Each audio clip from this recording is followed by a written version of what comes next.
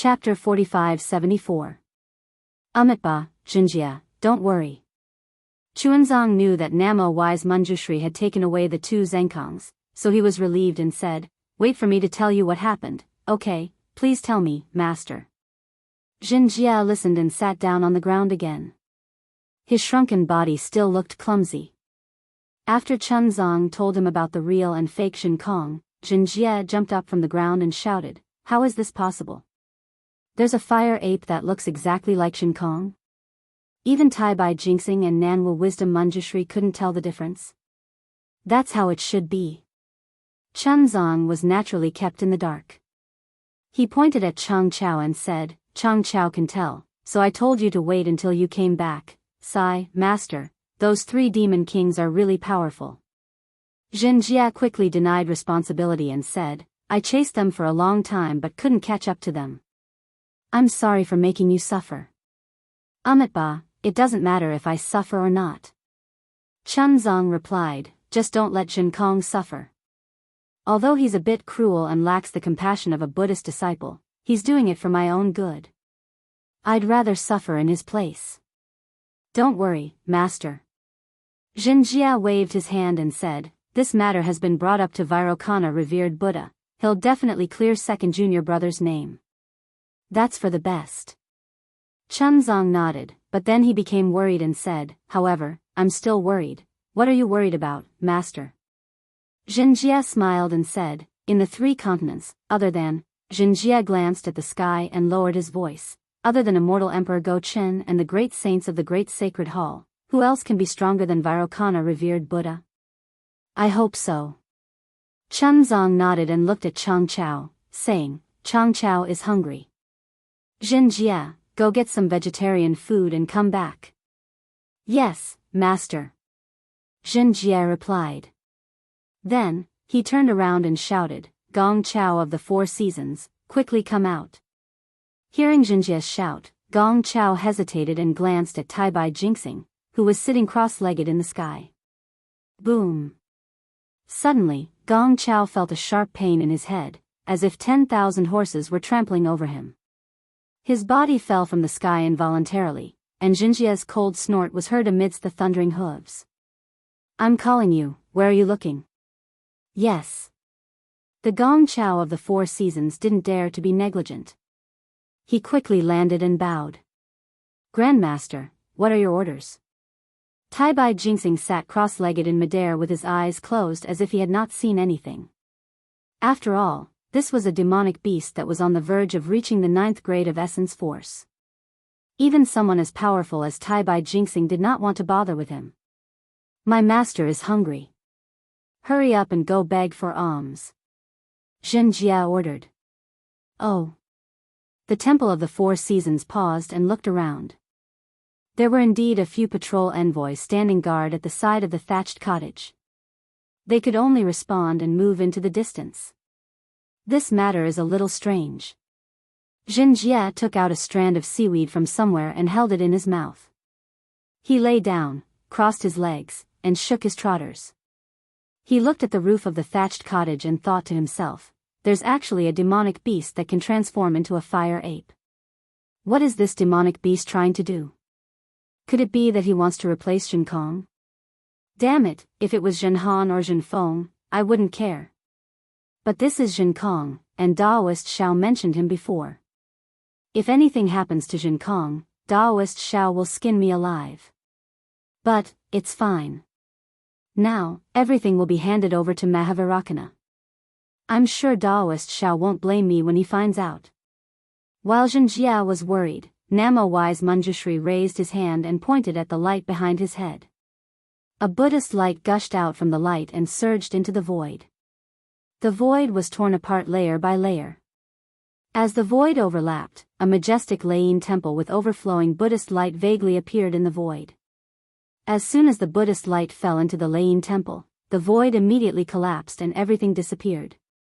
A teleportation channel condensed from Buddhist light appeared under Namo wise Manjushri's feet. Amitabha. Namo wise Manjushri looked at the Buddhist light condensed into golden runes that flowed around the channel like tadpoles. He chanted Buddhist names and stepped on the channel. Woo woo. A strange wind whistled in the space around the channel. Namo Wise Manjushri's figure disappeared into the channel, and the channel also disappeared into the void. Revered One. In the Laying Temple, Mahavarakana was still chanting. Amidst the heavenly flowers, the guardian heavenly king reported, Namo Wise Manjushri has an important matter to report. Namo Amitba. Mahavarakana's face showed mercy. He closed his mouth and said, Buddhism is fate. My Buddha will not help those who are not fated. Dharma is also fate. Dharma will not be taught to those who are not fated. Today's chanting ends here. Amitba. Disciples thank Revered One for your teachings. 10,000 Buddhas chanted Buddhist names and bowed. Summon Manjushri. Mahavarakana's eyebrows did not raise as he ordered lightly. Namo Wise Manjushri flew into the Laying Temple and hurriedly bowed. Disciple greets Revered One. Amitba. Mahavarakana smiled. Is the handover of the East Sea smooth? The sutra seeking extreme bliss is coming to an end. I think the Immortal Palace will also pay attention to it. Revered One. Namo Wise Manjushri thought for a moment and replied, the handover of the sutra seeking extreme bliss went very smoothly. Disciple and the guardian heavenly king handed everything over to Taibai Jinxing and the many inspectors. Very good. Mahavarakana nodded. Since that's the case, Manjushri, is there anything urgent that made you rush back to the Laying Temple? Namo Wise Manjushri looked at the Buddhas in the Laying Temple and pondered for a moment. Then, he told Revered One about the real and fake Xianxia. Finally, he said, Revered One, please no. Disciple, can't make a decision. That's why I brought both Xianxia here. Revered One, please make a decision. Oh. Mahavarakana's curiosity was piqued and he asked, I've seen this Xianxia before. He's only a fire ape with 4th grade elemental energy. Who would transform into his appearance and impersonate him? Moreover, he's a demon with 4th grade elemental energy. Can't you tell? At this point, the Mahavarakana Revered Buddha's gaze froze. Then, the mirror behind his head suddenly spun rapidly. In an instant, countless pillars of Buddhist light rushed into the void. The Mahavarakana Revered Buddha said mercifully, I understand now. Invite the 2 Xianxias out. Yes, Revered One. Namo Wise Manjushri did not dare to delay. He swung his kasaya and the 2 Xianxia fell out. The 2 Xianxia landed. When they looked around, tears welled up in their eyes. They knelt in front of the 9-grade lotus platform and said, Revered One, disciple has escorted Xuanzang's master to seek the sutra in nirvana and experienced countless difficulties. Now, we've just left the Eastern Sea territory and entered the hidden immortal continent. I never expected that there would be a daring demon who dared to disguise himself as disciple and tried to steal disciples' merit of seeking the sutra. Although Taibai Jinxing and Manjushri Bodhisattva could see clearly, they did not dare to make a rash judgment. They only said what was real and what was fake was real. These disciples did not understand.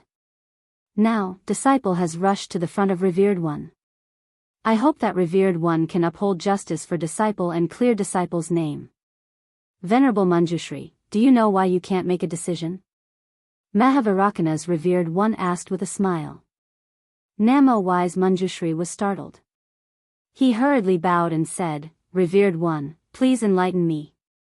Although you are knowledgeable in Buddhism, you don't understand cause and effect. You only know how to do things, but you don't know the cause and effect of things. Mahavarakana's Revered One replied indifferently, Do you not know the cause of the sutra in nirvana? Do you not know the cause of your great ambition? First, there was the matter of seeking the sutra, then there was the person seeking the sutra. Do you know who is real and who is fake? Namo Wise Manjushri revealed a smile and nodded, disciple understands. The cause is real and the effect is fake. The cause is real and the effect is fake. Then, who do you think is real and who is fake? Mahavarakana's Revered One asked with a smile. Naturally, this Xianxia is fake. With that, Namo Wise Manjushri pointed at one of the Xianxia and said seriously. That Xianxia shouted and jumped up. He said furiously, bullshit bodhisattva. How can you reverse black and white? I'm the real Jin Kong, he's the fake Jin Kong. Amitabha, Jin Kong, you're real and fake. Do you know? Mahavarakana's revered one chuckled. I don't want to listen, I don't want to listen, I don't want to listen. Jin Kong waved his hand impatiently and said, I can't be bothered to talk nonsense with you baldies. I'm going to find someone who understands. Someone who understands can be the judge for me. With that, Jin Kong moved his body and was about to fly away. The other Jin Kong laughed and pointed at that Jin Kong and said, See, I already said that you're fake and you're still trying to be brave. Where can you go now? Who can help you? Damn it. You fake. When that Jin Kong saw that Jin Kong mocked him, he was already furious. Seeing that he had nowhere to run, he waved his magic wand and smashed it at the other Jin Kong. You dare to show killing intent in front of Buddha, and you still say that you're not the fake Jin Kong? That Jin Kong was not afraid at all. He looked on as the magic wand fell and said, You're not worthy of sutra-seeking nirvana. Amitabha. Mahavarakana's revered one chanted and pointed his finger. That Jin Kong's magic wand fell to the ground and he was unable to move. Compassion appeared in the eyes of Mahavarakana's revered one and he said, Jin Kong, don't be anxious. Listen to this seat's explanation. When you understand, you'll know why you're fake and he's real. Chapter 45-75. Smack. Before the Mahavarakana revered Buddha could finish his words, Jin Kong waved his magic wand and hit Jin Kong's head. Under the magic wand, this Jin Kong couldn't move. He was glaring at the Mahavarakana revered Buddha, but he didn't expect Jin Kong to suddenly attack. He didn't have the strength to fight back at all. Seeing the magic wand coming at him like a huge mountain, this Jin Kong's eyes almost popped out of their sockets. In the blink of an eye, thousands of lights and shadows flashed before his eyes. There were humans and monsters that he had eaten alive, humans that he had burned to death with his flames, and even monsters that he had killed with his magic wand. In the end, all the lights and shadows converged to form Xiao Hua's figure, an indomitable giant that stood between the heavens and the earth. Jin Kong cried out mournfully, Master. His tone was filled with reluctance, unwillingness, awakening, and regret. However, all of his emotions were turned into nothingness under the magic wand. This Jin Kong didn't even have the time to scream. His brain exploded, and he died in front of the rank 9 Buddhist lotus. Following that, a primordial spirit flew out from Jin Kong's body. Jin Kong's eyes were sharp, and he waved his magic wand again. The Mahavarakana revered Buddha cried out in alarm. He raised his hand and imprisoned Jin Kong. He said angrily, Ah. Amitabha. Jin Kong, how can you kill without permission? Revered one. Jin Kong giggled. This fake disturbed the sutra seeking extreme bliss and wanted to take away my merits. How can I let him go? Moreover, since he dared to be so arrogant in front of the revered one, he must have something to rely on. If I don't kill him, won't I be destroying the prestige of Buddhism? Revered one, did you not hear me? This fake even called me master before he died. This so-called master must be the mastermind behind all this. A rare trace of anger appeared in the Mahavarakana revered Buddha's eyes. He stared at Jin Kong for a few breaths of time before he said dejectedly, Amitabha. Jin Kong, your killing intent is too strong. Although you have contributed greatly by escorting Chuanzang, you have also broken many rules. I hope that this is the last time you break the precepts. In the future, you have to take this as a warning and cultivate properly. Otherwise, the sutra praying in nirvana will be for naught in the end. As the Mahavarakana world venerable finished his words, thunderous roars sounded around the Thunder Temple. Many places in the Thunder Temple collapsed, showing signs of decline. Countless Buddhist kingdoms were rapidly annihilated, and countless men and women were wailing in pain in the annihilation. Furthermore, the Buddhist light around the Mahavarakana world venerable and the entire Thunder Temple was also declining. Billions of heavenly flowers fell from the void of the Thunder Temple. As they fell, they withered and turned into dust. Master. When Jin Kong saw the change in the Thunder Sound Temple, he couldn't help but be shocked. When his gaze landed on the Mahavarakana revered Buddha, he was even more shocked. He couldn't help but cry out, "Ah! Amitabha, the revered Buddha is, see." When Jianghu saw the change, so did the 10,000 Buddhas and Bodhisattvas. Shocked voices sounded from all over the Thunder Sound Temple. Amitabha, excellent, excellent. Half of the Vairocana Buddha golden body that was previously radiating light rapidly withered as the Buddha's light faded. In just a moment, it had turned into a withered grayish-black color. Although there was still some Buddha's light flowing on it, the Buddha's light was also mixed with a grayish-black color. Even in the light condensed from the power of faith behind the Mahavarakana World Venerable's head, half of the light turned pitch-black. Namo Amitabha. Namo Daxing Samantabhadra Bodhisattva stood before the Buddhist lotus and couldn't help but put his palms together. Revered Buddha, what's going on? My Buddha.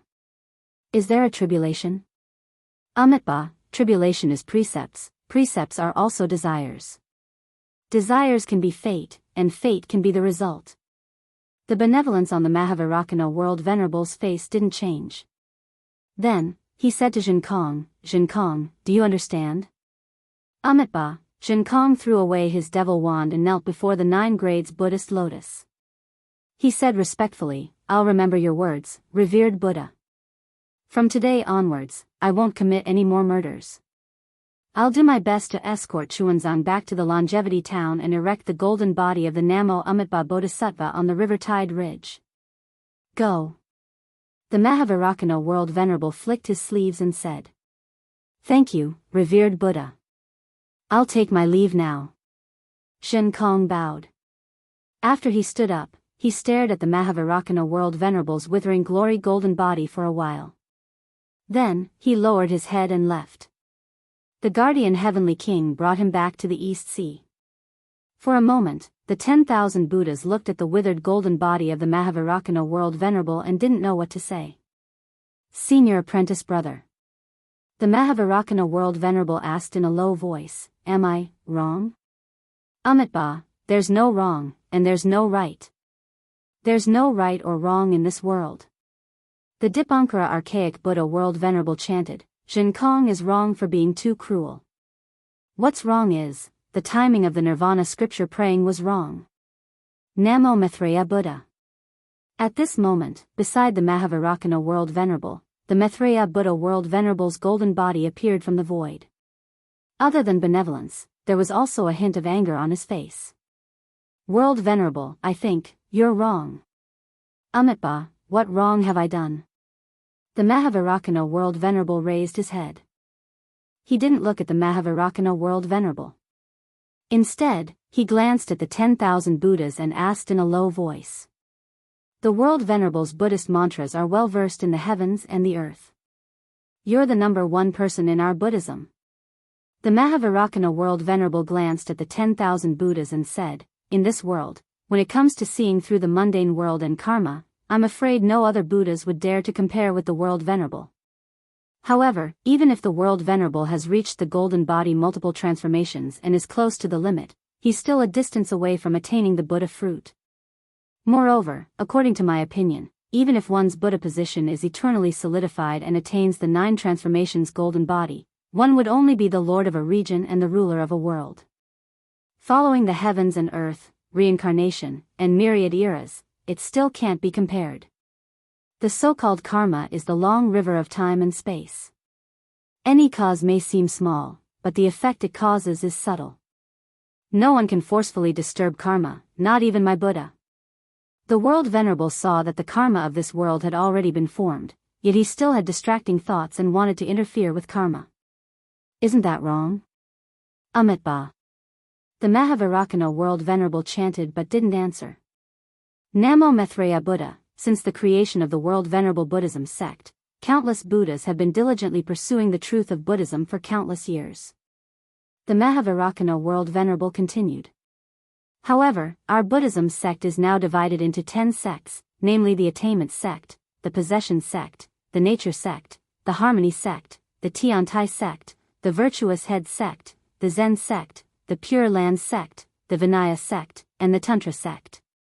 Other than these 10 sects, there are countless smaller branches. Is their Buddhism sect the same as our Buddhism truth? In this disciple's opinion, not necessarily. This disciple thinks that our Buddhism sect's disciples are now burdened by their physical bodies. They have abandoned everything in their physical bodies and don't want to farm or fish. They only rely on offerings. If we Buddhas are pure of heart and few desires, it's fine. We can make a living with simple tea and plain food. However, there aren't many Buddhas who are pure of heart. This inevitably leads to misunderstandings. This is also the fatal point of the Confucian cultivators attacking our Buddhism sect. The so-called vermin is nothing more than this. This disciple has seen the Buddhas in the hidden immortal continent where a Buddhism sect was established. They supported themselves and didn't need to solicit alms. Similarly, they could use the property of the temple to support the old, the weak, the sick, and the disabled. They really did achieve widows, and loneliness. Then, Namo Maitreya Buddha spoke of his thoughts and his recent enlightenment. There was no lack of inconsistencies with the Pure Land world. Amitabha. Junior apprentice brother, what do you mean by this? The Mahavairakana Buddha Lord listened quietly. In the end, the Buddhas were stunned and asked again. The mistake of the Buddha Lord has already been made. Moreover, the impact is severe. The Mahavairakana Buddha Lord's gaze showed no fear. He looked at the Mahavairakana Buddha Lord and said, "This disciple feels that this mistake is detrimental to the development of our Buddhism sect in the Pure Land world. Therefore, I hope that the Mahavairakana Buddha Lord and the Dipankara Archaic Buddha Lord will reconsider." Only reconsider? Asked the Mahavairakana Buddha Lord. Our Buddhism sect's words don't lie in words. It doesn't lie in words. Junior apprentice brother has spoken for so long. I already know what he's thinking. Mahavairakana Buddha Lord. The Dipankara Archaic Buddha Lord, who had been silent for a long time, finally spoke. The connection between the Pure Land world and the Buddhism kingdom has been severed for a long time. Not only is the flow of karma blocked, the cycle of reincarnation is also in chaos. Junior apprentice brother's vindication, the birth of the Namo Mahavadi Samantabhadra, and the mystery of the Namo Mahavadi Samantabhadra Bodhisattva's voice of the world. All of these revealed a trace of chaos in the Buddhism kingdom. Also, the mystery of the true and false chastity is also the tip of the iceberg. With so many entanglements, let alone Junior apprentice brother and me, even the Mahavairakana Buddha Lord can't see clearly. Therefore, the Lord's judgment. At this point, the Dipankara Archaic Buddha Lord stopped.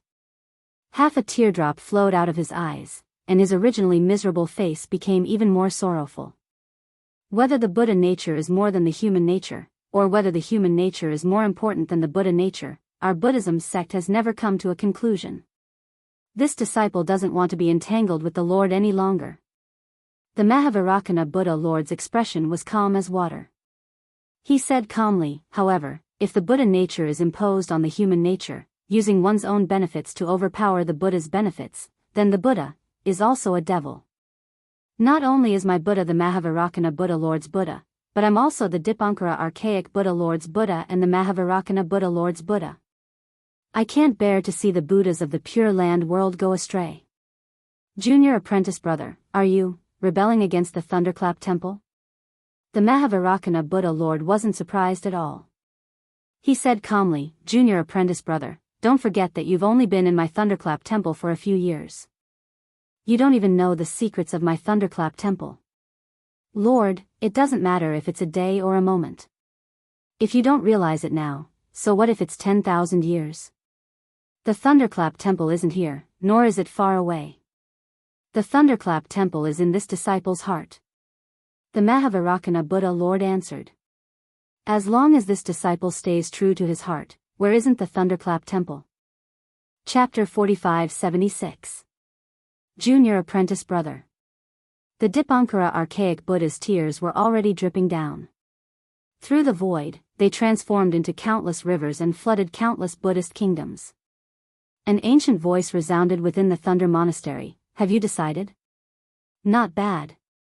The Maitreya Buddha nodded firmly. Such a Buddha is not a disciple's laying temple. Such a Buddhist sect is also not a disciples' Buddhist sect. As the future Lord Buddha, I have to think about the future. Junior brother, do you think you can walk out of the Thunder Temple? The Dipankara archaic Buddha's world lord's voice carried a hint of threat. All of a sudden, a commotion broke out within the Thunder Sound Temple. The Maitreya Buddha smiled and raised his hand to slap his forehead. Boom! A Buddhist cloud gushed out with a Buddhist artifact floating in the cloud. 10,000 rays of Buddhist light soared into the sky as thousands of treasures surged. 7 Wonders Tree. The Dipankara archaic Buddha's world lord was shocked, while the myriad Buddha's expressions changed. Namo Maitreya Buddha. At that moment, 30% of the Buddhas, Bodhisattvas, and Arhats bowed in respect. Can I walk out of the Thunder Temple with the help of the Tree of 7 Wonders? The corners of Maitreya Buddha's mouth curled into a smile. Can this disciple use the 7 Wonders tree to spread the Buddha's light across the 3 continents? Can this disciple use the 7 Wonders tree to retrieve the distorted Buddha's light? Perhaps. The Dipankara archaic Buddha remained silent. Namo Amitabha. The Mahavairakana world venerated one looked at the wonderful tree of 7 treasures that was overflowing with treasure light. His withered face was also a little stunned, but he said benevolently, Junior brother, do you still remember the agreement we made that day? Of course I remember. Maitreya Buddha said curiously.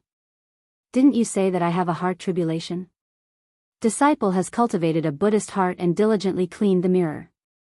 There was no demonic tribulation that came close to me. Amitabha. The Mahavairakana Buddha shook his head and said, I'm talking about your actions against the Thunder Temple, not your demonic tribulation. Namo Maitreya Buddha. Maitreya Buddha world-honored one chanted the name of Buddha. After a moment of hesitation, he nodded and said, I understand. I will never do anything that goes against Lain Temple. However, before the revered one of the world understands, I am not willing to stay in the Lain Temple. I would like to bring a group of bodhisattvas to another place to cultivate. As for when to return to the Lain Temple, that will depend on when the revered one of the world can cultivate his golden body again. As he spoke, the Maitreya Buddha raised his hand and was about to take away Jin Kong's corpse and the soul entrenched in the Buddhist light. However, his hand moved and he stopped. He coldly looked at the Mahavairakana revered one and said, Revered one, this corpse should be left as a warning to the revered one. Furthermore, this disciple would like to ask the revered one of the world to properly preserve this corpse and soul so that he can give an account to his master in the future. What? Mahavairakana revered Buddha was suddenly stunned and asked curiously, Isn't his master, Namo Maitreya Buddha and revered one of the world can interfere with karma? Why can't others interfere with reincarnation? After the Maitreya Buddha finished speaking, he slowly got up. The 9-grade lotus platform below him also moved. The wonderful tree of 7 treasures above his head covered his golden body. A golden crack appeared in front of the Maitreya Buddha's head. The outline of a palace door appeared at the edge of the crack. Namo Maitreya Buddha. At this moment, a Buddhist chant resounded. Namo Maitreya Samantabhadra Bodhisattva moved his lotus platform and said, This disciple is willing to follow Namo Maitreya Buddha to cultivate outside. Namo Maitreya Buddha, this disciple is also willing to cultivate with you. At this moment, 40% of the Buddhas, Bodhisattvas, Arhats, and other Buddhas stood up and left their seats. Leaving is staying, and staying is also leaving. Cultivation has always been in the heart. The Maitreya Buddha chanted loudly and stepped into the palace door. Junior apprentice brother, where do you want to cultivate? The Dipankara archaic Buddha suddenly asked. Snowy mountain, small exquisite temple. A voice faintly resounded. Not only did the Maitreya Buddha's figure disappear, but the other Buddhas also disappeared, and the Buddhist lights were extinguished. After a while, the Mahavairakana revered Buddha's voice resounded again, All Buddhas, retreat. Yes, revered one of the world. It was still the respectful voice of the 10,000 Buddhas. However, this voice was much fainter and weaker, just like the withered heavenly flowers in the Thunder Sound Temple. Revered Buddha. The Dipankara archaic Buddha's voice resounded amidst the bleakness. I've been thinking about it for a long time, but I still couldn't figure out why the Maitreya Buddha's revered Buddha would have a heart tribulation. Previously, I thought that he had recklessly attained enlightenment, causing his foundation to be unstable. However, I didn't expect that the cause was actually Ananda. Yes, The Mahavairakana revered Buddha's mouth was filled with bitterness as he answered, I didn't expect it either. Then, who's Jinkong's master? The Dipankara archaic Buddha asked as he looked at Jinkong's corpse and soul. The Mahavairakana revered Buddha answered plainly, Senior apprentice brother, why do you need me to say it? Don't tell me you don't know. Sigh, who else could it be other than Daoist Shao, who has no origin and whose karma can't be detected? The Dipankara archaic Buddha sighed and said, this time, Ananda is in trouble. Since the revered Buddha is involved in this karma, he can't just ignore it. Fortunately. The Mahavairakana revered Buddha nodded slightly and said, although the Fortune Gate's disciples have cleansed the heaven and earth board, and the immortal palace's feathers have perished in the soaring Dragon Mountain range, Xiaohua is only a human Mahayana realm essence chi mid-stage 9th grade. He's still not enough to threaten my Thunder Sound Temple. Although the Maitreya Buddha has betrayed the Thunder Sound Temple, he still has the Thunder Sound Temple in his heart. Revered Buddha, you can't ignore his words. The Dipankara archaic Buddha advised, Revered Buddha, you still have to think about how to resolve this sudden karma. Namo Amitabha. I understand. The Mahavairakana revered Buddha nodded and raised his finger. A 5-colored crystal flew out from the Buddha lotus and landed on Jinkong's soul. The soul struggled unyieldingly for a while before slowly falling into the crystal. Then, it was kept by the Mahavairakana revered Buddha's lotus platform. As for the corpse, the Mahavairakana revered Buddha also kept it into his lotus platform after some consideration. Seeing that the Mahavairakana revered Buddha had already made up his mind, the Dipankara archaic Buddha was originally very calm. However, he suddenly felt a slight change in the Thunder Sound Temple's karmic cycle. He couldn't help but look at the Mahavairakana revered Buddha in surprise and wanted to ask about it. However, before the Dipankara archaic Buddha could speak, the Mahavairakana revered Buddha calmly said, don't let others know. Silence is golden. Namo Dipankara archaic Buddha, Namo Amitabha, Namo Amitabha. A hint of surprise flashed across the Dipankara archaic Buddha's face. He put his palms together and chanted 3 Buddha names in a row. So that's how it is. Namo Amitabha's betrayal of the Thunder Sound Temple was something that had never happened in the pure land of ultimate bliss. However, the Thunder Sound Temple remained as silent as ever, as if it hadn't moved at all. When the Mahavairakana revered Buddha forcefully interfered with the karmic cycle and caused the Thunder Sound Temple's Buddha lights to fall, Chunzong, who was sitting cross-legged in a dilapidated thatched cottage by the East Sea, suddenly opened his eyes. Within his clear eyes, an extremely dim Buddha light suddenly appeared. As the Buddha light flashed by, Chunzong closed his eyes as well. However, within Chunzang's Naiwan Palace, boundless Buddha light appeared out of nowhere and illuminated the entire Naiwan Palace. Within the Buddha light, the golden radiance that was previously hidden within Chunzang's Naiwan Palace appeared with a whoosh. Within the golden radiance, the silhouette of another Buddha Lord's golden statue appeared. As soon as this golden statue appeared, it was already 9 feet tall. Moreover, below the 9 feet tall statue was a 9-grade lotus platform. Behind its head, a faint radiance flickered. These were the signs of the Buddha Lord's initial formation. Namo Amitabha. Shock appeared on Chunzang's face as he silently chanted Buddha's name in his heart. He sighed inwardly. Could it be that the message left within the golden radiance is real? However, I really don't know what exactly happened in the Thunder Sound Temple. Is this change a blessing or a tragedy? Is it a blessing or a curse? After an unknown period of time, a low voice could be heard outside the thatched cottage. Master, I'm back. Oh. Hearing this familiar voice, Chunzang's face lit up with joy. He hurriedly got up from the ground and walked out of the thatched cottage. Outside the cottage, the sky was bright. Jinkong was still standing arrogantly in the distance. However, at this moment, there was an additional layer of joy on his face from surviving a calamity. In front of him, Xianxia frowned and sized up Xiankong. He didn't allow him to approach the thatched cottage. After Xianxia left, Dragon Horse Jinfeng and Jinhan also hid far away, secretly on guard. Taibai Jinxing and the other people from the Immortal Palace were long gone. Clearly, they had already left when the Thunder Sound Temple's guardian king sent Jinkong back. Jinkong, what happened in the Thunder Sound Temple? Chunzong was somewhat anxious. He took a few steps forward and asked. Xianxia raised his hand and blocked Chunzong. He said, Master, wait a moment. I keep feeling that there's something wrong with this Jinkong. However, I can't see anything wrong with him. Let the grass come out and take a look. Oh. What's wrong? Chunzong was startled. He looked at Jinkong and asked curiously. 2 Jinkongs went to the Thunder Sound Temple and 1 returned. This is naturally the real Jinkong. Mahavairakana world-revered Buddha is perceptive. How can he not see which one is real and which one is fake? Eldest martial brother, don't worry.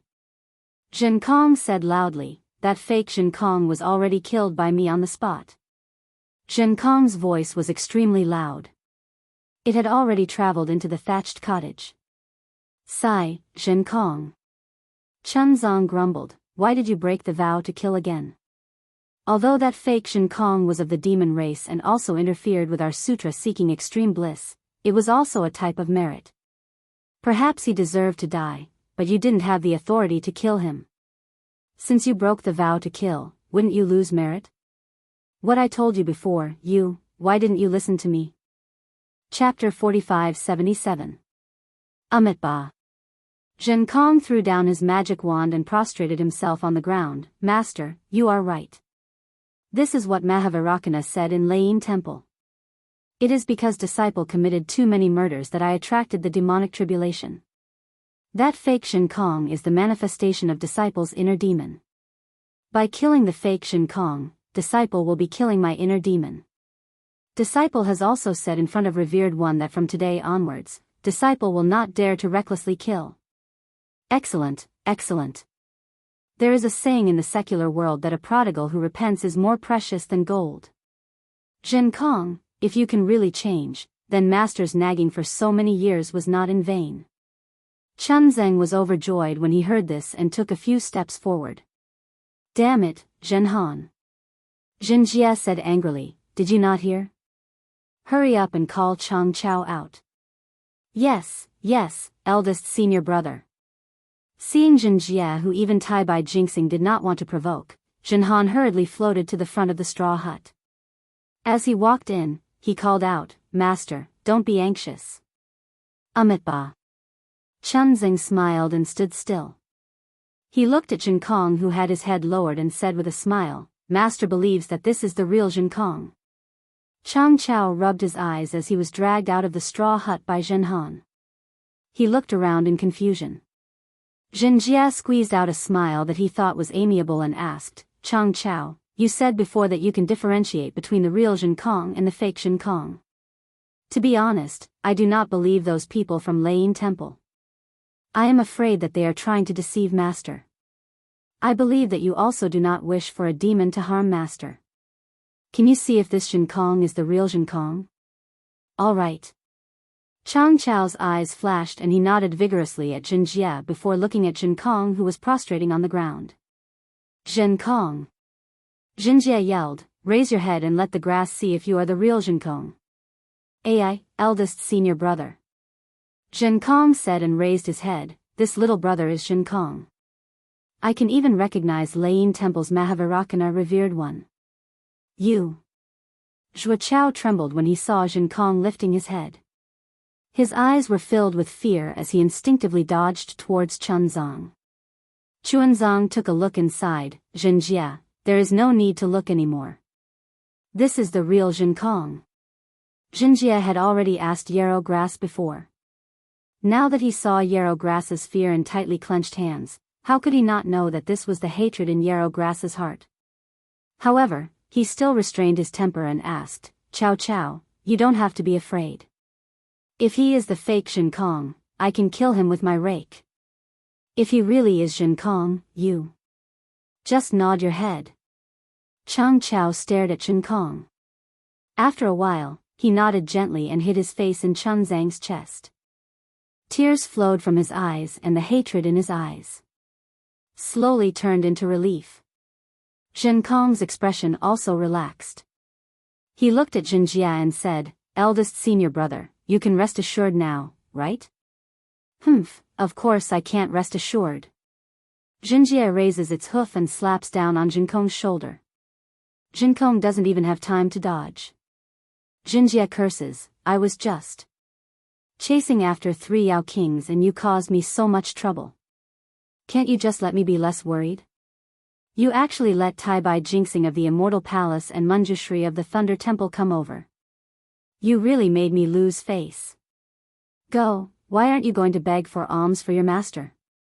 Also, scout the path and see if there are any demons ahead." "Yes, senior brother."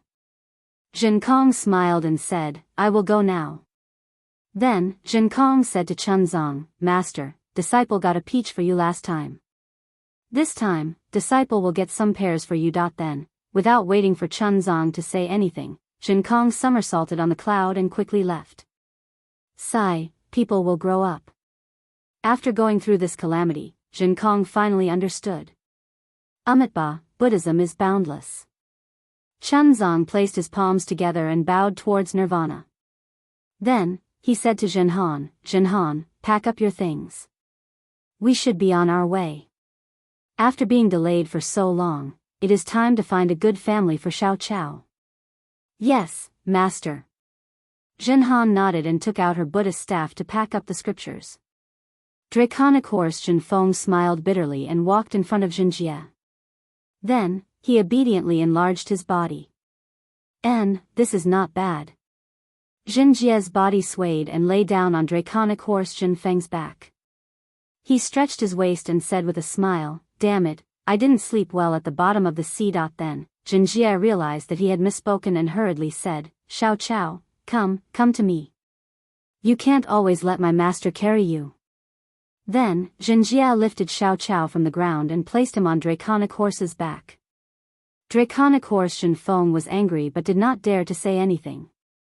He only muttered, "Damn it, I am the 10th prince of the Eastern Sea Dragon Palace." Chun Zong looked at his disciples and unconsciously smiled. His footsteps became lighter and he walked in front of them with his Buddhist staff in hand. Cultivation and the heavenly Tao had no concept of time. Unknowingly, close to 50 years had passed. During these 50 years, many things had happened in the 3 continents.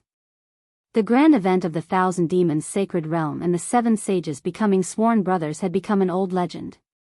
The demon race had already replaced the previous 6 sages with the 7 sages. Every time the first sage was mentioned, they would be referring to the heaven-defying thunder phoenix and not the golden-winged great Peng. However, what puzzled the demon race and surprised the human race was that the bloody storm they had expected did not appear. The heaven-defying thunder phoenix great sage did not force his way into the 1,000 demons' sacred realm. He only took the 6 demon realms offered by the 6 sages in name and did not show up again. There was no fighting for benefits. The strength of the 1,000 demons' sacred realm was not weakened. Naturally, the human race was extremely disappointed. The demon race also had different thoughts. Some felt that the heaven-defying Thunder Phoenix Great Sage was too weak and would not be able to survive in the Great Sage Hall for long. However, most of the demon race rejoiced and believed that the heaven-defying Thunder Phoenix Great Sage was the true first sage of the demon race. He deserved the title. The demon realms that did not belong to the 6 sages took the initiative to approach the heaven-defying Thunder Phoenix Great Sage's 6 demon realms. The first was naturally the Light Beast's Light Demon Realm. There were many more after that, but these demon realms were not big. Later on, the heaven-defying Thunder Phoenix Great Sage chose a demon realm that was neither too big nor too small as his own, combining it with the previous 6 demon realms and changing its name.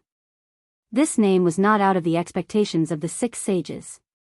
They were called the Dubhe Demon Realm, the Heavenly Jade Demon Realm, the Fekta Demon Realm, the Migres Demon Realm, the Alioth Demon Realm, the Mizar Demon Realm, and the Alcade Demon Realm. Of course, the demon race was still the demon race. Their bloodline was filled with competitiveness, and there was no such thing as modesty and courtesy. After the 7 great sages became sworn brothers, there was a rare period of peace. Then, when they saw their own strength increase, they had other thoughts, and the demon realm began to fight again. There were even some demon realms close to the hidden immortal continent that had plans to encroach on the human race. However, they did not dare to carry out these plans for the time being because there were faint rumors about the 3 demon realms in the sky concealing ridge.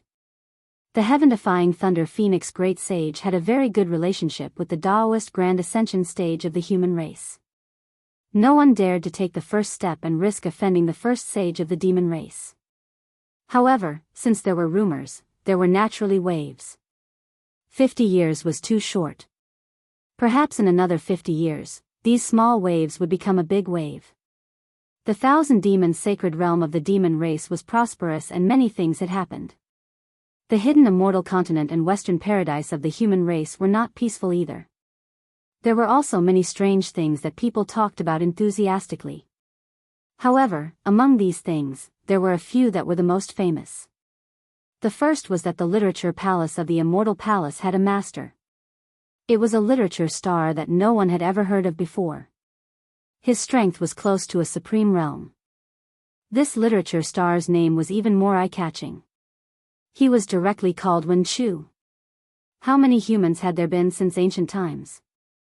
How many sages and literature stars had there been? Who would dare to directly use the name of the literature star? However, this Wen Chu was called Wen Chu. Moreover, not only did the Confucian cultivators not have any objections, but even the immortal palace did not dare to say anything. This was because Wen Chu had given the immortal palace the complete 5 Qis origin technique. This was the long-cherished wish of countless generations of Confucian cultivators. Finally, at this moment, they had gotten it. The immortal palace naturally returned the favor. They called Wen Chu an immortal master and treated him with the respect of all Confucian cultivators in the world. At first, the 4 great clans were dissatisfied, and the 100 clans were resentful. Wen Chu did not go to the immortal palace to enter the hall of literature and music. Instead, he went to the summit of a nameless mountain to meet the scholars of the world and fight the Confucian generals of the various clans. After 10 years, he had never tasted defeat. The 4 clans did not say anything. After the immortal palace sent down an auspicious sign, they issued an imperial decree to call Wen Chu an immortal master and welcome him to the literature palace. The place where Wen Chu and the Confucian cultivators fought was called the Literature Peak by later generations. Many literati traveled thousands of miles to pay their respects. The appearance of the literature master was too sudden. Many people speculated about his identity, including the majority of the 4 clans. They believed that this was a chess piece that the immortal palace had planted long ago. The literature master was originally a disciple of the Sun clan. However, the immortal palace was at a disadvantage right now. Immortal Emperor Gaochen had no choice but to use this important chess piece against the other clans. Moreover, the Saint of all saints had appeared in the 1,000 demons sacred realm, and the Nanwa Maitreya Buddha had appeared in the Pure Land world. The Confucian cultivators of the hidden immortal continent were already at a disadvantage. The immortal palace had invited the master of the literature star palace, killing 2 birds with 1 stone. Of course, what made the disciples of the various clans the happiest was that since Wen Chu was regarded as an immortal master, it meant that he was the master of all the Confucian cultivators in the world. The method of 5 Qis unification that he presented to the immortal palace was naturally the supreme scripture of all the Confucian cultivators in the world. It was no longer something that the immortal palace could monopolize. Both the 4 great clans and the 100 schools of thought could cultivate it. This was indeed extremely important for the development of the Confucian cultivators in the human race. 50 years was too short. The Confucian cultivators of the world were waiting for the 5 Qis origin technique to be announced gradually.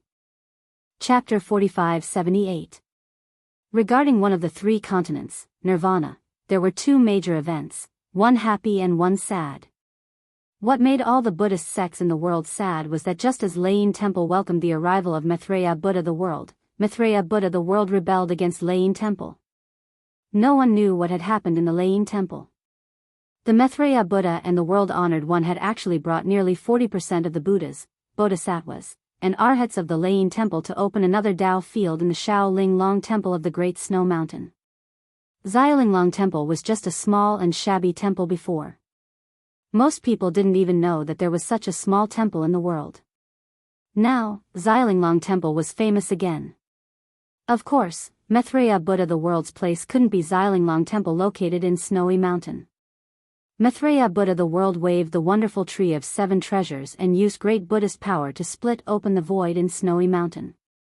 With the power of thousands of Buddhas and the faith of millions, he rebuilt a hall. Maitreya Buddha the world preached the essence of Buddhism in this hall every day. Although in the eyes of the Buddhas, hundreds of millions of Buddhist disciples had long divided Buddhism into 2 branches, one called Laying Temple and the other called Xiaolinglong Temple. In fact, the thousands of Buddhas in Xiaolinglong Temple understood that there was no plaque outside the hall where they cultivated. Samantabhadra Bodhisattva of Namo Buddhism had also asked Maitreya Buddha the world in person, but Maitreya Buddha the world only smiled and said, "I'm the future Buddha Lord, how can I snatch the incense of the current Buddha Lord? The cultivation of the philosophers is still in the future." Since then, the thousands of Buddhas in Xiaolinglong Temple didn't ask about this matter anymore.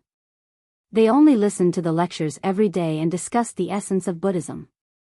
The difference between Xiaolinglong Temple and Laying Temple was that Maitreya Buddha the world not only preached the essence of Buddhism that he had comprehended, but also led thousands of Buddhas to chant and discuss. Each Buddha and Bodhisattva could share their knowledge with the other Buddhas and discuss with each other. In Laying Temple, Maitreya Buddha the world preached by himself. The thousands of Buddhas only listened and didn't speak. Samantabhadra Bodhisattva of Namo Buddhism also had doubts. Maitreya Buddha the world laughed and said, "The connection between Nirvana and the Buddhist kingdom is broken, so it's hard for us to determine the authenticity of what we have learned. The Mahavirakana world venerable might be one of the Buddha's avatars, but I haven't been in contact with him for a long time. Although we have different positions and different Buddha fruits, we are all disciples of Buddha. What we have learned may be a little different, but the overall trend is correct."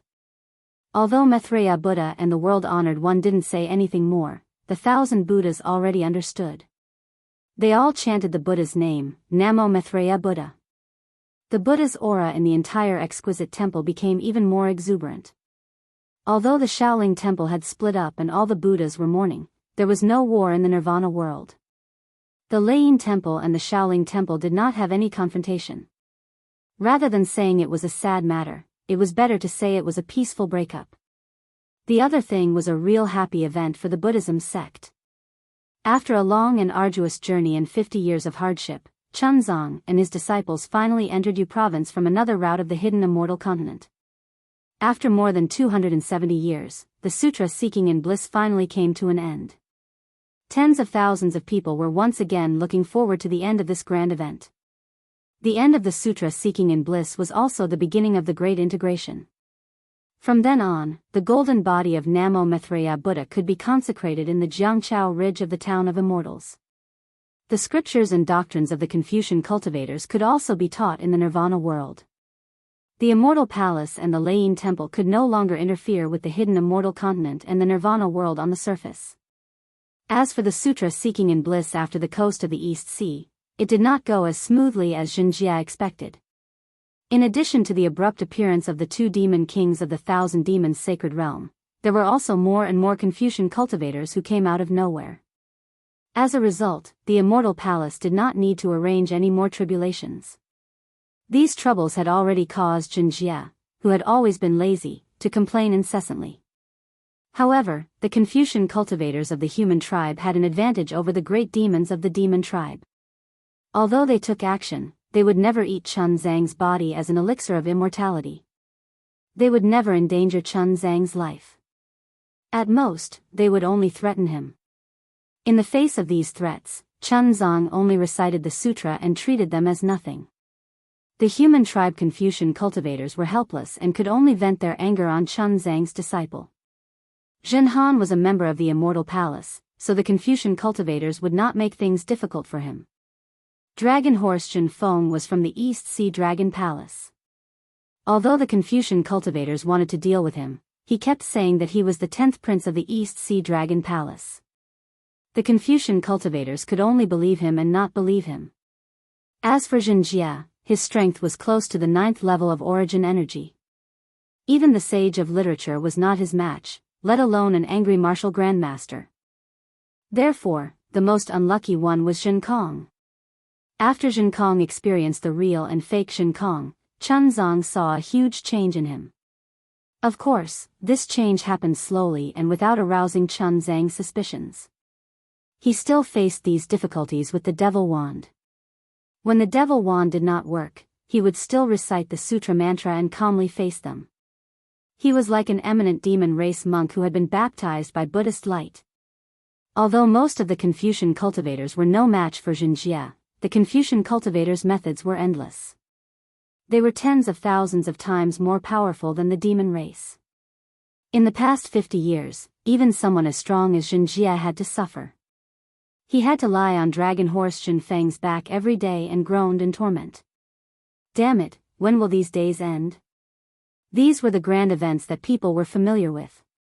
However, there were many undercurrents that were not known to the public.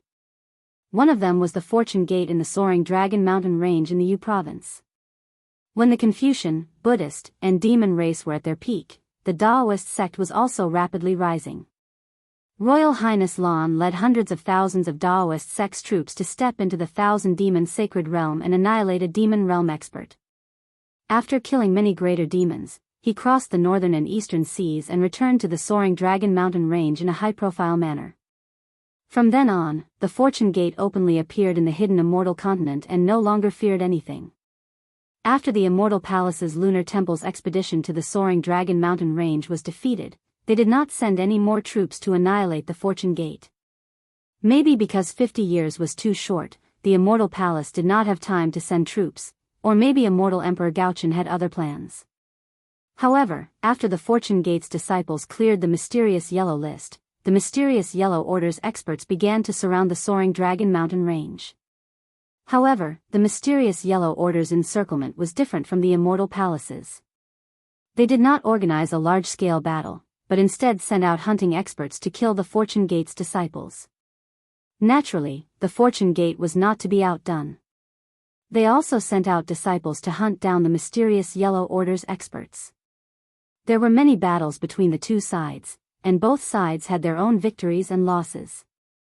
In the end, the mysterious Yellow Order's experts were angered and sent out an 8th grade origin force literature saint to hunt down the Daoist sect's disciples. The first person to encounter this literature saint was Wang Bianfei. Even someone as strong as Wang Bianfei was almost killed by this literature saint. Wang Bianfei was shocked and fled into the soaring Dragon Mountain Range with injuries. That literature saint did not give up. Not only did he attack the soaring Dragon Mountain Range, but he also invited his close friends to attack the capital star formation. Moreover, he even arrogantly challenged Daoist Xiao. At this time, the soaring Dragon Mountain Range was different from when Li Xiang and the others were at the Fortune Gate. Among the Fortune Gate's disciples, not only were there Daoist sect's experts at 7th grade origin force, but there were also formation masters. Under the protection of these disciples, the literature saints were not able to break through the formation.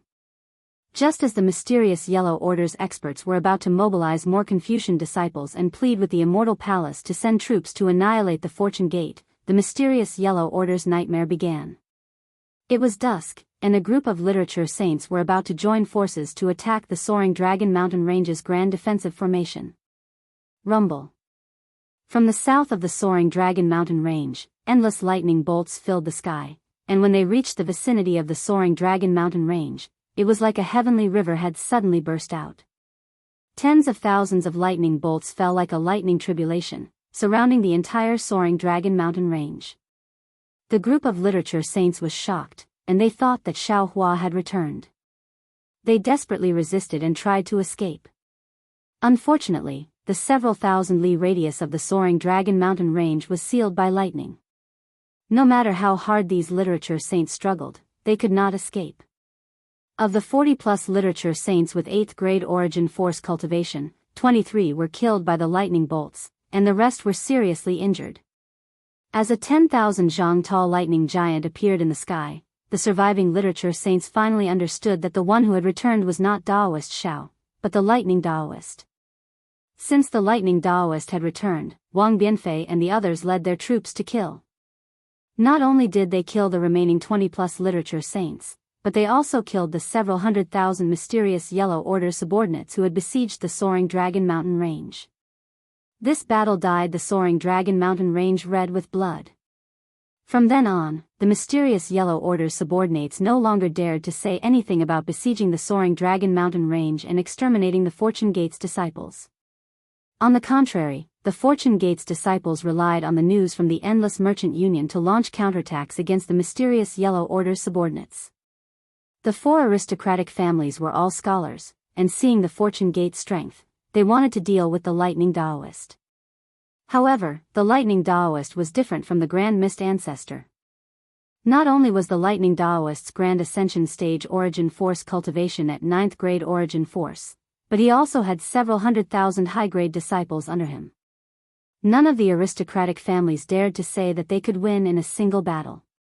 However, if the 100 schools of Confucian cultivators surrounded and defeated him, they would lack a commander. The Immortal Palace was raising the banner of the Immortal Master and taking back the advantage of the 100 schools of philosophers. Other than the 4 aristocratic families, no one else was qualified to put themselves under the Fortune Gate's tiger's mouth. As for the 4 aristocratic families, they seemed to know some secrets and were not too keen on exterminating the Fortune Gate. The Confucian cultivators were already like this, not to mention the immortals, Buddhists, and demons joining forces to exterminate the Fortune Gate. The Buddhist sect had Maitreya Buddha leading the Exquisite Temple, the demon race had the first great saint of the Great Sage Temple, the Literature Palace had Wenxiu, who was regarded as the teacher of Confucian cultivators, and the dragon race had Daoist Yun, who was regarded as the Dragon Master and taught Dragon Island's small elder Ao Sheng. In this world, who had the qualifications, courage, and strength to exterminate the Fortune Gate in the Soaring Dragon Mountain Range? Who dared to compete with Xiao Hua and Xiao Hua? 50 years was a short time, not to mention there was no time in the Star Moon Palace. Inside the Star Moon Palace, on top of the pavilion, Xiao Hua and his doppelgangers were meditating with their eyes closed. No one knew about the drastic changes that had taken place in the 3 continents. However, in the end, a thunderous rumble could be heard. Children of gods, 81 rounds of discussion have come to an end. We shall meet again in the future if fate allows it. The Xianhong River was known as a mysterious river in the chaotic divine realm, and the gods could not know its profound meaning. We will lead the children of gods to travel the various worlds, observe space, experience Xianhong, sense time, discuss Tao and become wise, listen quietly and discern clearly. We hope that the children of gods can make progress after leaving, condense their godhead, obtain the godhood, and pry into the divine realm. Chapter 45-79. Rumble. Then, countless sounds turned into thunder, filling the entire Star Moon Palace. At this moment, Xiao Hua and his clones suddenly woke up. When they looked at the pavilion again, the stars, the moon, and the night sky were gone. All they could see was a primitive land. The 9 suns were burning fiercely, shining on the earth like flowing fire. Boom. Before Xiao Hua and the others could think of anything else, the 9 suns exploded with a loud bang. The flames mixed with lightning caused the entire world to collapse, and an unparalleled power once again enveloped the entire world. Under this power, the illusory realms shattered like bubbles, and the surviving humans and demons were revealed. Then, this power dragged everything into the shattered space and flung them out. This is the power of the realm. Xiao Hua had returned to the 3 continents from the upper realm. Under this force, he immediately felt a sense of familiarity. He blurted out and exclaimed, "Could it be that this Star Moon Palace?" Just as he said this, Xiao Hua came to his senses. The thunder had clearly said that this was the place where Xianhong debate was held. This pavilion was floating on the Xianhong River, passing through various worlds. The Star Moon Palace was not the ancient ruin that Fairy Xingyu had imagined. As for what the Star Moon Palace was, it was not something that Xiao Hua could know at this moment. However, Xiao Hua knew that under the power of the realm, he would be separated from his clones. What worried him the most was Reverend Yun. Without hesitation, he released his consciousness and shouted, "Fellow Daoists, quickly return to the space. Don't scatter to the 3 continents." Xiaohua did not need to think too much. Reverend Yun was the first to notice the abnormality of the power of the realm.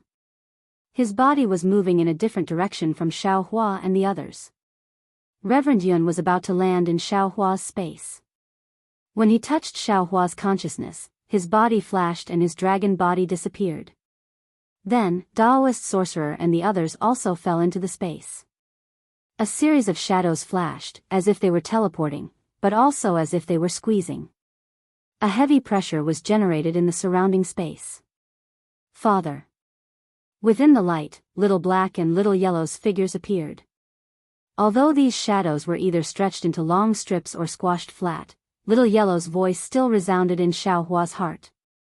Xiaohua was overjoyed and hurriedly sent them into his space.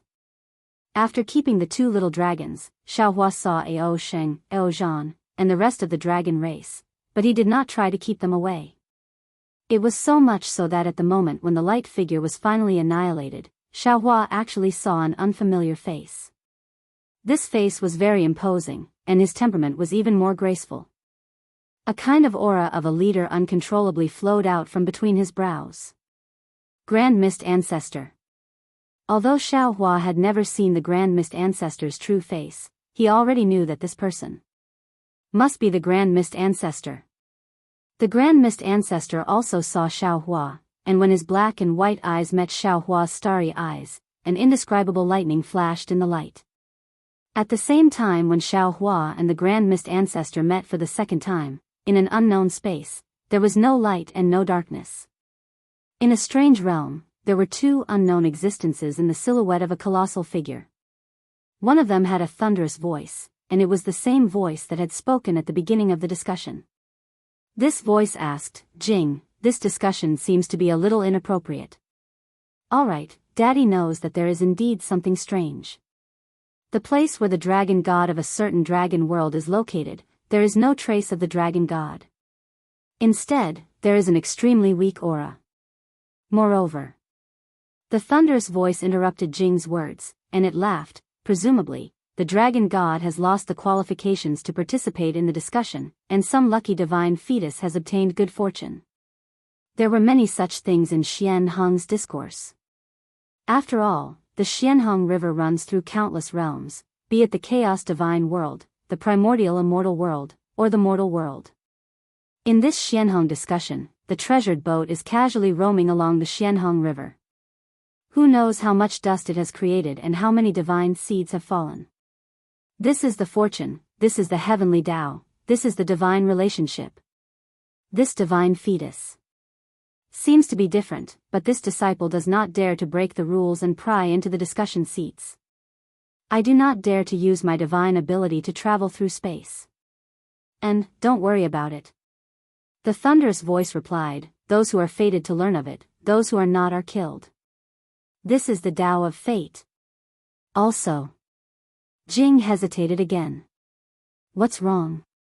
The thunderous voice was displeased, and it asked urgently. "Disciple asks master to punish me." Jing's voice became softer. "Oh. Don't tell me." At this point, Lei Lei understood what was going on. He couldn't help but be furious. "Damn! Why didn't you report the damage to the treasure ship? Since you didn't report it, why didn't you repair it earlier?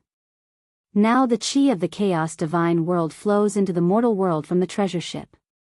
Do you know how many lives will be lost?" Disciple naturally did not know that the treasure ship was damaged, and the damage was too small. Disciple really did not know. It was only when Disciple noticed that there was something wrong with the dragon god's seat that I realized it. It was already too late to check. Alas. The thunderous voice heaved a long sigh and was about to speak, but suddenly he was stunned and laughed. "So that's it. This chi is actually like this. The heavenly Tao, oh heavenly Tao, is really unpredictable. Even with my ability, I almost forgot myself. If so, Jing, not only is she not at fault, she has done a meritorious deed. Really? Master. Na Jing was very happy. Unfortunately, you have involved another karma. You are going to face the tribulation yourself. He, Master, if I have to face the tribulation, then so be it. Who is afraid of him? Don't say more. Go and repair the treasure ship. That thunderous voice said, I don't know when Xuanhong's law discussion will be held again. Mortal things. I'm afraid that in the future, you won't have the chance to peek into the heavenly Tao. Yes, Master. Jing said happily and left the indescribable space. As for the other existence, the huge silhouette did not move for a long time, as if it was thinking and also as if it was taking a nap. Xiaohua did not know what was happening outside the space. He saw the illusion overflowing, only to feel his body lighten, and the stars in front of him were even more brilliant. This is... Xiaohua stared blankly. Feeling the gentle caress of the night wind around him, he really felt as if he was in a dream. He let out a low groan. He really couldn't tell if this place was the Star Moon Palace or the Three Continents. Xiaohua was not in a hurry to release his divine sense. Instead, he closed his eyes and restrained all the senses in his body. After the time it took to brew a cup of tea, he slowly released it. The night breeze was like a lover's whisper. The moonlight was mixed with the chirping of cicadas. The willow branches raised in the wind were like the charm of the night. Waves of frogs croaked in the distance, and the occasional dog barks decorated the night. Cough, cough. The old man's cough, which had not been heard for a long time, added a human atmosphere to this tranquil night. Phew. Xiaohua was completely relieved. Then, he took a deep breath. The fresh fragrance of the earth and the rich smell of the rice field made Xiaohua's heart feel at ease. I, Xiao, have returned to the Three Continents in the end. Rumble. Unfortunately, before he could finish sighing in relief, a burst of lightning and thunder came from the void. The indescribable power of law fell on Xiaohua like a fishing net, not giving him any chance to dodge at all. It fell into his body. At the same time, a faint heavy pressure fell on Xiaohua's Naiwan Palace, middle dantian, small dantian, and even his physical body. Moreover, the surrounding space also produced an indescribable rejection at the same time. It pounced on Xiaohua like a tide, making him feel extremely uncomfortable. Damn it! Xiaohua frowned. He hurriedly waved his hand and took out a palm-sized jade talisman. It was the coarse grass talisman that Su Ji had personally refined. Xiaohua urged his magic power. The coarse grass talisman emitted a very gentle brilliance. A mist-like restriction was released from the coarse grass talisman and slowly fell on top of Xiaohua's head. Shua. Xiaohua felt a kind of coolness fall from the top of his head and pass through his body. After being imprisoned by the power of law, some of the immortal spiritual energy that still conflicted with the space of the Three Continents disappeared. The previous heavy pressure and rejection completely disappeared. This coarse grass talisman is really useful. Xiaohua nodded. Senior Su refined a lot of them, but he didn't use them much. Now, this Xiao has benefited from them. Xiaohua checked his body. There was no abnormality. Then, he looked around again. Xiaohua's figure was originally standing in midair. After looking around, he saw that there were paddy fields all around him. His figure unconsciously descended, and his feet that had not been touched by dust for a long time stepped on the paddy field. Croak, croak. A soft sound rang out. A toad actually jumped out from the ridge of the paddy field not far away and jumped into the paddy field. Xiaohua saw the scenery of the countryside and felt warmth in his heart. He squatted down very naturally and stretched out his hand to lift up the rice ears in the paddy field, carefully examining them. He saw that the rice ears were quite plump. Although the color was still a little green, the fragrance of the rice was already coming out from the grains. Xiaohua pinched one out from the rice ears and twisted it in his hand. Drip, drip. A few grains fell out. Xiaohua put these grains into his mouth and bit down with his white teeth. Green juice seeped out from the grains, and an astringent bitter fragrance seeped into Xiaohua's mouth. The mellow fragrance that he was more familiar with than spirit herbs or spirit wine immediately filled Xiaohua's heart. This year will definitely be a bumper harvest. Xiaohua's face revealed a smile. It was a smile that was even more satisfied than his harvest in the Star Moon Palace. Who is it? At this moment, the light of an oil lamp came from the ridge of the paddy field in the distance, and a slightly aged voice sounded. Xiaohua smiled and stood up from the ridge of the paddy field. He raised his voice and said, "Senior, I was passing by here. I saw that the rice in the field was growing very well, so I couldn't help but stop to take a look." Chapter 4580. Walking along the ridge of the field was an old farmer in his 60s. The old farmer wore a short shirt and held a pipe in his left hand and an oil lamp in his right. The old farmer's back was bent, but his footsteps were still hale and hearty. "Oh, so it's a young man."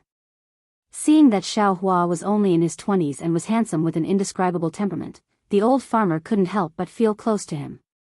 He smiled and asked, "It's already so late, why don't you hurry and find a place to stay? What's the use of looking at the rice in this field?" "Hee, this is your field, right?" Xiaohua smiled and said, "Congratulations, this year is another bumper harvest." When the old farmer heard this, he couldn't help but show a sense of pride. However, there was also a hint of bitterness in his pride. He said casually, "Sigh, it's nothing. I just collected 3 to 5 more bushels." 3 to 5 bushels? Xiaohua smiled and looked at the paddy field nearby. He said, "I see that the paddy fields nearby are all growing well. How could it be that you only collected 3 to 5 bushels? Young man, you also know farm work?" The old farmer was already close. He stopped and asked curiously, "You have such soft skin and tender flesh, you should be a student." Xiaohua smiled and nodded. "You're right, I am a student. However, I was born in a farmer's family and I have farmed since I was young. I know everything about farming." Xiaohua unconsciously raised his head and looked at the hazy starry sky in the distance. The memories that he had picked up before entering Xingyue Palace slowly flowed out. Sigh. When the old farmer heard this, he sighed and said, "I understand. You students have it the hardest. When you were young, you had to read books by oil lamps. When you grew up, you had to travel. After traveling, you had to leave your parents to continue your studies. Young man, you probably haven't been home for a long time, right? I won't hide it from you." Xiaohua nodded and said, "It's been a long time. It's been so long that I can't even find my way home. When I think of this, I feel that I'm unfilial." "It's all right." The old farmer smiled and said, "Although there's no road under your feet, you still miss home. You can't be considered unfilial. After all, young people had to go out and explore. If there was a chance in the future, they would go back and take a look. We don't want you to have any glory or wealth, nor do we want you to be promoted. As long as you are safe and sound, father and mother will be happy." The old farmer's words were really simple. In Xiaohua's ears, his words were even more useful than Su Ji's immortal profound. His eyes were already somewhat misty. Although cultivation allowed Xiaohua's divine abilities to reach the heavens, his heart, in the end, couldn't leave the ground. "You must be tired, young man." Seeing that Xiaohua didn't speak, the old farmer pointed to a small shed in front of him and said, "Come with me to rest there. It's already late at night, and everyone in the village is resting. Why don't you stay with me for the night? There's still some porridge in my shed that my son delivered last night. I'm afraid it's still warm. Drink some to warm your stomach first." Xiaohua originally wanted to refuse. How could he have the time to dawdle with an old man from the countryside? However, he really didn't dare to disappoint the old farmer's hospitality. After pondering for a bit, he bowed and said, "Deference is no substitute for obedience. This young one thanks the elders' good intentions. Let's go. Don't haggle over words with me. If we talk for a bit longer, the elegant words I learned from others will all be gone." The old man smiled and wanted to raise his hand to pat Xiaohua's shoulder. However, looking at Xiaohua's bright clothes, he didn't dare to raise his hand. As he spoke, he led Xiaohua to a place in the field. At the end of the field, there was a small shed. Below the shed, there were 5 or 6 wooden pillars inserted into the field. A few feet away from the field, there were some wooden planks that were used to set up seats. In the other direction of the shed, there were also some fields. However, instead of rice, there were some faint green leaves. Those leaves rustled in the breeze like music. On the wooden planks of the shed, there were some bedding and some dried straw. Among the straw, there was a pitch-black jar that was about a foot in size. The jar wasn't tightly covered, and the smell of the bedding mixed with the fragrance of rice gushed out of the jar. Xiaohua couldn't help but frown. Elder. Xiaohua hurriedly waved his hand and said, I still have some things to do. Haha. As soon as he saw Xiaohua frown, how could the old man not know what Xiaohua was thinking? He laughed loudly and said, Young man, don't be anxious, don't be anxious. You scholars are all from the lower realm. How could I let you feel wronged and sleep on my bedding? As he spoke, the old man nimbly jumped onto the wooden planks and kicked the messy bedding to the edge of the field. He then fiddled with the dried straw a bit and took out some paper from one side of the shed. He smiled and said, The night isn't particularly cold. You can put up with it. This paper is enough to block the wind. Xiaohua smiled and still waved his hand and said, No need, elder. The old man acted as if he didn't hear him. He touched the jar with his hand and was somewhat worried. He then looked at the other side of the straw shed. He seemed to be whispering, but also seemed to be discussing with Xiaohua, This porridge isn't cold yet. There's no need to heat it up. However, I don't have any more bowls and chopsticks here. I have to go wash them. It's a pity that the melons in this field aren't ripe yet. Otherwise, eating a melon wouldn't be bad. I'll go wash the bowls and chopsticks. As he spoke, the old man took off the lid that covered the jar. It was a somewhat shabby porcelain bowl. He looked at the paddy field not far away and then looked further away. It seemed like he was thinking about where to wash it. It seemed like the paddy field was the place where the old man washed the porcelain bowl.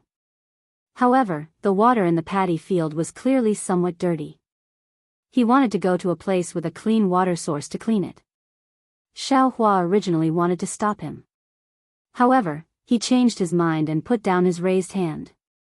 Meeting was fate. He didn't mind giving this honest old man or his family some opportunities. Young man, wait a moment. Sure enough, the old man said somewhat awkwardly, I'll go wash the bowls and chopsticks for you. Thank you, elder. Xiaohua smiled and nodded. Seeing that Xiaohua was no longer polite, the old man was also happy. Just as the old man was about to leave, Xiaohua suddenly frowned. He raised his eyes and looked at a corner of the night sky. It seemed like something had happened there. Damn it. Xiaohua suddenly cursed in a low voice. With a flick of his finger, several golden threads fell into the void and disappeared. Then, Xiaohua said to the old man, Elder, there's no need to be so troublesome. When this young man passed by the village in front, he already ate some things. Right now, I'm not hungry. Moreover, this young man also brought some jujubes with him. Come, elder, you should also have a taste. As he spoke, Xiaohua reached into his bosom to take some jujubes. The old man laughed and immediately exposed Xiaohua's lie. Young man, don't try to deceive this old man. If you ate at Jiuzhou village at night, how could they let you out? No matter what, they would have to let you stay for a night. My Shao Empire's people have an unwritten rule. As long as they meet a wandering disaster victim, they must do their best to help, not to mention a traveling scholar like you. Shao Empire? Xiaohua was stunned and asked curiously, which Shao Empire? It's the fiend god blood pool. Speaking up to hear, Xiaohua first laughed. This old man was a country bumpkin, how could he know about the fiend god blood pool? Unexpectedly, the old man actually answered and said proudly, naturally, after the fiend god blood pool disappeared, Daoist Shao spread the good seeds and created the Shao Empire. Young man, don't tell me you don't know Yan Province's most famous Shao Empire. Sigh. Xiaohua sighed and replied, Elder, you don't know. Actually, this young man is lost and doesn't know where he is going. Hee, it's about the same as what this old man thought. If you didn't get lost, how could a scholar without the strength to truss a chicken walk alone at night? You should rest at this old man's place for a night. Tomorrow, I'll let my eldest child help you find a book, boy. The old man laughed very honestly. Although he already had some doubts, he didn't say it until now. Obviously, he was protecting a scholar's self-esteem. Xiaohua's heart warmed. He hurriedly took out a handful of spirit dates from his bosom and said, Elder, you really don't need to wash the dishes. This young man met a senior a few days ago. He gave this young man some immortal dates. If you don't believe me, you can try it. Just eat one and you won't be hungry for a day. Fresh dates? How can there be any fresh dates at this time? Oh, immortal. Immortal dates. The old man first thought that Xiaohua didn't want to trouble him, but then he realized. When the fragrance of the immortal dates floated over, he couldn't help but be startled. He hurriedly waved his hand and said, Young man, this kind of immortal item. You should carefully keep it. Don't take it out so easily. It will bring disaster. It's fine, it's fine. Xiaohua smiled and said, This young man has always been careful. If it wasn't for elders' concern for this young man wouldn't dare to take it out. As he spoke, Xiaohua walked to the front of the shed, stepped on the wooden plank and sat down cross-legged. He raised his hand and said, Elder, come and try it. Okay. The old man didn't hold back and agreed. He stepped into the paddy field and washed the porcelain bowl and chopsticks that still had some rice grains in it. He then walked back with a smile. After putting away the bowl and chopsticks, the old man sat on the wooden plank of the shed. His feet that were dripping with mud dangled outside the plank. The old man sat down and carefully picked up a spirit date from Xiaohua's hand. He smelled it and gently bit a small crescent moon with his teeth. Then, he chewed it a few times. The old man didn't bite much, so how could he chew it? However, the fragrance still filled his mouth and nose, and a warm current flowed into his throat. It really is an immortal item. The old man's eyes were filled with surprise. He carefully put the spirit date that he bit a bit into his bosom. Needless to say, the old man took the spirit date and naturally left it for his family. Xiaohua didn't ask him if it was for his wife, his children, or his grandchildren. He simply put all the dates in his hands on the wooden plank and said with a smile, Elder, you can eat it yourself. There are still so many here. You can take them all. Chapter 4581. This. How can this be? The old man was a little embarrassed, but looking at the spirit jujubes, he couldn't bear to part with them and muttered, You still have to eat them yourself. It's all right. Xiaohua smiled, this Xiaoxing's guards still have some. When Elder's eldest child sends this Xiaoxing back tomorrow, won't this Xiaoxing have something to eat? Then this old man won't be polite. The old man carefully hid the spirit jujubes in his clothes. There were more than 10 of them.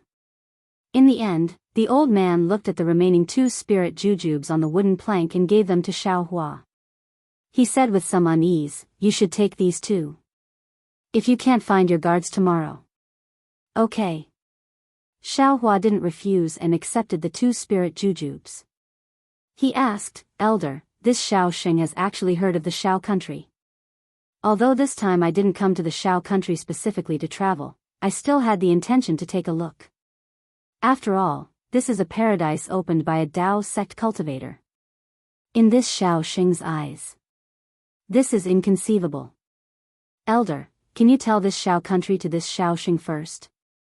Okay. The old man nodded and took out the tobacco from his waist.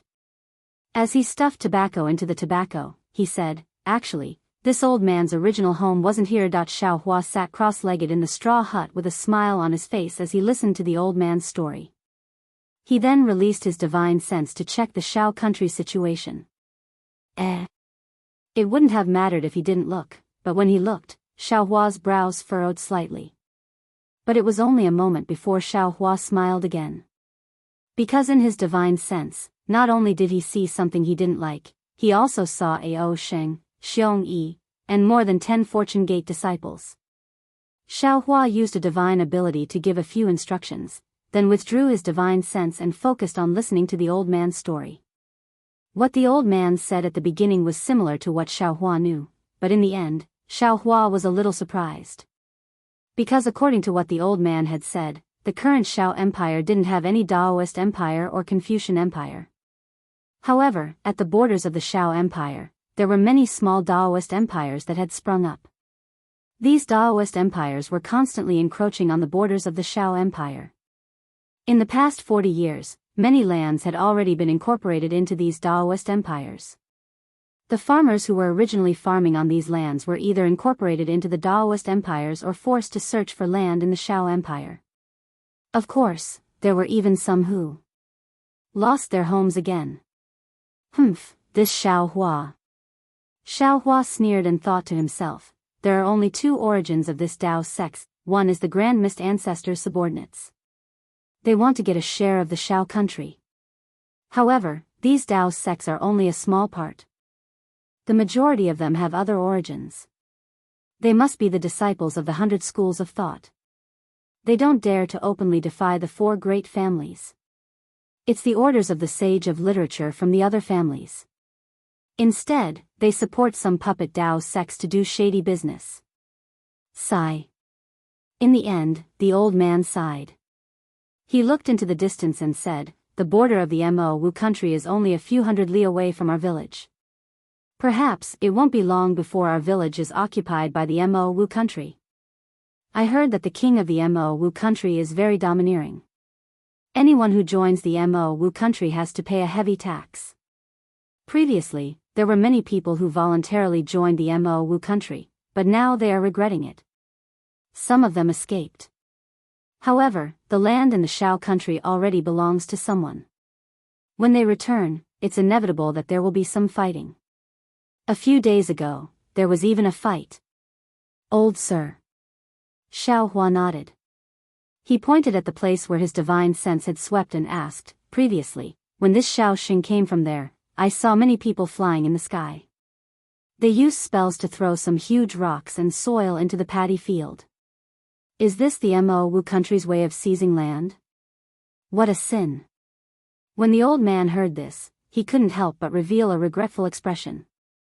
He said, the paddy field that was planted for half a year was destroyed just like that. How could they care about the lives of us farmers? Even if they want to occupy the land, they don't have to destroy the farmland. The rice that was about to be harvested was all gone in an instant. After saying this, the old man said, young man, you're right. This is just one of their methods of seizing land. If they destroy the farmland, we farmers will no longer be able to cultivate. Naturally, we will have to go elsewhere. Wouldn't this land be barren? They will naturally take it back. Is there any other way? Xiao Hua looked interested. However, his eyes had long since narrowed, looking a little angry. This is nothing. The old man bitterly smiled. There's something even more outrageous. Elder, tell me. Let this Xiao Xing broaden his horizons. Xiao Hua asked. I heard that sometimes, they will take advantage of the night when the villagers are asleep and use their magic to make a village's thatched cottage disappear. When the villagers wake up, they have no home. These villagers can only take the initiative to leave. The old man thought for a moment and said, also, if there are still people who don't leave, they will turn the village into a lot of snakes, rats, and even ferocious beasts. They will bite the villagers to death or scare them away. Damn it. Xiao Hua couldn't help but curse. Also, the old man said again, if this doesn't work, they will turn the surroundings of the village into cliffs, making it impossible for the villagers to leave. They will starve to death. I got it. Xiao Hua stood up. His face was a little gloomy. He said, Good will be rewarded, evil will be repaid. It's not that there won't be any retribution. Now that the time has come, good and evil will be repaid. Junior, you. What do you want to do? The old man hurriedly stood up in fright. He pulled Xiaohua and said, "You are just a scholar who doesn't even have the strength to truss a chicken. Don't let your emotions affect your decisions. Don't worry, elder." Xiaohua smiled and patted the back of the old man's rough hand. He said, "Previously, it was this Xiao who didn't think it through. This Xiao's ability is limited. Moreover, this Xiao's development has indeed exceeded this Xiao's expectations. Now, this Xiao has the ability to protect all of you. All of you can peacefully live and work here."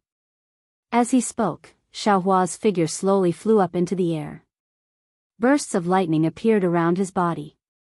As the thunder rumbled, the entire horizon was illuminated by golden light. Xiao country. Is Daoist Xiao's Xiao country?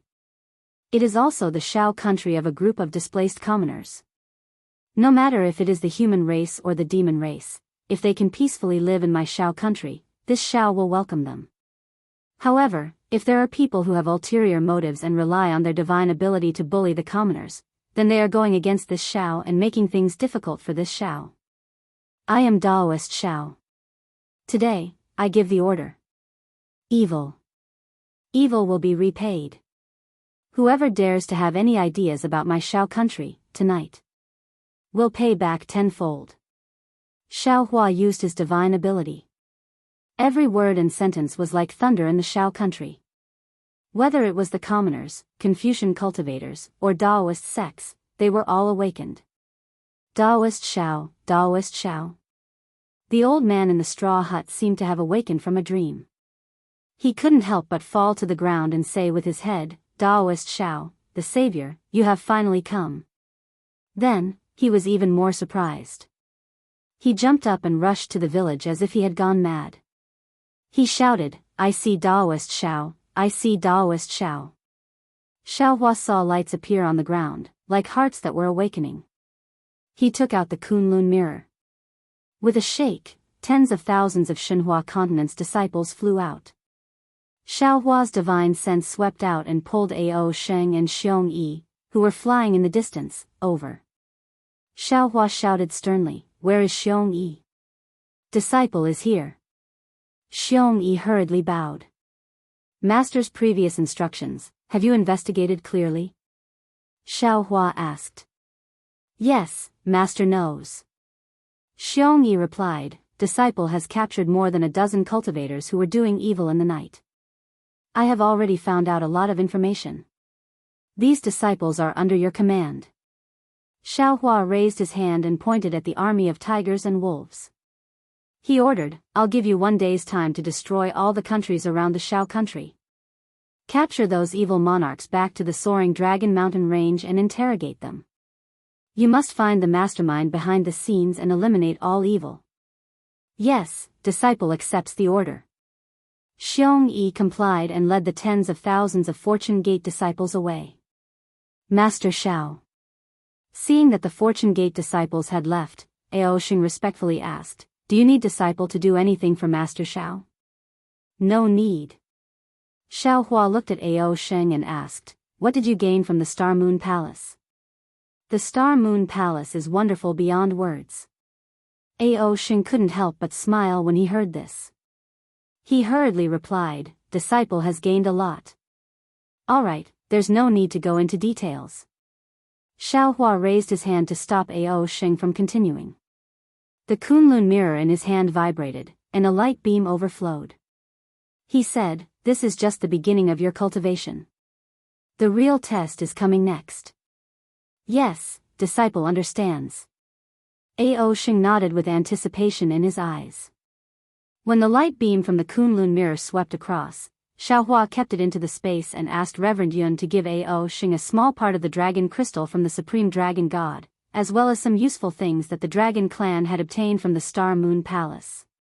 After arranging Ao Sheng's matters, Xiaohua's consciousness entered the space again and carefully sent the items left behind by the heaven-devouring beast and Di Ting into Blackie and Goldie's bodies. As expected, when the two divine beasts' soul essences entered their bodies, the two little fellows couldn't fully accept it. Not to mention that their bodies were fluctuating in and out of the space, even their brains were emitting chaotic energy waves that roared and rushed out in all directions. Activating his divine ability, Xiaohua constantly paid attention to the two little fellows' changes, smoothing out any uncontrollable changes. After a full hour, the two little fellows finally calmed down and fell into a deep sleep. One of them was a black heaven-devouring beast's shadow that shrouded Blackie, while the other was a yellow D-Ting's shadow that covered Goldie. Both shadows emitted different rhythms of energy waves that slowly converged into the two little fellows' bodies. Give it a tip, and thank you for all your support. Chapter 4582. Xiaohua waited for a while longer. Seeing that the two little ones were no longer moving, he sealed the two different spaces and left. Phew. Xiaohua looked at the fields and let out a long sigh.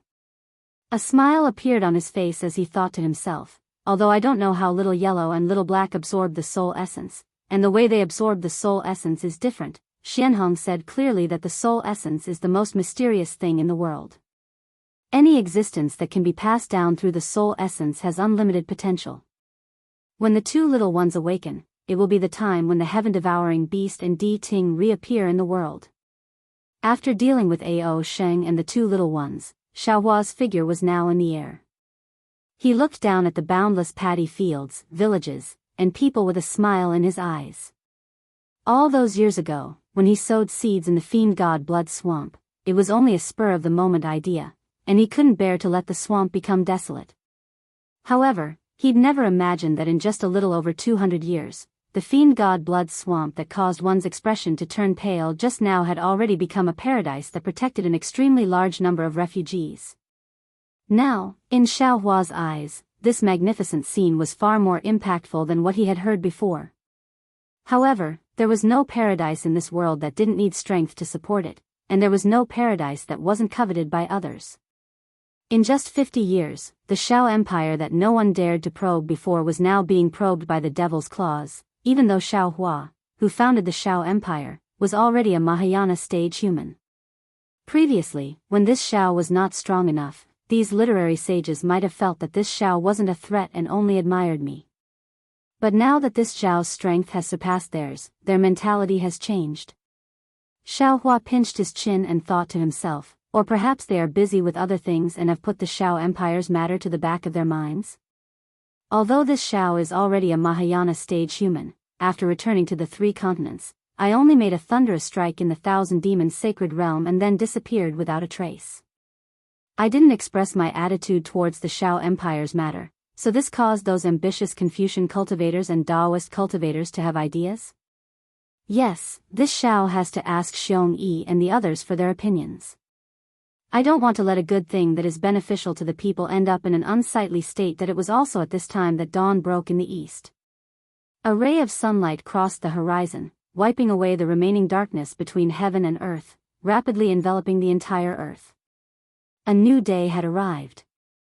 Xiaohua habitually opened his mouth and a bit of sun essence fell into his mouth. Before he could swallow it, the crystal-like godhead hidden in Xiaohua's brain slightly trembled again.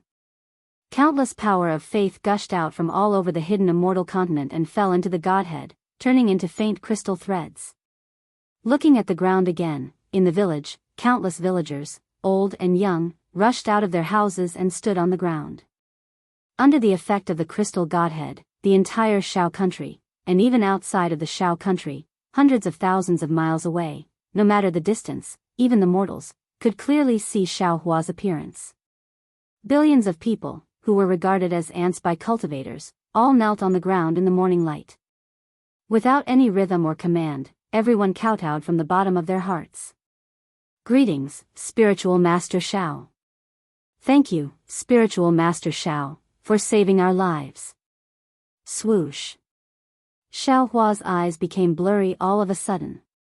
His silent tears couldn't help but fall down. What he did was merely an unintentional action. Yet, in the eyes of these ordinary people, this unintentional action was even more important than the heavens. They couldn't help but place all their hopes on him. This kind of faith was not only a kind of opportunity, it was also a kind of heavy hope. Seeing them, Xiaohua couldn't help but think of his own parents. He didn't know whether it was him who saved these villagers or these villagers who helped him.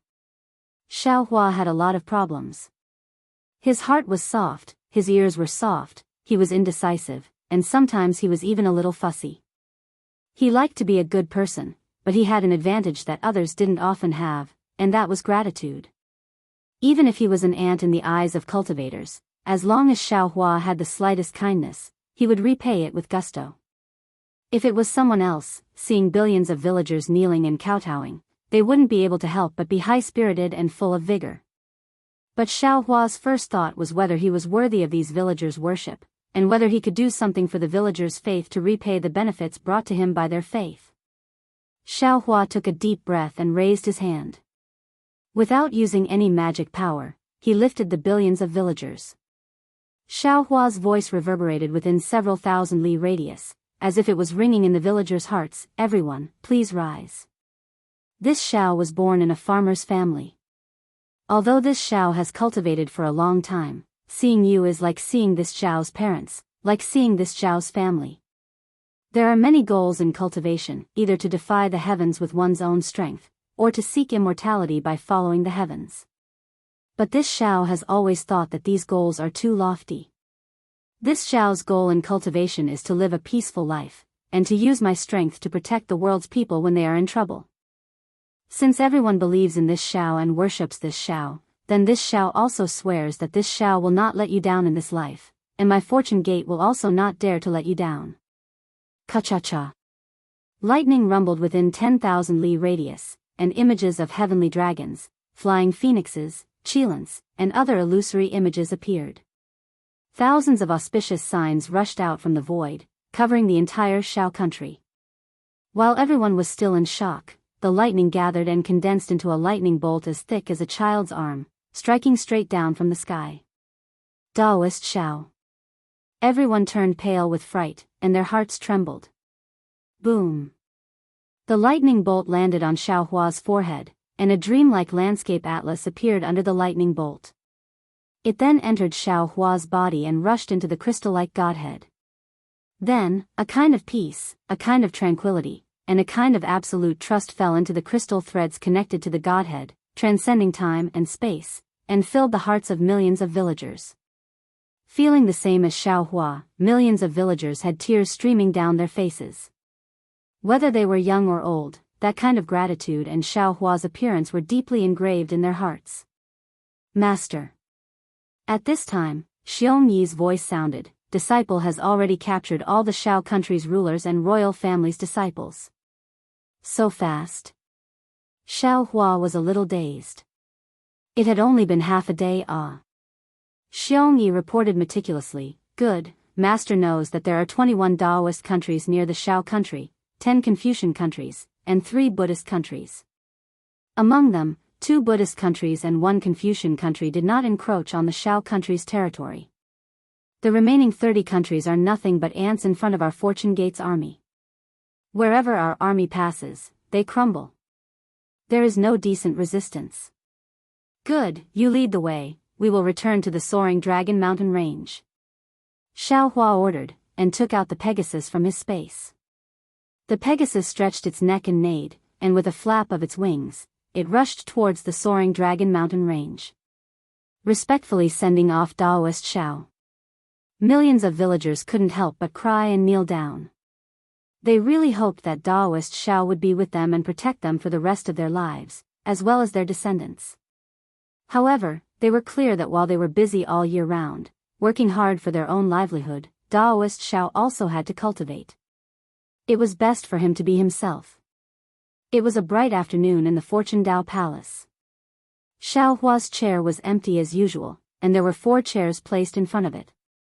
At this time, 2 of the chairs were occupied by Prince Lan and Li Xiang, while the other 2 chairs were empty. Below the high platform, there were some Golden Core disciples and Foundation Establishment disciples. Most of these disciples stood beside Li Xiang. On Lan Lan's side, other than a few Golden Core disciples, there were also a few spirit-severing disciples. These disciples didn't have any arrogance on their faces, nor did they show any special respect. As for the Thunderbolt Immortal, Fu Jiwen, and the other inner disciples, they weren't in the Fortune Gate Palace. At this time, Lan Lan's cultivation had already surpassed Li Xiang's, approaching the late nascent soul stage. His gaze swept across the entire Fortune Gate Palace, and he said, "Senior Brother Li, I have something to discuss with you today." Lan Lan's words carried a hint of discussion, but his gaze only lingered on Li Xiang for a moment before he looked outside the hall. There was a kind of authority and confidence in his voice. "Huh, junior brother."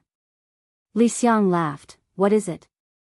"Junior brother has already far surpassed me in handling the sex affairs. Junior brother can make all the decisions, and I will only be the advisor." Just as Royal Highness Lan was about to speak, his gaze swept past the spirit-severing disciples beside him, and his tone changed as he sighed, "Sigh. When senior brother mentioned planning, junior brother can easily recall the time when you, me, Xiong Yi, and junior brother Chang Yu racked our brains on how to develop the Fortune Gate. Sometimes, we even quarreled over some differences of opinion. Although it was difficult at that time, looking back, it was true happiness. Now, junior brother Chang Yu is gone, and it's impossible for us to return to that time." Hearing Lan Lan mention Chang Yu, Li Xiang's expression changed, and he sighed deeply. He looked at the disciples below the stage and said, "Yes, at that time, the four of us worked together to develop the Fortune Gate under the pressure of Confucian cultivators. We were afraid that we would fail to live up to Master's expectations. Now that I think about it, the changes in the past few decades are bigger than the changes in the past 200 years. It's not just big. It's simply earth-shattering." His Highness Lan said proudly, "Master is a miracle, and in his hands, our Fortune Gate is also a miracle. Although the 3 continents are big, which Daoist force can compare to our Fortune Gate?"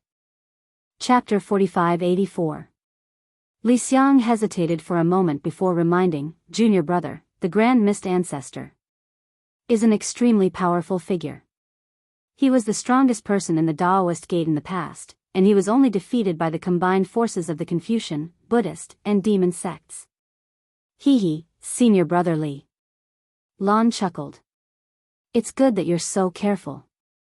However, if you had seen Master's majestic appearance in the 1,000 demonic sacred grounds, and if you had seen my Fortune Gate's hundreds of thousands of soldiers flying across the 1,000 demonic sacred grounds, all the demonic beast clans would give way to them. You wouldn't be so cautious anymore. Moreover, Martial Uncle Lei Ting is guarding the soaring Dragon Mountain range. He's also a human Grand Ascension stage cultivator, and his methods aren't any weaker than Master's. That day, he was enraged and killed more than 10 Confucian saints. Even if it's the Grand Mist Ancestor, does he have such methods?" "All right." Li Xiang nodded and replied, "We're finally at the end of our suffering. This victory was obtained by sacrificing the lives of the Fortune Gate's disciples, so we must cherish it." "Of course." Lan Huan said disapprovingly, "How could junior brother not know?" "Oh, I wonder what junior brother wanted to discuss just now." Li Xiang pulled Lan Huan back to the topic and asked, "Why don't you tell me, and I'll give you some advice?" "Oh, it's like this." Lan Huan chuckled. A few days ago, Daoist Master Qing Su sent an envoy over to discuss the division of forces in the 9 prefectures. Li Xiang frowned when he heard Huang Xiaolang's words. "Junior brother, since Master has already agreed to join forces with the Grand Mist Ancestor, you should do as Master says. But now, Fu Jiwen, Yu Zhongquan, Xian Songzi, and the other senior brothers have returned. Although they won't interfere with the Fortune Gate's affairs, I feel that it's better to discuss with them. After all, the division of forces in the 9 prefectures is too sensitive and important. Oh, if possible, it's best to ask Martial Uncle Lei Ting." "Sigh, senior brother Li." Helplessness appeared on Prince Lan's face, but there was also a trace of pride in his helplessness. Martial Uncle Lei Ting, Fu Jiwen, and the other senior brothers don't care about the affairs of the sect. They have already said that as long as you and I discuss it, they will agree. This. Li Xiang hesitated for a moment before persuading Huang Xiaolang, "Junior brother, elder brother has something that I've always wanted to tell junior brother." Since we're talking about cooperating with the Grand Mist Ancestor, elder brother has to remind junior brother. We don't know the Grand Mist Ancestor's strength, but our Fortune Gate's strength has been seen through by Daoist Qing Su and Venerable Lord Heaven Flipping Master. If they are sincere, why haven't they revealed their strength to us? This kind of cooperation didn't seem too appropriate. Moreover, the hidden immortal mainland is the world of Confucian cultivators. Although our Fortune Gate strength is at its peak, compared to the 100 schools of Confucian cultivators, we are still lacking. The main reason why the Confucian cultivators haven't besieged our soaring dragon mountain range is because they don't want to be the first sacrifice. However, if our Fortune Gate and the Grand Mist Ancestors' plan is too big and cross their bottom line, we will provoke the Confucian, Buddhist, and demon race to join forces again. Then, it won't just be a disaster for our Fortune Gate, it will also bring disaster to Master. Therefore, elder brother thinks that Master has gone to the Star Moon Palace, right? Let's wait for him to return from the Star Moon Palace before we decide. It's better. What senior brother thinks is also what junior brother thinks. Prince Lan smiled and said, previously, junior brother asked Daoist Qing Su, and Daoist Qing Su didn't hide anything from him. He even told junior brother about the situation of the Dao Gate's seniors who escaped from the Penglai Immortal region. However, he isn't the Grand Mist Ancestor, so he doesn't know everything. But if you want the Grand Mist Ancestor to announce their forces, only Master and Martial Uncle Lei Ting have the qualifications to do so. Junior brother, you are representing our Fortune Gate and Master. Since the Grand Mist Ancestor isn't willing to reveal anything to you, it means that he doesn't have any sincerity. There's no point in doing this kind of unequal cooperation. Junior brother understands. However, it's rare for our Dao Gate to be in such a good situation. Junior brother has to do something for Master and the Dao Gate. While junior brother is arguing for what's right, I also want to take advantage of the fact that the Confucian sect hasn't gone all out to deal with our Dao Gate. I want to set up a trap and move away all the chess pieces that should be moved. This will build a good foundation for Master to take over in the future. Li Xiang heard Prince Lan's righteous words and could only nod his head and say, then, junior brother, please tell me about the plan you discussed with Daoist Qing Su. Prince Lan began to speak frankly and frankly. The more Li Xiang listened, the more his face changed. A feeling of fear and trepidation rose in his heart. Before Prince Lan could finish, Li Xiang hurriedly waved his hand and said, junior brother, this matter is too important. We can't make a decision. I feel that we have to explain this matter to Martial Uncle Lei Ting. If we don't have the confidence to control this plan, then our Fortune Gate will be used as a tool. Prince Lan raised his eyebrows and laughed. Of course our Fortune Gate has the ability to control. That iron army of hundreds of thousands is rare in this world. Which Confucian sect family dares to go against our Fortune Gate? Junior brother, is there anything else? Li Xiang saw that Prince Lan was in high spirits and knew that it wasn't easy to persuade him. He changed the topic and said, let's discuss other things first. Let's senior brother think about this matter. All right. His Highness Lan helplessly agreed. He was somewhat resentful of this unambitious senior brother of his. However, when he thought about how Li Xiang couldn't even manage the small Daoist kingdom well back then, he could only blame his bad luck for not being able to do something earth-shattering before Xiao Hua returned to the soaring Dragon Mountain range. The second matter is about the disciple recruitment. His Highness Lan's tone had lost its fervor, and his interest waned as he said, although the mysterious yellow token has stopped attacking our soaring Dragon Mountain range, little brother feels that there will still be mysterious yellow tokens in the Yu province and the other 8 provinces.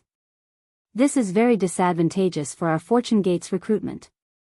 Junior brother wants senior brother Yufang to bring some low-level disciples to other parts of the hidden immortal mainland to recruit disciples. Li Xiang didn't think much of it and nodded. Recruiting disciples has always been our Fortune Gate's #1 priority. Senior brother Yufang will also bring Qin Xiaoyao and the other disciples. After all, senior brother Yufang is not familiar with the hidden immortal mainland. Qin Xiaoyao and the other disciples have more experience. Oh, junior brother has already told senior brother Yufang about this. This year, Qin Xiaoyao and the other disciples will not be allowed to leave the mountain for the time being. Prince Lan smiled and said, after all, the outside world is much more dangerous than before. Li Xiang was stunned for a moment, and he raised his head to look at Yu Fang, who was neither arrogant nor humble. A bitter smile appeared on his face. Yu Fang was a spirit-severing disciple, and he had followed Prince Lan back from the Thousand Demons' sacred grounds. Normally, Yu Fang and the other disciples would be guarding the Fortune Dao Palace and listen to Prince Lan's and Li Xiang's orders. But in reality, Yu Fang and the other disciples only listened to Prince Lan's orders and turned a deaf ear to Li Xiang's orders. Therefore, Prince Lan used Yu Fang as an excuse, and Li Xiang couldn't do anything about it. Although Li Xiang had a trace of suspicion in his heart, and felt that Prince Lan was taking advantage of the disciple recruitment to expand his strength, he didn't have any evidence against him, and he didn't want to think in that direction. Alright, since Junior Brother has already made up his mind, then we'll do as Junior Brother says. Li Xiang smiled. We're all working hard for the development of the Fortune Dao Palace. Senior Brother is willing to support you unconditionally. In that case, many thanks to Senior Brother. Prince Lan smiled proudly, and then looked at the Fortune Dao Palace in high spirits. In the past 50 years, he had made decisions in the Fortune Dao Palace more than once, and he was already used to the feeling of being able to act freely. Disciples. Suddenly, a thunderous voice resounded in the sky above the soaring Dragon Mountain range. Daoist Xiao is back. Open the mountain protecting Grand Array and line up to welcome him. Ah. Moss. Master is back? When Li Xiang heard the lightning Daoist's voice, he immediately jumped up from his seat and exclaimed in disbelief, He's finally back. Prince Lan was also shocked for no reason. When he came back to his senses, he looked at the jubilant atmosphere in the Fortune Dao Palace, and he felt as if he had been pushed down from the clouds into the abyss. His face was filled with ecstasy as he shouted, Yes, yes. Master is finally back. Senior Brotherly, let's hurry up and welcome him. Yu Province was far away from Gun Province, but with Xiao Hua's lightning escape, it seemed closer. Before the soaring Dragon Mountain range appeared in Xiao Hua's divine sense, the lightning Daoist's voice sounded in his mind again. Ha, fellow Daoist, you're finally back. What did you gain from the Star Moon Palace? Why don't you guess? Xiao Hua was also happy, and he replied in his mind with a smile. TCH, is there a need to guess? The lightning Daoist said disdainfully. Fellow Daoist, you didn't even let go of a copper coin. This Star Moon Palace must have been completely plundered by you, right? Hee, fellow Daoist, you're wrong this time. Xiao Hua smiled and told the lightning Daoist about what he and the others had seen in the Star Moon Palace. The lightning Daoist sighed in pity. Damn it, it can't be, this Star Moon Palace is actually a place where the gods discuss the laws? It's not an ancient ruin at all. I didn't go, it's a huge loss. Don't worry. Daoist Wu took advantage of the opportunity and said, fellow Daoist Tiandao and fellow Daoist Karma are also listening. We've borrowed a lot from them. When you return to the space, just listen to their teachings. Fellow Daoist Xiao has also left the corresponding elixir for you. Swoosh. When he heard about the elixir, the lightning Daoist couldn't help but instantly enter the space. When he came out, he shamelessly reached out and asked Xiao Hua for it. Give it a tip, and thank you for all your support. Chapter 4585. Xiao Hua had no choice but to follow the thunderclap immortal into the space and take out the thing he had obtained earlier. As expected, the thunderclap immortal's eyes lit up when he saw the bamboo joint that condensed the long river. He raised his hand almost without hesitation and took the bamboo joint in his hand.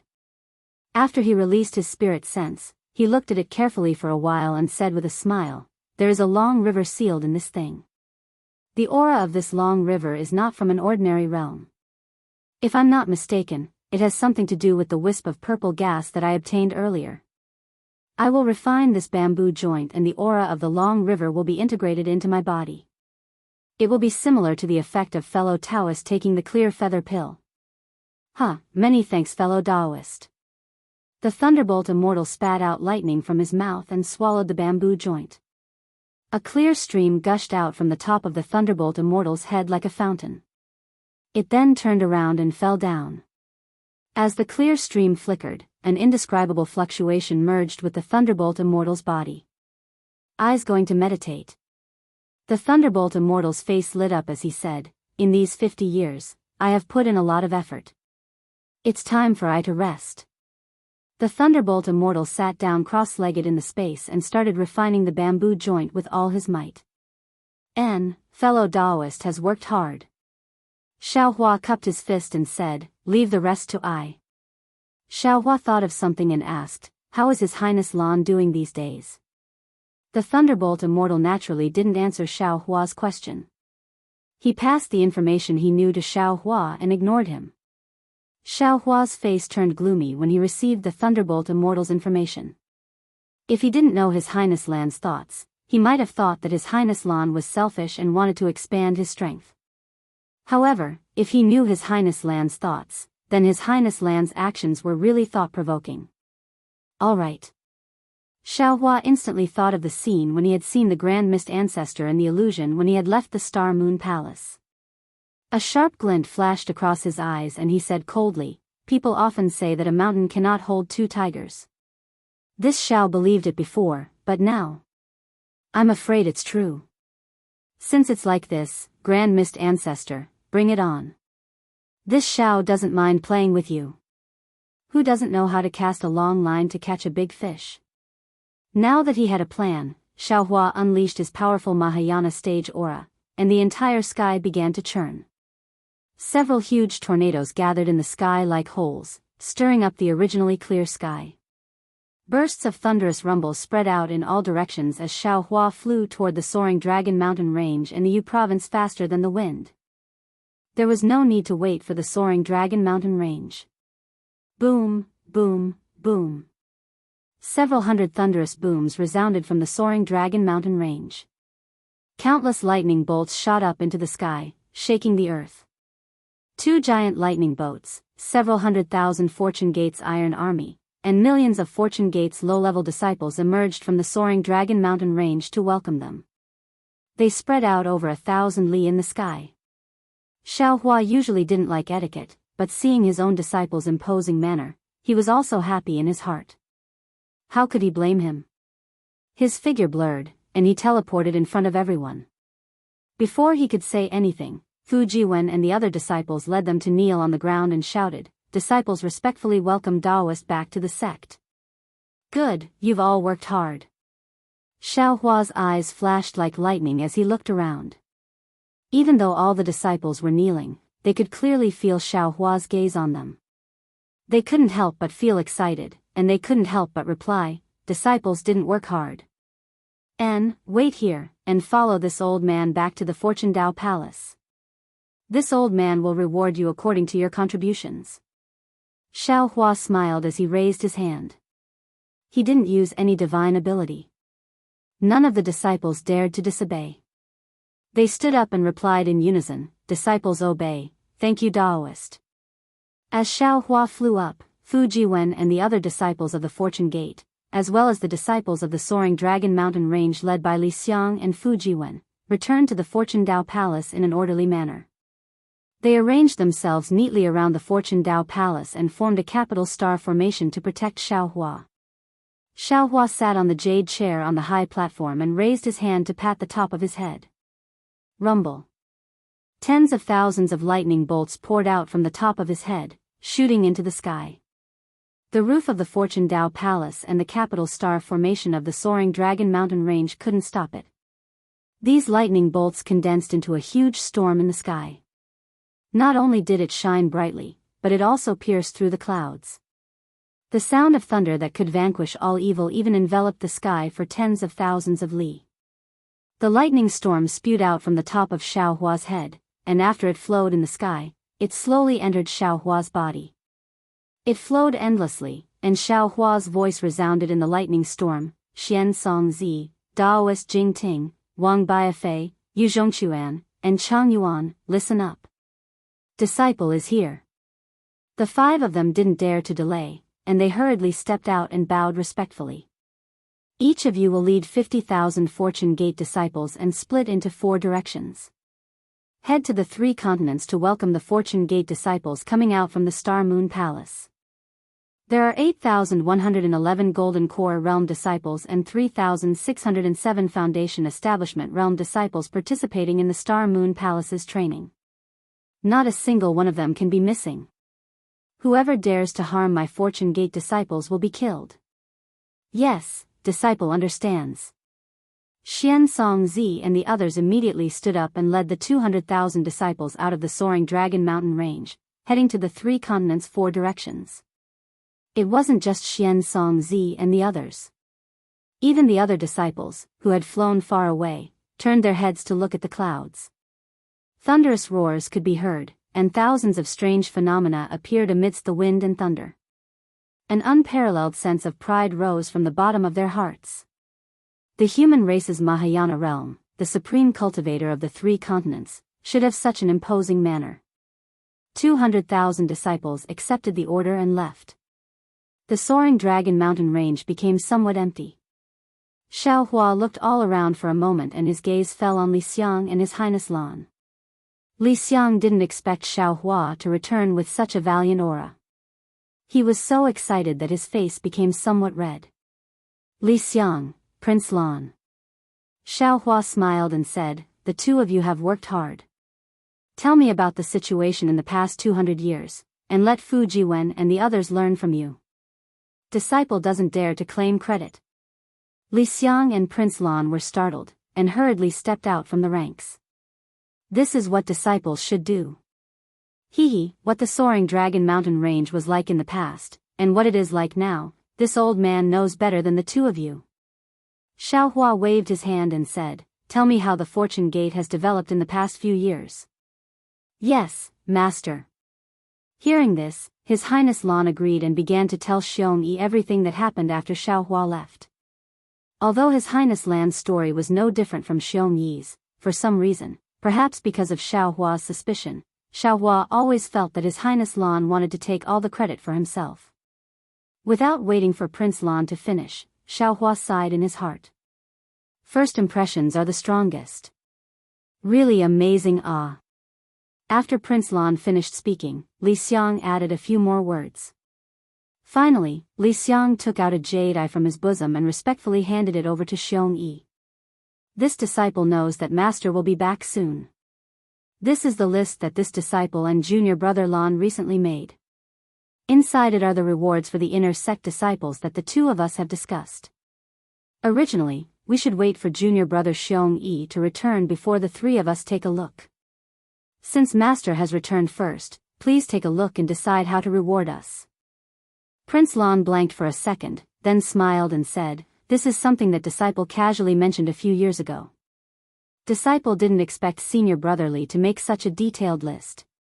Disciple has slacked a little. Everyone has their own strengths and weaknesses, there is no need to be arrogant or inferior.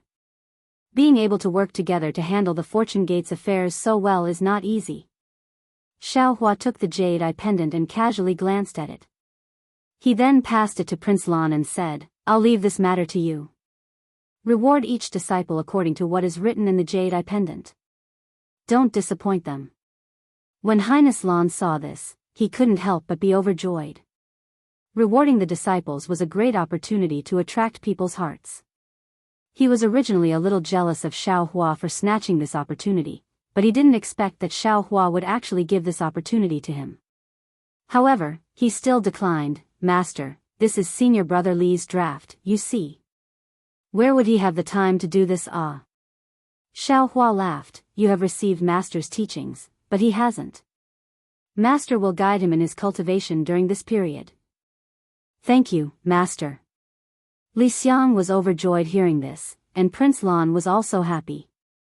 Xiaohua asked a few more questions about the Fortune Gate, the hidden immortal mainland, and even the Luoyang Merchant Union before he sent Prince Lan and the other Fortune Gate disciples out, leaving Li Xiang, Fu Jiwen, and the others in the Fortune Dao Palace.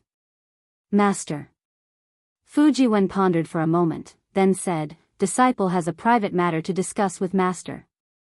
Oh. Is it urgent? Xiao Hua was surprised and asked casually. This matter is very important, it can't be considered urgent. Fu Jiwen answered honestly, but didn't say what it was. And then wait for a while. Xiao Hua nodded, and Fu Jiwen withdrew. Subsequently, Xiao Hua ordered Li Xiang to sit down cross-legged, then he stretched out a finger and pressed it between Li Xiang's eyebrows. A trace of crystal light entered, and a moment later, Xiao Hua said with satisfaction, Li Xiang, although your cultivation hasn't improved much in the past 200 years, your foundation is very solid, which suits your temperament. Now, Master will teach you some secret techniques and give you some pills. You should be able to enter the unity stage soon. Disciple's aptitude is not good, but to be able to receive Master's teachings and enter the unity stage in my lifetime, Disciple has long surpassed Disciple's expectations. Disciple thanks Master for the gift. Li Xiang didn't regret that he could only enter the unity stage. Instead, he was grateful from the bottom of his heart. Give it a tip, and thank you for all your support. Chapter 4586. Seeing that Li Xiang's requirements were not high, not much different from when he was at Black Wind Ridge, Xiao Hua sighed, Li Xiang, every cultivator's path is different, and their achievements are also different. You and Xiong Yi are Master's disciples, your foundation is indeed a little weak. But don't worry, Master will do his best to arrange some opportunities for you in the future. I hope you will go further and exceed Master's expectations. Moreover, your talent in this life. Xiao Hua originally wanted to reveal some information about reincarnation, but he stopped when he was about to speak. After all, reincarnation was one of the world's mysteries. Xiao Hua didn't have much confidence at this time, so he didn't dare to say this and cause Li Xiang to be negligent. Li Xiang didn't understand the meaning in Xiao Hua's words, and didn't notice that Xiao Hua didn't mention the real meaning of Prince Lan. He thought that Prince Lan's achievements would be much higher than his, so Li Xiang smiled and said, Master, don't worry, Disciple knows his own weight. Disciple will do his best to take care of the Fortune Gate's affairs for Master. Good. Xiao Hua gave Li Xiang a cultivation technique and medicinal pills, then took out the Kunlun mirror and said, during this time, you can cultivate in the Kunlun paradise. Thank you, Master. Li Xiang was overjoyed, but he didn't forget to say, also, Master, if possible, please consider other Foundation Establishment and Golden Core disciples, let them cultivate in the Kunlun paradise. The Kunlun paradise is different from the three mainlands. Disciples below the nascent soul realm are not suitable to cultivate in there. Xiao Hua smiled and said, however, those disciples in the Qi refining realm can be considered. Don't worry, after you cultivate in seclusion, draw up a plan, Master will consider it. Speaking of this, Xiao Hua hesitated again and asked, also, is the Hidden Immortal Mainland's Jade Pavilion Conference going to be held soon? Li Xiang was dazed for a moment, then nodded and said, yes, Master, it will be held in a month's time. Why, does Master want Disciple to go to the Jade Pavilion Conference? No. Xiao Hua smiled and said, you don't need to think too much about this matter. Master will ask Fu Jiwen to send a disciple to snatch an Imperial Preceptor's lot. It's not a big matter. Think about the development of our Fortune Gate's outer disciples, after all, it's a little troublesome. Yes, Master. Li Xiang understood Xiao Hua's meaning. After that, Xiao Hua shook the Kunlun mirror and took Li Xiang into the Xinhua continent.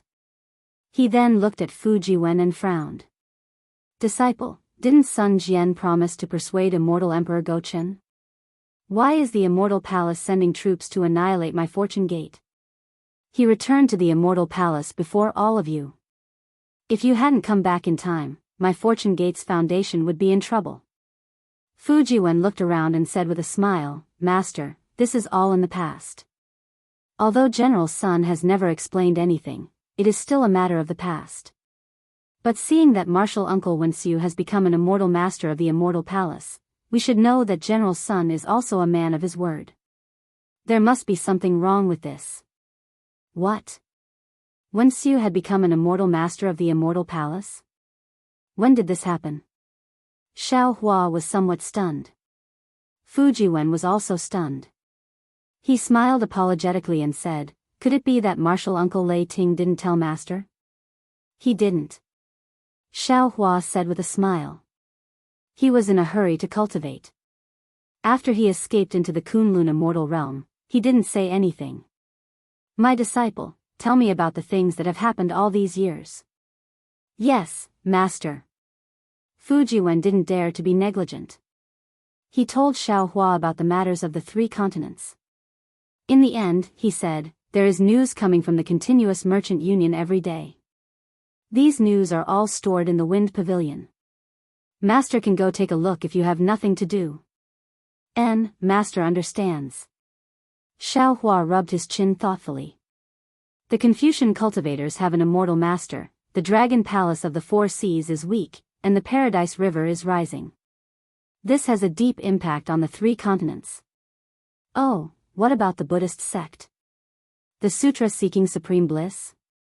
"Reporting to Master, the Sutra seeking supreme bliss is quite far from the soaring Dragon Mountain range. There isn't much news about the continuous merchant union. However, the Sutra seeking supreme bliss seems to have reached the hidden immortal mainland. I just don't know when it will end." Fujiwen smiled and said, "If Master wants to know, disciple will send someone to ask. No need to be deliberate." Xiao Hua waved his hand and said, "I'm afraid Master doesn't have much time left. Master will only think about you all." "Ah, Master."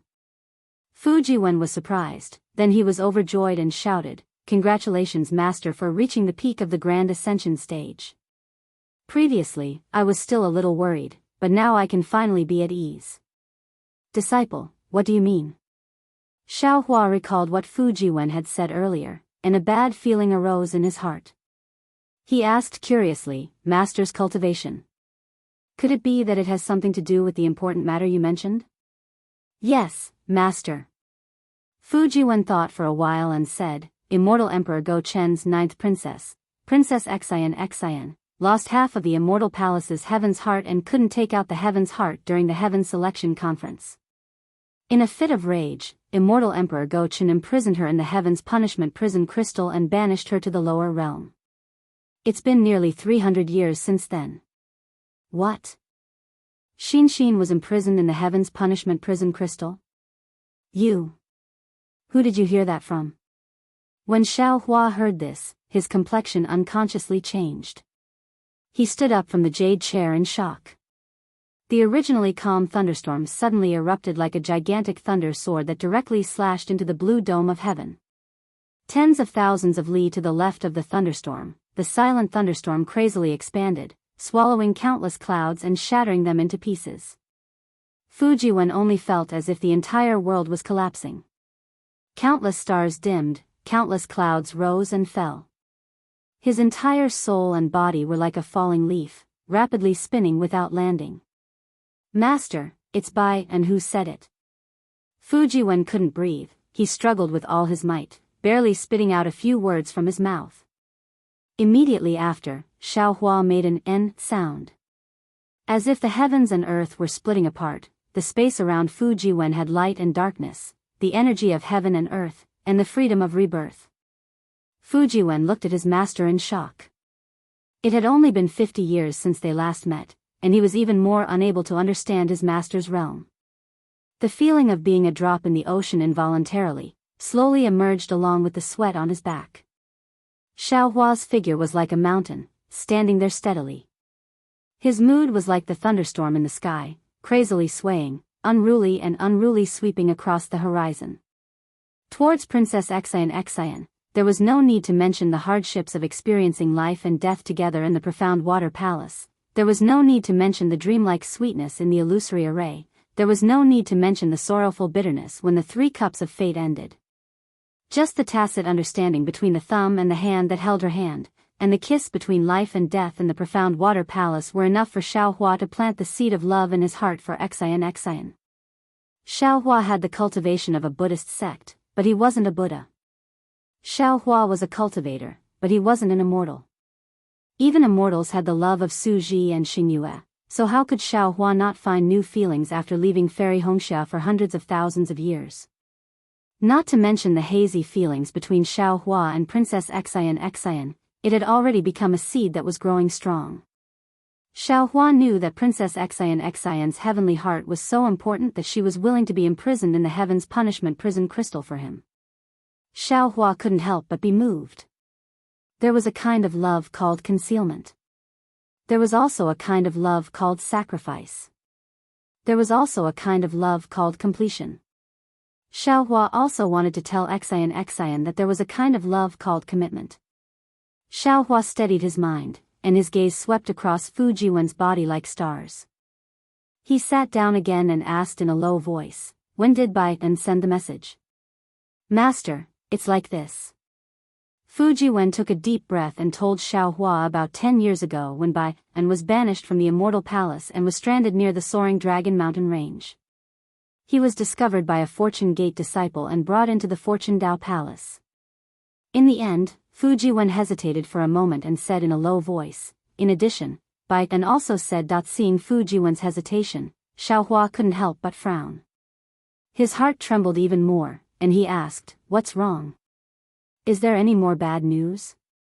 Fu Jiwen shook his head and replied, "It's not particularly bad news, but the Nangong family seems to have the intention of looting a burning house. They want to take advantage of this opportunity to propose marriage to the Immortal Palace. Their intentions are punishable by death." Xiao Hua's eyes narrowed, and a chill appeared on his face.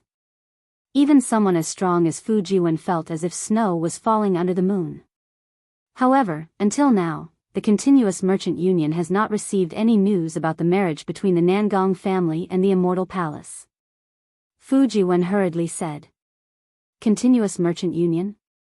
Xiao Hua sneered and looked outside the Fortune Dao Palace. He said in a rather lonely voice, "After arriving at the Star Moon Palace, Master found out that the Continuous Merchant Union is just a child. It's too difficult for them to get any news from the Immortal Palace." "Indeed." Fu Jiwen nodded. After Disciple received the news, Disciple discussed with Bai En and hurriedly sent the news of the new princess being banished to the lower realm and the Nangong family to the Continuous Merchant Union. The Continuous Merchant Union also spent a lot of money to search, but Disciple has not found any valuable information. Origin stones are not omnipotent. There are some things that cannot be exchanged with origin stones. Xiao Hua said indifferently. The secrets of the Immortal Palace and the 4 great families have been hidden on the hidden Immortal Continent for who knows how many years. It is not something that our Fortune Gate can compare to. Speaking of this, Xiao Hua pondered for a moment and said to Fu Jiwen, "Summon Bai En and tell Master the results of your discussions over the years." "Yes, Master." Fu Jiwen flew out of the Fortune Dao Palace. As for Xiao Hua, he was sitting on a jade chair, his fingers trembling in the air. He seemed to be forming hand seals, but also seemed to be writing some green seal text. His eyebrows furrowed even tighter. After a short while, Bai En followed Fu Jiwen to the Fortune Dao Palace. When Xiao Hua returned to the Soaring Dragon Mountain Range and released the thunderstorm from the top of the Fortune Dao Palace, Bai En had already sensed it. She was shocked. After meeting Xiao Hua, she had already told Fu Jiwen to cultivate with Xiao Hua. Moreover, after being banished to the Soaring Dragon Mountain Range, she had been secretly delighted to see Fu Jiwen's cultivation. She knew that her prediction was right, but when she saw Xiao Hua's Grand Ascension stage aura again, she still found it hard to calm down. She really did not dare to imagine that in just a few hundred years, Xiao Hua could actually stand side by side with Emperor Go Chen and become the supreme cultivator of the human race on the 3 continents. Moreover, she was also shocked by the East Sea Empress scheme. Chapter 4587. When Bai En entered the Fortune Dao Palace, she glanced around and saw that Xiao Hua was the only one sitting in the main hall. Although the Xiao Hua in front of her didn't look any different from the previous Xiao Hua, Bai En didn't dare to neglect him. She hurriedly retracted her gaze and followed behind Fu Jiwen. Lowering her head, she flew to the bottom of the stage and kowtowed, "Servant Bai En greets Dao Master." Xiao Hua was stunned and smiled bitterly. He glanced at Fu Jiwen and hurriedly helped Bai En up. A smile appeared on his face as he said, Bayan, no need to be so polite. As the saying goes, master and disciple are like father and son. Fu Jiwen is my disciple and my child. You are his dual cultivation partner and my Fortune Gate's daughter-in-law. You can call him Dao Master in front of others and call him Master in private. Yes, Master. Bayan was overjoyed and hurriedly corrected herself. Xiao Hua looked at Bayan and reprimanded Fu Jiwen, disciple, you're hiding something. You haven't taught Bayan the 5 energies unification technique that martial uncle Wenxiu taught you. Without martial uncle's approval, disciple wouldn't dare. Fu Jiwen's eyes lit up and he hurriedly bowed. You can teach it yourself. Master will tell you where your martial uncle is. Xiao Hua smiled and waved his hand again, taking out some pills and flying them to Fu Jiwen. These are also for you and Bayan. Thank you, Master. Fu Jiwen and Bayan replied at the same time. After the two of them stood up, Xiao Hua thought for a moment before taking out a bottle of pills and handing it over to Bayan. He said, Bayan, you were once again banished to the lower realms because of Xian. Master truly feels guilty in his heart. This is a pill used by the female cultivators of the Dao sect. It was personally refined by Master. Wanwan knew that this was Xiao Hua loving the house and its crow. Because of his guilt towards Xian, he once again looked at her in a new light. Her heart warmed, how could she still accept it? Unknowingly, she fell to her knees again and kowtowed as she cried out, Master, this disciple is Fu Jiwen's wife, and also your daughter-in-law. Right now, our family still lacks a princess. This disciple pleads for Master to save the princess. This disciple has experienced the heaven's punishment of the heaven's punishment crystal. I truly know how powerful this heaven's punishment is. This disciple is not sure if Her Highness can survive the most unbearable loneliness in this world. Master, please make a move soon. Xiao Hua's face was slightly red as he raised his hand to help Swan and I up again. He said in shame, Swan and I, get up. It's fine if I didn't know about it before, but now that I know, how can I just stand by and do nothing? Master owes Xian too much. I will not let Xian down in the future. Thank you, Master. Momo's previous words were actually somewhat threatening Xiao Hua, but seeing that Xiao Hua didn't care, her heart relaxed, and she was also happy for the new princess. Xiao Hua pointed at the jade bottle, and the pill fell into Bai An's hand. Bai An didn't say anything else, and carefully put it away. Bai An, tell me the origin of this matter, as well as the result of your discussion with Jiwen. Xiao Hua asked again. Yes, Master. Bai An didn't dare to neglect and report it again.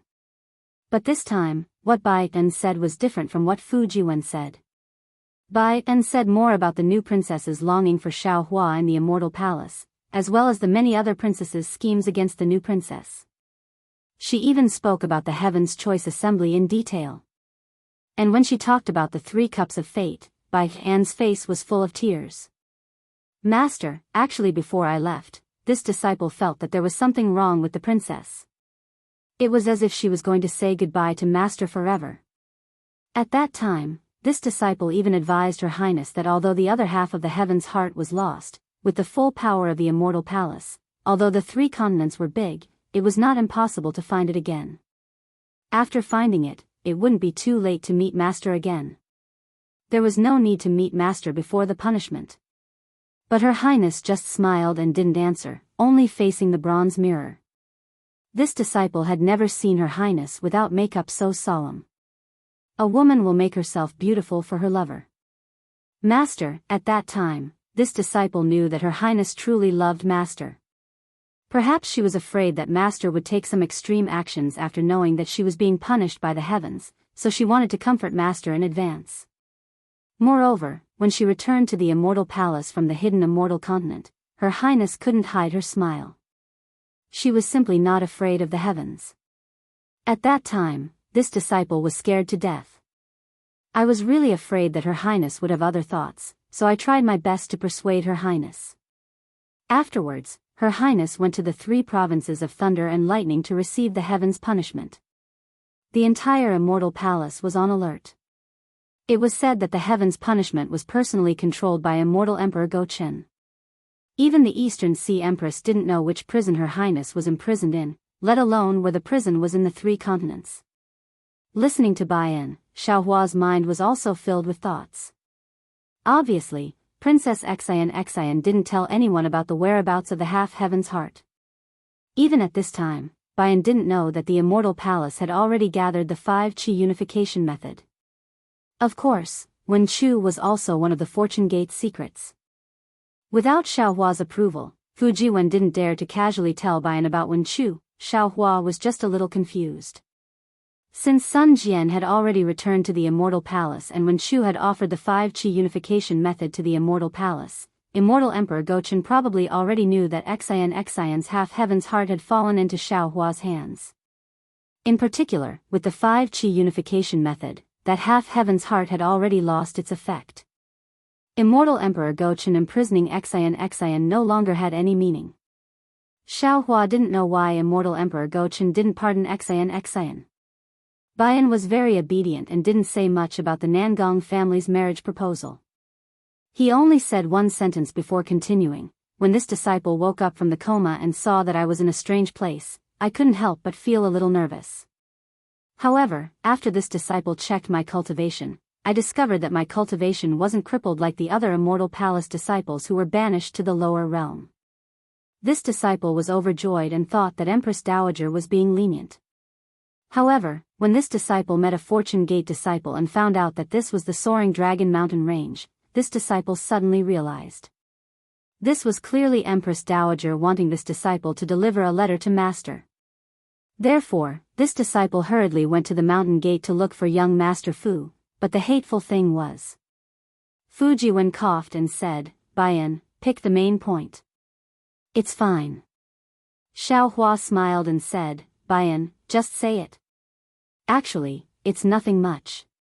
Bayan smiled and said, the Soaring Dragon Mountain Range's Fortune Gate disciple was different from what this disciple had imagined. The disciple guarding the array was actually a little arrogant and insisted that this disciple take out their palace master Lan's handwritten order before they were willing to let this disciple pass. Oh, even a 4th grade Essence Force master like you is so arrogant. Xiaohua wasn't surprised and asked with a smile.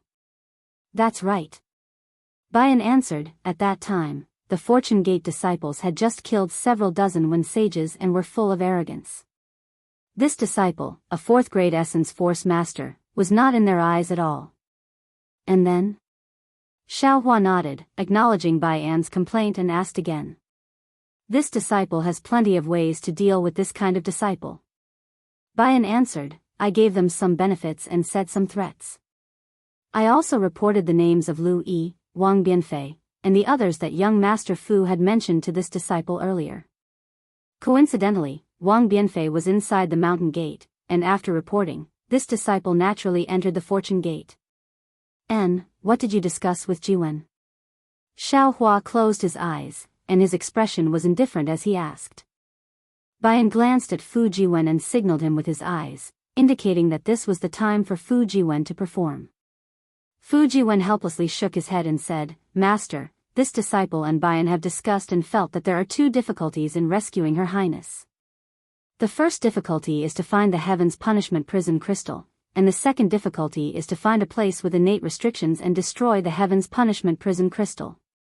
The second one is considered the easiest, and the first one is the most difficult. Because even the East Sea Empress doesn't know where the Heaven's Punishment Prison Crystal is, I'm afraid that in the entire Immortal Palace, only the 3 lightning provinces have records of this.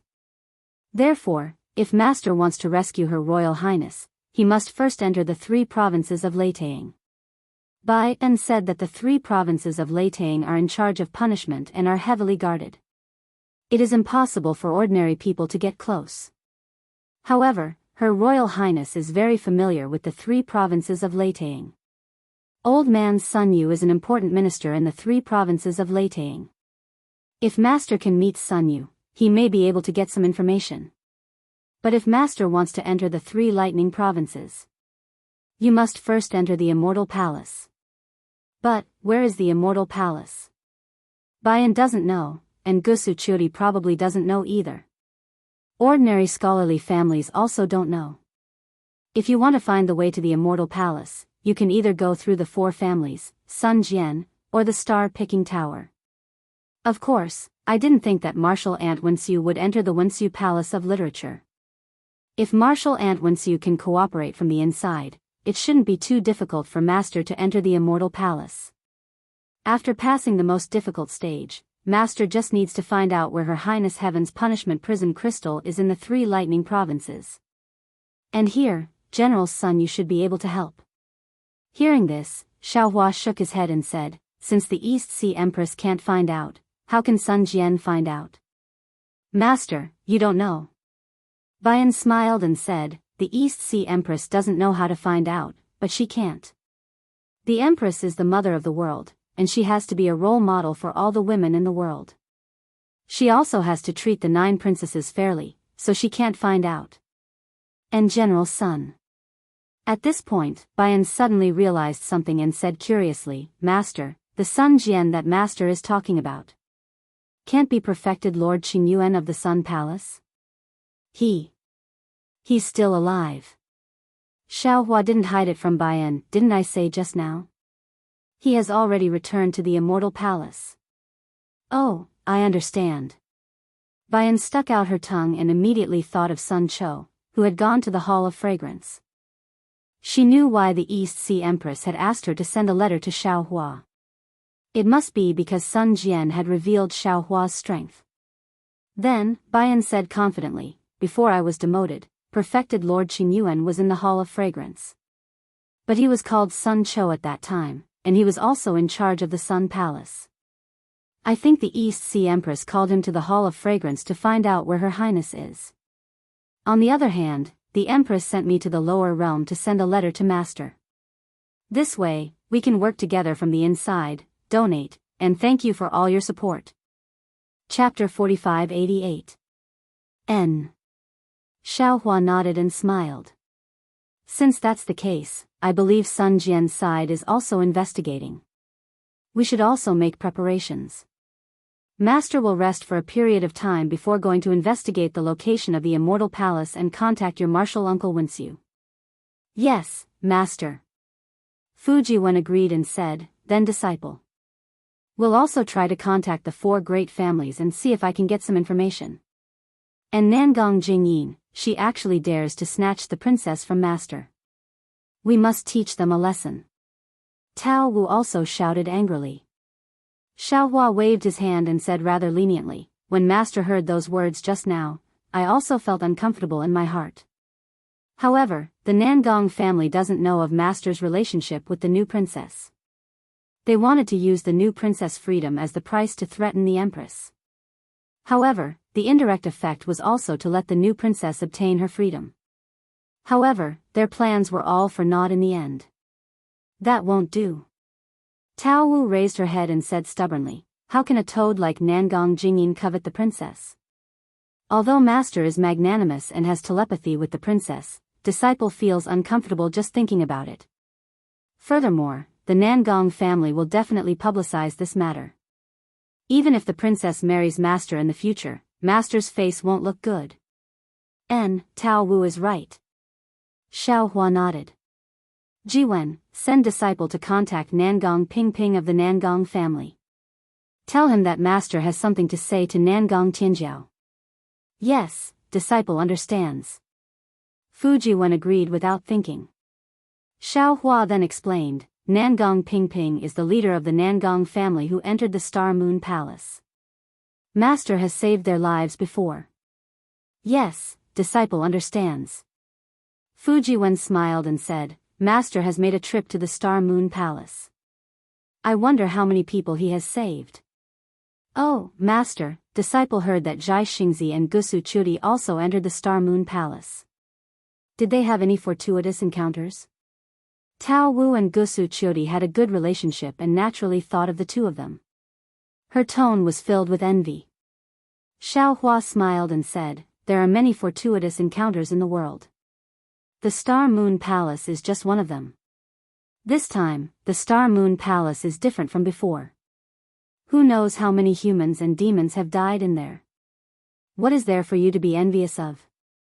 When he spoke up to this point, Xiaohua looked into the distance and frowned slightly. However, I've already promised Jai Xingzi and Gusu Qiudi in the Thousand Demons Sacred Realm that your martial uncle Wen Chu would go to the Gusu clan on Jai Xingzi's behalf to propose marriage for Gusu Qiudi. Now that he's become the Immortal Palace's Master of Literature Palace, it's quite troublesome. I have to hurry and find your martial uncle Wen Chu. Master. Upon hearing this, Tao Wu hurriedly said, You. Hey. Fujiwen frowned and stopped him. Xiaohua was puzzled and asked, What's wrong? It's nothing. Fujiwen smiled and said, I'm going to wait for Master to come back and get married. After all, if I don't go through the ceremony, I won't be able to be with Momo and have to give her family an explanation. Boom. Hearing these words, Xiaohua's mind suddenly gave birth to a clap of thunder, and the thunderstorm in the sky once again shook violently. That's right. Xiaohua lost his voice and said in a low voice, Even Momo and Gusu Qiudi want a status. Xian is Immortal Emperor Go Chen's 9th princess. How can I save her without knowing the truth? Those who know won't say much, but what about those who don't know?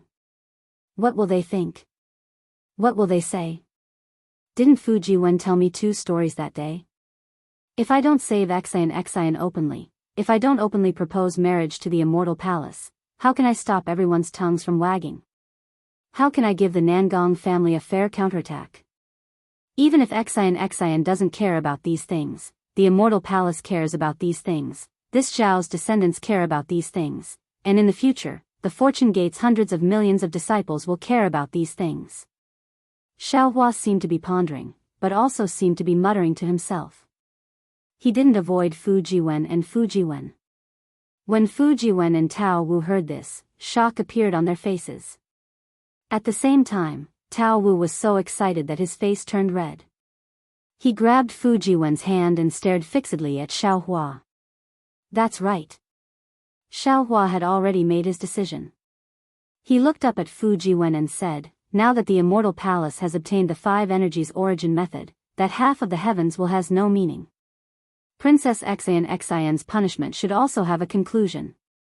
However, this conclusion needs an excuse, and also an explanation for Immortal Emperor Go Chen to the world and the other 8 princesses. The Nangong family just happened to give the Eastern Sea Empress this excuse. I'm sure they've already started to prepare and send a letter to the Immortal Palace. Xian gave me half of the heavens will to save me that day. After I used it, I had no way of returning it to Xian. This caused Xian to be imprisoned in the heavens punishment prison crystal. Since Xian is like this, I can't let her down. I must openly save her. Xian has such deep feelings for me, so I can't let her down. I must announce to the world that I am Xian's true love. I'm prepared to propose marriage to Immortal Emperor Go Chen. After listening to the end, Fujiwen was a bit dumbfounded. This was because he understood Xiaohua the most and knew that Xiaohua didn't like to attract attention. Therefore, all his previous thoughts were based on this. It would be best if they didn't reveal anything and quietly rescued the new princess. However, he didn't expect that Xiaohua would propose marriage to Immortal Emperor Go Chen in order to save Princess Xian. Master. Bai En was abnormally excited and shouted, Your idea is the best. Disciple feels that Her Highness likes it the most. If she knew, she would be so happy to marry Master. However, Disciple still has a small doubt. Speak. Xiaohua asked. Bai En replied, Master, don't forget. The Nangong family proposed marriage first. Moreover, the Eastern Sea Empress has already agreed to the Nangong family. With her temper, she definitely won't go back on her words. If she doesn't say anything, the Immortal Emperor will definitely agree to the Nangong family's marriage. Now that Master proposes marriage, how can these two agree? After all, it's first come first serve. That's easy. Xiaohua smiled. Master won't propose marriage first. I'll ask about Princess Xianxia's whereabouts first and save her before the Nangong family. Then, I'll return to the Immortal Palace to propose marriage. It's best if we can cook the rice. Fujiwen took the opportunity to shout. Bah! Bai and spat, but still nodded. This method is the most realistic. No. Xiaohua smiled. Others can, but not Xian. The 9th princess of the Immortal Emperor must have etiquette above all. Master, you can actually hide on the side and suddenly make a move when the Nangong family saves Xian. Fujiwen reminded again. No. Xiaohua shook his head.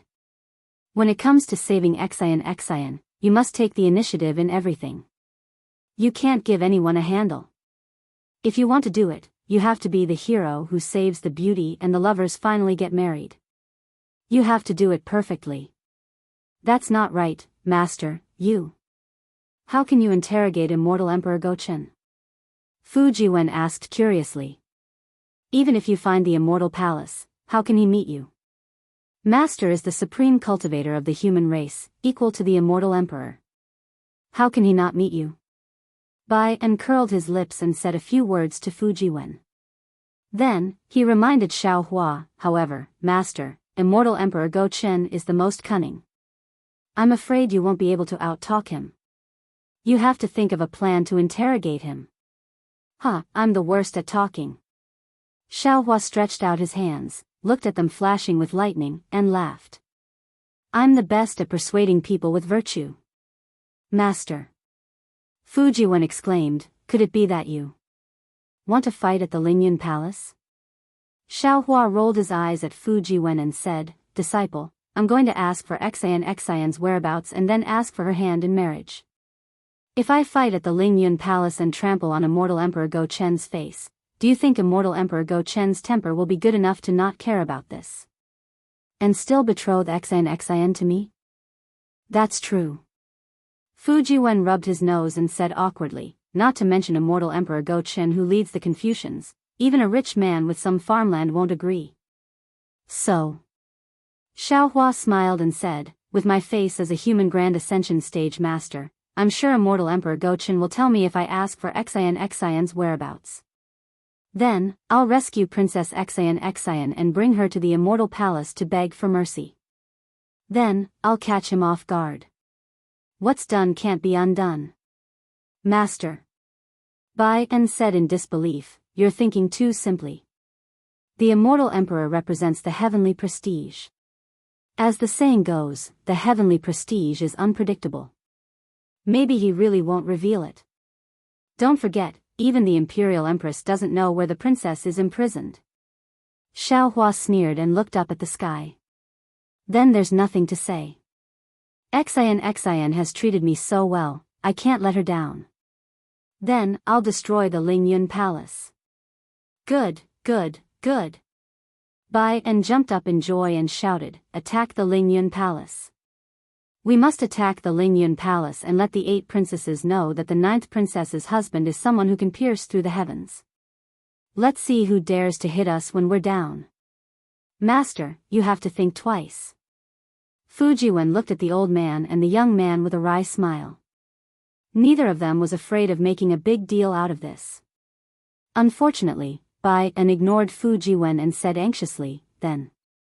Master, if that's the case, I have to contact Marshal Antwen Chu and hurry to find the Immortal Palace. If we're too late, the Nangong family will take the lead and that will be bad. Attacking the Lingyun Palace is just a preparation. I don't think it'll happen. Of course, if it really does happen, then it'll be the time for our fortune gate to establish our prestige. This is also an opportunity that Immortal Emperor Gochen has given me. Xiaohua smiled coldly. So, there's no need to involve Marshal Antwen Chu. I have my own plans. How does Master want to find the Immortal Palace? Bai En was a little confused. Give it as a reward, and thank you for all your support. Chapter 4589. Master has already asked Li Xiang about it. Xiaohua smiled, the Hidden Immortal Mainland's Jadestage Conference is about to be held in a month. Isn't that a great opportunity? Master, what does the Jadestage Conference have to do with the Immortal Palace? Bai En was even more confused and asked curiously, disciple knows about the Jadestage Conference. That year, Gusuchiodi was still a star monarch. That place is where the guilty officials of the Immortal Palace are punished. Even the Star Monarch Hall's Hall Master wouldn't know about the Immortal Palace's location. Fujiwen seemed to have thought of something and asked with a smile, Master, why did you send your disciples to snatch an Imperial Preceptor's lot? Could it be that Master wants to establish a country? Bai En was unhappy that Fujiwen changed the topic, but just as she was about to speak, Xiaohua answered, Disciple do you know about the Shao country? Of course I know Fujiwen smiled. Disciple had just returned to the Soaring Dragon Mountain Range and heard the disciples talking about the Shao country. Is Master planning to establish a country in the Shao country? Yes, Xiaohua smiled bitterly. It's not that Master is ambitious, but Master has no choice but to establish a country. Xiaohua then recounted what he had seen and heard in the Shao country, as well as how Xiong Yi and the others had captured the country's ruler. In the end, he said, instead of letting those Confucian cultivators or Grand Mist ancestors' subordinates take advantage of the Shao country, it's better for our fortune gate to do it ourselves. Moreover, didn't Master say it earlier? Xiong Yi and Li Xiang are fortune gate's outer disciples, and you are fortune gate's inner disciples. Not to mention you, even your subordinates are stronger than Xiong Yi and the others. How do you expect outer disciples to interact with inner disciples? I can imagine how awkward it must be for Li Xiang and Prince Lan to sit on these two chairs in front of me when I'm not around. But if I ask you to sit on this chair, you definitely won't be willing. Therefore, Master has decided to send the outer disciples to the Shao country. Master's plan is good. Fujiwen nodded. One is the Shao country, the Hidden Immortal Mainland's first Dao Empire, and the other is the Soaring Dragon Mountain Range, the Hidden Immortal Mainland's first Dao sect. They can support each other and develop together. Master.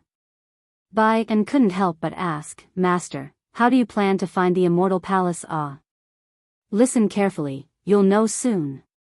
Xiaohua smiled, then asked Fujiwen, how many Imperial Preceptors will there be in the Yaotai meeting this time?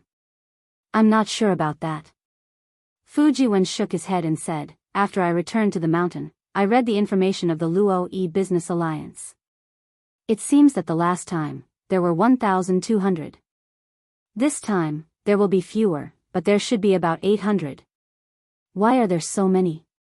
Xiaohua asked curiously. Back then, Master had snatched 1 out of 10, and racked his brains.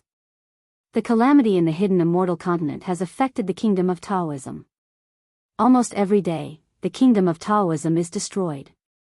Moreover, the interval between the Jadestage gathering has been long. Naturally, there will be more lots for the State Master. Fujiwen said with a smile, however, Master, isn't it better to have more lots for the State Master? Master still can't find the way to the Immortal Palace with these 800 lots? Hearing this, Bai En finally understood. Xiaohua's idea was really incredible, but it was very feasible. Since the kingdom of Taoism had to be worshipped when the kingdom of Taoism was established, the lot of the State Master had to return to the Sole Official Hall. The Sole Official Hall was in the Immortal Palace, so following the lot of the State Master would naturally lead to the Immortal Palace. Of course, 1 lot of the State Master might not be enough, but what about 10? What about 100? What about 1,000? With Xiaohua's strength as a human Mahayana stage cultivator, he could definitely find the way to the Immortal Palace. In this way, Xiaohua could step into the Immortal Palace's Nantian Gate without relying on any information or contacting Wen Chu. Master. Disciple. Really admires you. Bai En said, only Master can become a human Mahayana stage cultivator. Unlike some people, who know. But don't say it. After saying that, Bai En pinched Fujiwen's waist. Fujiwen didn't dare to be negligent and hurriedly responded with an ouch, to show that he had received Bai En's anger. Xiaohua looked at the young couple, and after a while, he said, Bai En used to be an immortal official of the Immortal Palace, so he has considered some things more comprehensively. Jiwen and Bai En, think about this more carefully. We will set off for the Yaotai mountain in 10 days. Yes, master. Fu Jiwen and Bai En bowed and agreed. Also, Jiwen, you take Bai En and your disciples back to the Shenhua continent. Let Bai En take over Xiong Yi's matter and investigate the culprit behind the Shao country's Confucian cultivators. You will organize the 100,000 Fortune Gate disciples and accompany Master to the Yaotai mountain. Yes. Fu Jiwen agreed and left Bai En in the Fortune Dao Palace while he went to gather his disciples. Bai En, tell Master about Princess Xianxia. Xiao Hua smiled and said, she never mentions anything about the immortal palace. This. Feng Xiu was a little embarrassed and said, Master, let's talk about this after you rescue Her Highness. After all, this disciple doesn't know what Her Highness wants to say. If this disciple says something wrong, Her Highness will punish this disciple. All right. Xiao Hua also knew that it was difficult for Yan Cheng. After pondering for a moment, he asked, oh right, back then when Master met Princess Xianxia, she was only around the 4th grade of essence energy. It seems like her strength back then was not comparable to yours. Why is that? At the mention of this, anger immediately appeared on Bai An's face. He said fiercely, isn't it all because of Princess Qing Qing of the Jasper Flower Palace? Bai An then told him about Princess Qing Qing's plot to frame Princess Xianxia. In the end, he said, Princess Qing Qing is injured and her cultivation is not fully recovered. I heard from the maidservants of the school of the Emperor Star that they once begged the princess to report this matter to the Emperor Immortal. However, the princess felt that the Emperor Immortal was too busy with government affairs and was troubled by the matters of the 4 great clans. If she told the Emperor Immortal would be even angrier, so she didn't say anything. At that time, the princess probably wanted to avoid Princess Qing Qing, so she descended to the lower realm. Hearing this, Xiao Hua was stunned. He seemed to have thought of something. He looked deeply at Bai En and said, Bai En, didn't Xianxia tell you why she went to the Saint River in the Western Paradise? No. Bai En asked curiously, why did Her Highness tell this disciple this? Xiao Hua said word by word, when Master met Princess Xianxia in the Western Paradise, she had invited a Buddhist disciple who was proficient in heaven's feet. She also wanted to invite a Daoist cultivator who was proficient in water escape and formations to the Xianshui Palace at the bottom of the Saint River to save a nephew of hers. She also said that this nephew of hers was suppressed in the Xianshui Palace. How is that possible? Bai En didn't care and said casually, Her Highness's nephew. However, at this point, Bai En suddenly froze. The details of her time with Princess Xianxia suddenly appeared in her mind. Bai En immediately understood. Wasn't the nephew that Princess Xianxia was talking about her? Bai En had never thought that a descendant of an immortal emperor would risk her life to save her in an unknown place when she was seriously injured. Just for that possibility alone. Princess Xianxia. Bai En knelt on the ground and cried as she kowtowed to the sky. Even if this servant's body is smashed to pieces, this servant will still save you from the heaven's punishment prison crystal. Otherwise, this servant won't be able to repay your love for me. Sigh. After Bai En finished crying and kowtowing, Xiao Hua helped Bai En up and said, Xianxia is always so considerate of others. She treats you the same way as Master. After hearing so much, she didn't tell you or Master about it. This is the bearing of an immortal emperor's princess. Whether it's you or Master, we can't let her down. Of course, the heavenly Tao is fair as well. If she didn't save you, I'm afraid you wouldn't have been banished to the lower realm to save her. Master, I don't want to eliminate any karma.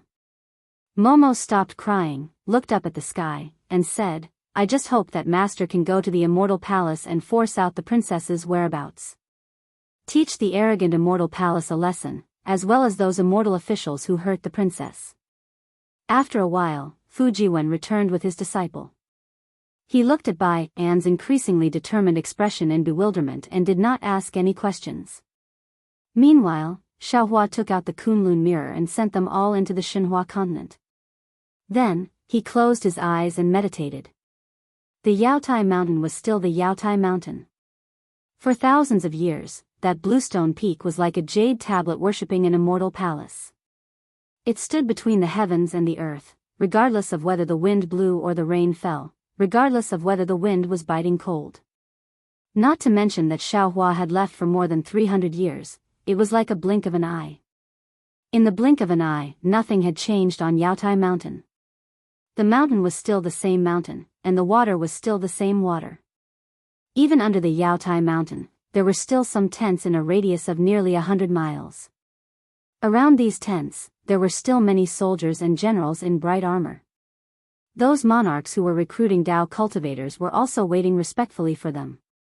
However, the current Yaotai Mountain was different from before. Snowflakes were fluttering in the sky, and these snowflakes were different from most places in the hidden immortal continent. The snowflakes were the size of a palm, and looked like white cranes. As the snowflakes fluttered in the air, they danced along the protrusions on both sides. It was very beautiful. However, when the snowflakes fell to the ground, it could be seen clearly. Rather than saying that these snowflakes looked like white cranes, they looked more like 2 palms of yaoju flowers. The yaoju flower was a kind of flower that ordinary Confucian cultivators in the hidden immortal continent liked. The yaoju flower was pure white in color, and had a kind of faint fragrance without makeup. It symbolized the noble and virtuous conduct of Confucian cultivators. Moreover, the petals of the yaoju flower were not round. Instead, they were folded together, just like how Confucian cultivators put their hands together when they saluted. When the wind blew, the yaoju flower swayed as if it was saluting someone. This was the real reason why Yaotai Mountain was famous in the secular world. Chapter 4590. The strangest thing was that when the snowflakes fell from the Yaotai Mountain, whether it was on the ground or on the mountains, before the snowflakes melted, the closed palms were all facing the same direction. No one knew whether that direction was where the immortal palace was located or not, but everyone knew that even if it wasn't, that direction was it after the Yaotai Mountain became famous. Yaoju snow covered the sky and covered the mountains. In this heavy snow, there were thousands of Daoist cultivators standing quietly in the air. Their eyes flashed as they stared fervently at the Yaotai Mountain, waiting for the Yaotai gathering to begin. These cultivators were no different from the cultivators 300 years ago. Although they knew that this was the immortal palace's arrangement, they had no choice but to gather here and wait for an opportunity to survive and cultivate. However, in this group of cultivators, there was a mid-nascent soul cultivator who was different from the others. This cultivator had a handsome face and a tall figure. His face carried a kind of indifference and confidence. He didn't look at the Yaotai Mountain. Instead, he looked at the nascent soul cultivators in the distance from time to time, as if he was looking for something. Occasionally, a few nascent soul cultivators would notice his gaze and nod at him in acknowledgement. This cultivator was called Jianghu. He was from the Yan province's curved cloud pavilion and had entered the ranks of nascent soul cultivators 500 years ago. Moreover, Jianghu had also participated in the Yaotai Mountains gathering several hundred years ago. However, this Jianghu had the ability to seek advantages and avoid disadvantages. When he attended the banquet held by Reverend Huda, he first raised his cup to Reverend Huda. Then, he was moved by Reverend Qing Su's words.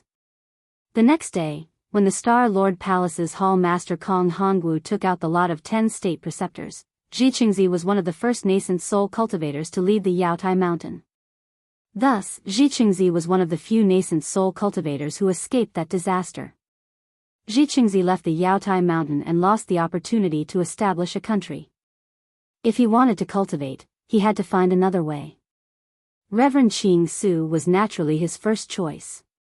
After Reverend Qing Su left with a few gold core cultivators as a cover, Jianghu and a few other nascent soul cultivators caught up with Reverend Qing Su and became the Grand Mist Ancestor's subordinates. Taoist Master Qing Su was originally unhappy that he failed to recruit Xiaohua, but when he saw Jianghu and other nascent soul cultivators coming over to pledge their allegiance, he was very happy. Soon after, he did not dare to stay in the vicinity of Yaotai Mountain and flew away with Jianghu. After that, they waited at several other places for the Dao Gates cultivators that they had arranged to meet before returning together to pay their respects to the Grand Mist Ancestor. Even though the Grand Mist Ancestor was cold by nature, he had absolute leadership skills when it came to developing his forces. He treated Jianghu and the others very well and was not stingy with their cultivation techniques, pills, and secret techniques. In the past 200 years, Jianghu, who had reached the end of his cultivation, broke through his bottleneck once again and reached the late nascent soul stage. He became Daoist Jianghu's right-hand man in one fell swoop. Previously, this Yaotai Mountain was the place where Jianghu Daoist often came to recruit people. Later on, when Jianghu Daoist left for the Thousand Demons Sacred Realm, Jianghu was in charge of this place. This time round, apart from being in charge of recruiting Dao sect cultivators, Jianghu had also brought over 100 cultivators to snatch the lot of the imperial tutor. Looking at the fluttering Yaojukshu, Jianghu's gaze drifted away. The scene from several hundred years ago involuntarily appeared in his mind. AI, it said that fate makes fools of people. It's really so. Thinking back, that Daoist Wada was so full of energy at the banquet that I was completely convinced. But who knew? He was actually a pawn of the Star Lord Palace. The Yaotai Mountain gathering that time was also a rare danger. Fortunately, I reacted quickly and withdrew in time. If I had followed Daoist Wada into Yaotai Mountain, would definitely have fallen on the Yaotai Mountain like those nascent soul cultivators. Less than 1 out of 10 would survive. This is something that has never happened before in the Yaotai Mountain gathering. Moreover, there are many mysteries in the Yaotai Mountain gathering that have not been solved even until today. Who killed the Star Lord Palace's Kong Hongwu? Even though some people suspect that it's my Grand Mist Ancestor, he has always smiled without saying anything and has never admitted it directly. Who knows if he disdains to admit it, or denies it. After all, ambushing and killing a 5th-level Essence Energy Grandmaster is really nothing much to him. Some people also say that it's an internal strife in the Immortal Palace. There are other forces in the Star Lord Palace. Otherwise, how could there only be 10 State Masters in the Yaotai Mountain gathering? It's clear that someone from the Immortal Palace set a trap for Kong Hongwu. Moreover, the Confucian cultivator hiding among the Daoist cultivators also killed several of Kong Hongwu's trusted subordinates one by one, bringing the entire Yaotai Mountain under his control. Of course, some people also say that it's Xiao Hua, Daoist Xiao, whose name is now more famous than the ancestor. But others may not know, but I saw Xiao Hua at the banquet that year. He was really only a nascent soul cultivator at that time. It seems that he wasn't Daoist Wada's opponent. How could he possibly kill Kong Hongwu? Moreover, didn't the ancestor say at that time that Xiao Hua's strength was not enough to kill him? Xiao Hua's strength is not enough to kill Kong Hongwu. It must be the Immortal Palace's method. Perhaps the mastermind behind the scenes is the current Star Lord Palace's Palace Master Linghu Pihuan. Jianghu had just thought of Linghu Pihuan when, rumble. The sound of beating drums resounded from the Yaotai Mountain. The sound of the drums was ear-splitting. The red clouds began to roll, and the snowflakes in the sky were shattered into pieces. Immediately, rays of golden light pierced straight down from the clouds, dyeing those snowflakes. Regardless of whether it was the snowflakes or the snowflakes, they all showed a kind of graceful luster. In this golden light, the red clouds in the sky began to gather in every direction. In no more than a moment, they again condensed into 28 enormous clouds. 28 brightly armored immortal generals appeared above the clouds. Jianghu's gaze swept around. He already saw clearly that these immortal generals were the 28 star generals. They were different from the ones he had seen before. Let alone that Hornwood Dragon Linghu Piran, Wellwood Dragon Shengguan Yeren, and Tail Fire Tiger Ouyang Jingran's appearances were different. Even the other dozen star generals had changed. Immediately, many ceremonial guards spread out. Dressed in Confucian attire, wearing a tall crown on his head, and holding a jade tablet in his hand, the figure of Star Lord Palace's Palace Master Linghu Pihuan flew out from the Yaotai Mountain. Linghu Pihuan was the same as Kong Hongwu back then. His eyes wandered all around to look at the nearby Daoist cultivators. Afterwards, he raised the jade tablet with both hands and bowed towards the rising sun in the east, reciting, "My name is Linghu Pihuan. I have received the hidden immortal continent's Confucian cultivators' trust to control Star Lord Palace. Today is the day that Star Lord Palace opens the Yaotai Assembly. I, the 1,000-star generals, earnestly request the Confucian cultivators' past ancestors to permit me to open the Yaotai Mountain to hold the Yaotai Assembly." And similarly, there was no difference at all. Following Linghu Pihuan's words, ray after ray of awe-inspiring qi descended from the Yaotai Mountain. That awe-inspiring qi's color was extremely dazzling. Following this rainbow-like pillar of light, another imperial edict sparkling with golden light fell from the sky. However, just as Linghu Pihuan bowed, the instant he received the imperial edict, woo, woo. The sound of a gale's furious howl came from the distant horizon. The wind's howl in winter was originally normal, but before this howl, it unexpectedly shook all around. The heaven-earth origin energy within several tens of thousands of li seemed to be swallowed by a giant mouth as it flowed towards one place. Let alone that the crimson clouds and snowflakes in the sky were torn to shreds, even the rainbow-like pillar of light above the Yaotai Mountain violently swayed in this gale. The previous world's might was practically swept clean. This. Linghu Pihuan was stunned, shame and anger appearing on his face. While he was inwardly astonished, he slowly straightened his body. The clear light in his eyes faintly flickered, wanting to look at the origin of the gale. It was also at this moment that the sound of thunder that soared to the sky rang out again.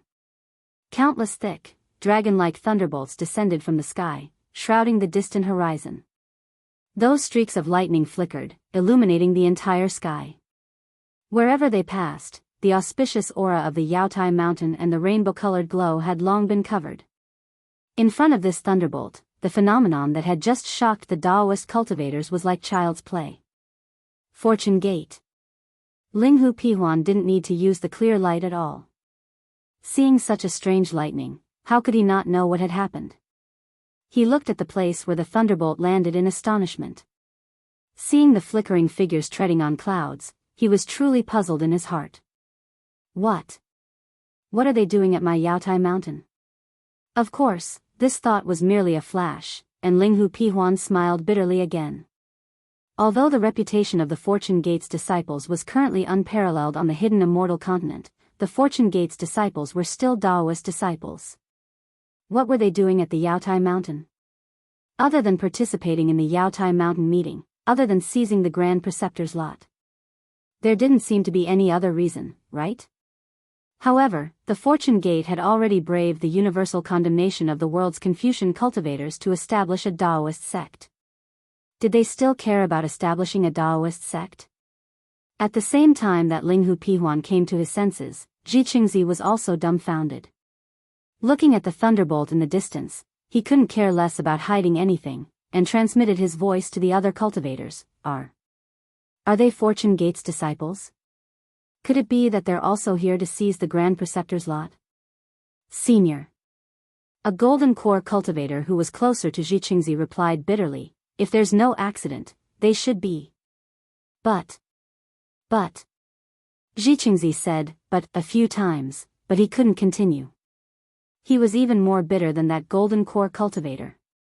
While these Daoist cultivators and the Confucian cultivators of the Yaotai Mountain Star Lord Hall were still in shock, in the distant horizon, 100,000 Fortune Gate's disciples clad in armor and holding magic treasures in their hands flew over in an orderly formation. The battle formation formed by these 100,000 disciples was the Golden Crow Immortal Slaying Demonic Formation. Thick bolts of lightning fell on the battle formation, turning into lightning that scattered around the disciples, entangling the clouds beneath the Fortune Gate's disciples' feet. From afar, the 100,000 disciples looked like a huge golden crow made of lightning, exuding an invincible aura. Damn it. Linghu Pihuan couldn't help but curse inwardly. Are they here to seize the Grand Preceptor's lot? Or are they here to destroy my Star Lord Hall? Chapter 4591. Just as Linghu Pihuan was at a loss on how to respond, a will like that of heaven and earth emerged from the battle formation and crashed down on the Yaotai Mountain. Then, a tall and skinny figure that looked like a heavenly god flew out from the lightning, surrounded by lightning. Xiao Hua. When Linghu Piming saw this tall and thin figure, he actually felt a sense of relief. He held the Immortal Palace's imperial edict in his hand and watched Xiao Hua fly slowly, gathering all the light and darkness between heaven and earth on his body. He couldn't help but have mixed feelings in his heart. Linghu Piming knew more than Jianghu, so he admired this enigmatic human race Mahayana realm even more. 300 years ago, he was the one who suggested Kong Hongwu recruit him, but 300 years later, he had become a supreme cultivator in the eyes of millions. Since Xiao Hua stood at the peak of human cultivation, then all the mysteries on the Yaotai Mountain that day had been solved. However, who would dare to mention the Yaotai Mountain gathering again? The thunder became louder and louder, and the lightning became more and more dazzling. The Fortune Gate disciples flew from the horizon to the side of the Yaotai Mountain. The several thousand Dao cultivators didn't dare to be negligent. They all tidied up their clothes and prepared to greet Xiao Hua. The monarchs who were preparing to recruit Dao cultivators under the Yaotai Mountain couldn't sit still in their tents and rushed out one by one. They didn't dare to approach and only stood respectfully on the ground, not daring to be slow in the slightest. As for the Star Lord Hall's immortal soldiers and immortal generals, where was their previous arrogance? They were quite embarrassed and nervously gripped their weapons. They looked at the Fortune Gate disciples and secretly glanced at Linghu Piming, afraid that Linghu Piming would give the order to attack. Just when Linghu Piming's mouth was dry, the lightning suddenly dimmed, and even the sound of thunder was annihilated. The 100,000 Fortune Gate disciples silently scattered in all directions, surrounding the Yaotai Mountain. Linghu Piming had only casually swept his clear sight light over the Fortune Gate's disciple closest to him, and he couldn't help but shudder in fear. Late nascent soul realm cultivator, his grandma, an ordinary Fortune Gate's disciple, is already at the upper 4th grade of essence force. These 100,000 Fortune Gate's disciples can easily flatten my Star Monarch Hall.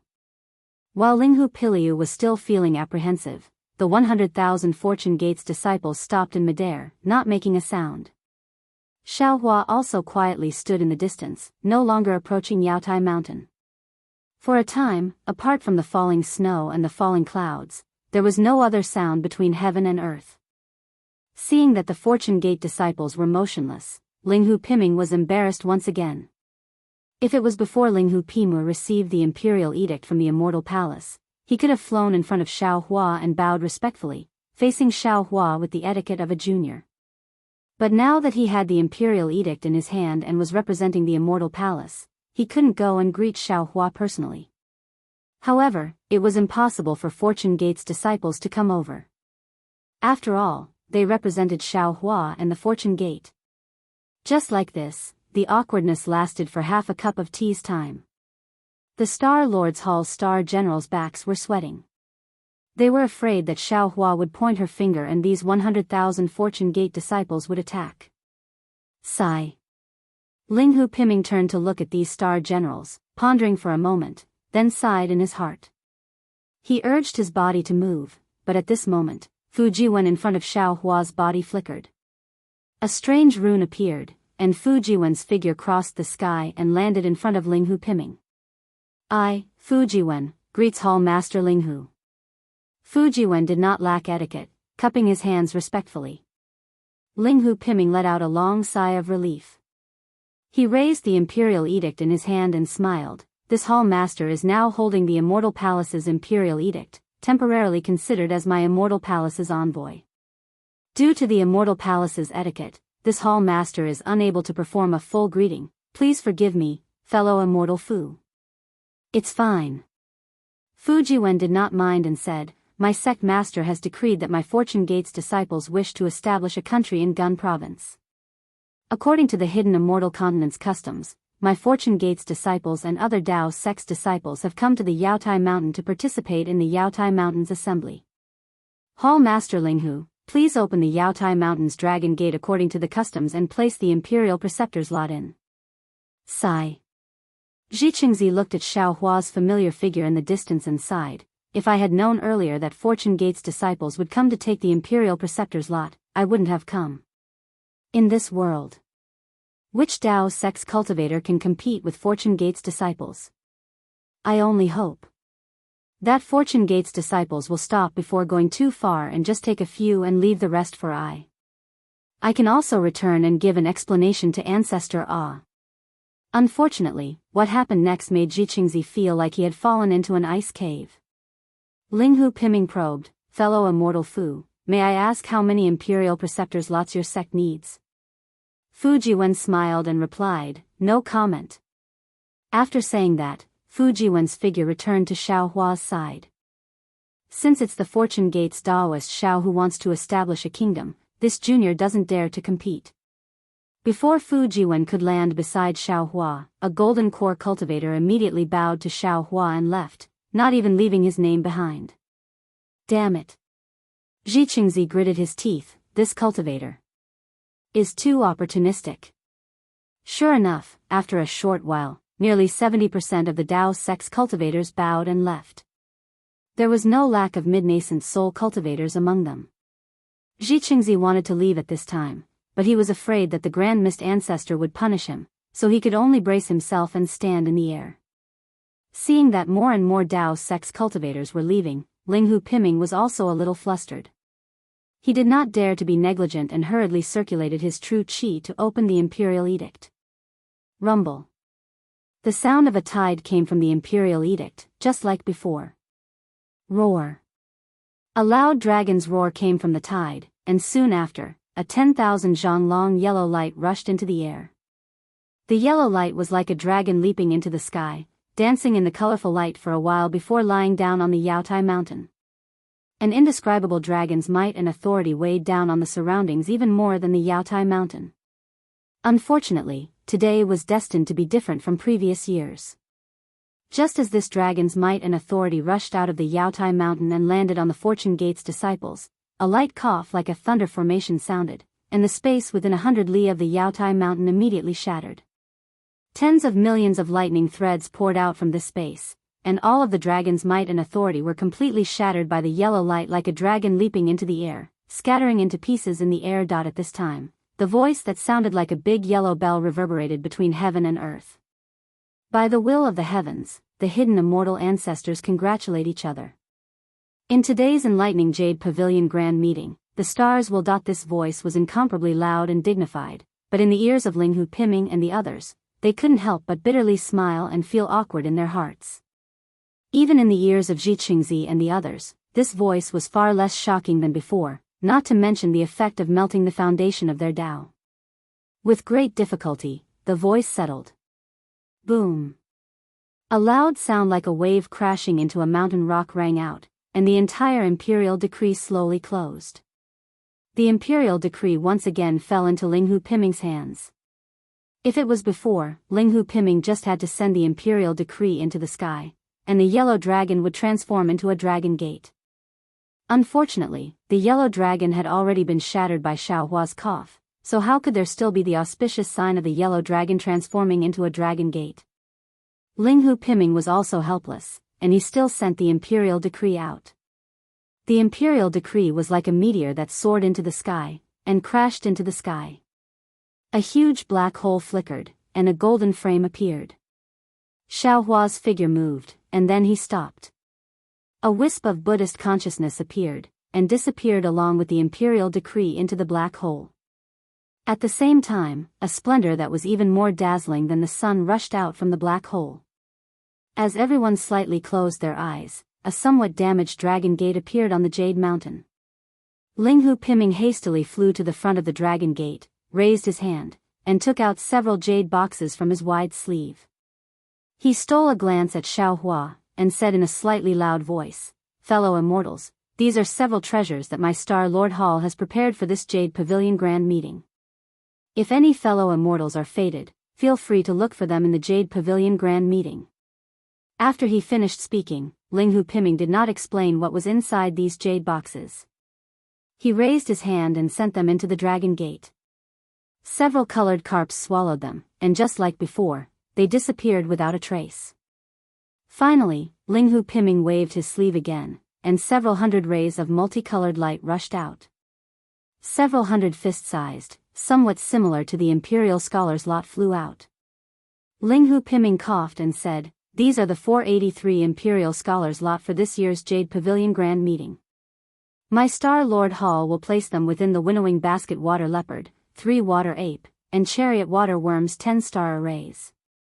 Hastily saying this, Linghu Piming waved his hand. Several hundred dragon roars came from the Swanee Imperial Jade Seal.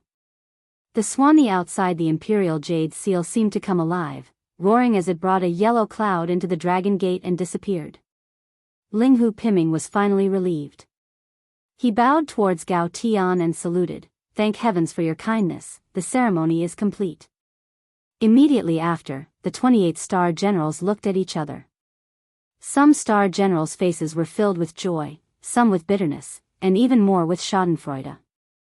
One by one, they urged their magic clouds to descend into the Jade Mountain. Everyone. Fujiwen saw all the star generals leave, loudly shouting, "Enter the array, take all of the 483 national preceptors' lots." Yes. The Fortune Gate's disciples' auras were like rainbows, and as they answered in unison, the damaged Dragon Gate swayed twice. Seeing the 100,000 Fortune Gate's disciples enter the Dragon Gate one by one like lightning, Xianxia and the other Daoist sect's cultivators no longer dared to hesitate. They all turned their heads towards Xiaohua and cupped their fists, urging their figures to leave. Although the 483 Imperial Scholars lot was not a small number, enough to establish 483 Daoist sect's countries on the hidden immortal continent, Xianxia and the others did not doubt that with the Fortune Gate strength, establishing 483 countries would be a piece of cake. After Xianxia and the others left, Linghu Piming tidied his clothes and flew in front of Xiaohua. He bowed and said, "Junior Linghu Piming has come to greet Daoist Xiao." Junior was previously holding the Immortal Palace's imperial decree, so it was inconvenient for Junior to salute. Now, Junior has specially come to ask for forgiveness, cast a monthly vote, cast a recommendation vote, bookmark, gift, and thank all forms of support. Chapter 4592. Amen. Xiaohua nodded slightly, glancing at Linghu Piming and saying, "I know. You don't need to mind." Linghu Piming said with a flattering smile, "Then Junior can rest assured. Apart from asking for forgiveness, Junior also wants to ask Senior. If Senior wants to establish a country, Senior only needs one Imperial Preceptor's signature. Furthermore, if Senior were to establish over 400 Daoist kingdoms at once, it would bring about endless trouble." Xiaohua looked at Linghu Piming and said with a smile, "Hall Master Linghu, do you want to know the reason?" "Yes, Senior. If Senior can give pointers, Junior will be endlessly grateful." Linghu Piming said with a nod. "I can tell you. However, you have to tell me something first." Xiaohua's gaze landed on Linghu Piming. That lightning-like gaze caused Linghu Piming to be alarmed, seemingly thinking of something. He hesitated slightly and said in a low voice, "If it doesn't involve the Immortal Palace's secrets, Junior will definitely report truthfully." "Sure enough," Xiaohua asked, "you tell me why there were only 10 Imperial Preceptors' signatures in that Jadestage summit that I participated in back then? Why did the entire Jadestage mountain set up 3 grand formations all at once? What exactly was your goal in hunting my Dao sect's nascent soul cultivators?" Linghu Piming had a headache and said with a flattering smile, "Senior, this Junior is aware of the problem that you spoke of, but I also know very little. Furthermore, this Junior also really doesn't dare to reveal anything to Senior. Senior, please understand." If Linghu Piming kept evading, Xiaohua might use some divine ability to search Linghu Piming's memories. But Linghu Piming was so calm, Xiaohua couldn't make things difficult for him either. However, after Xiaohua pondered slightly, he asked again via voice transmission, "Linghu Piming, since that's the case, then I won't force you either. I'll ask you another matter that doesn't involve the Immortal Palace's secrets." Linghu Piming frowned, even more puzzled. Since it wasn't the Immortal Palace's secrets, why didn't Xiaohua ask but instead voice transmission? However, he didn't dare to be negligent and hurriedly replied via voice transmission, "Senior, please speak. As long as Junior knows, I'll definitely say everything I know."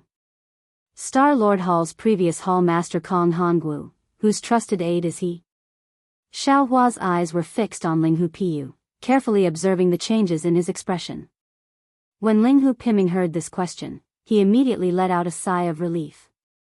With a smile, he transmitted his voice. Senior, on the surface, Palace Master Kong Hongwu is a trusted aide of Lord Sun Peng of the Hall of Enlightenment. However, according to what I know, this Hall Master Kong is also a member of the Heaven and Earth faction. Heaven and Earth Gate? Xiao Hua was startled. He seemed to have heard of this Heaven and Earth sect before, but he had never met anyone from the Heaven and Earth sect, so he was somewhat puzzled. What kind of organization is the Heaven and Earth sect? Senior. At this point, Ling Hu Piming had already revealed everything he knew. He hurriedly replied, the so-called Heaven and Earth sect is the Immortal Palace's Heavenly Mystery Hall's organization in the 3 continents. Inside are Heavenly Mystery Hall's secret agents. Oh. How did you know? Xiao Hua raised his eyebrows and asked curiously, this matter. Who else knows? Junior is someone Palace Master Kong trusts. There are some things he does not hide from Junior.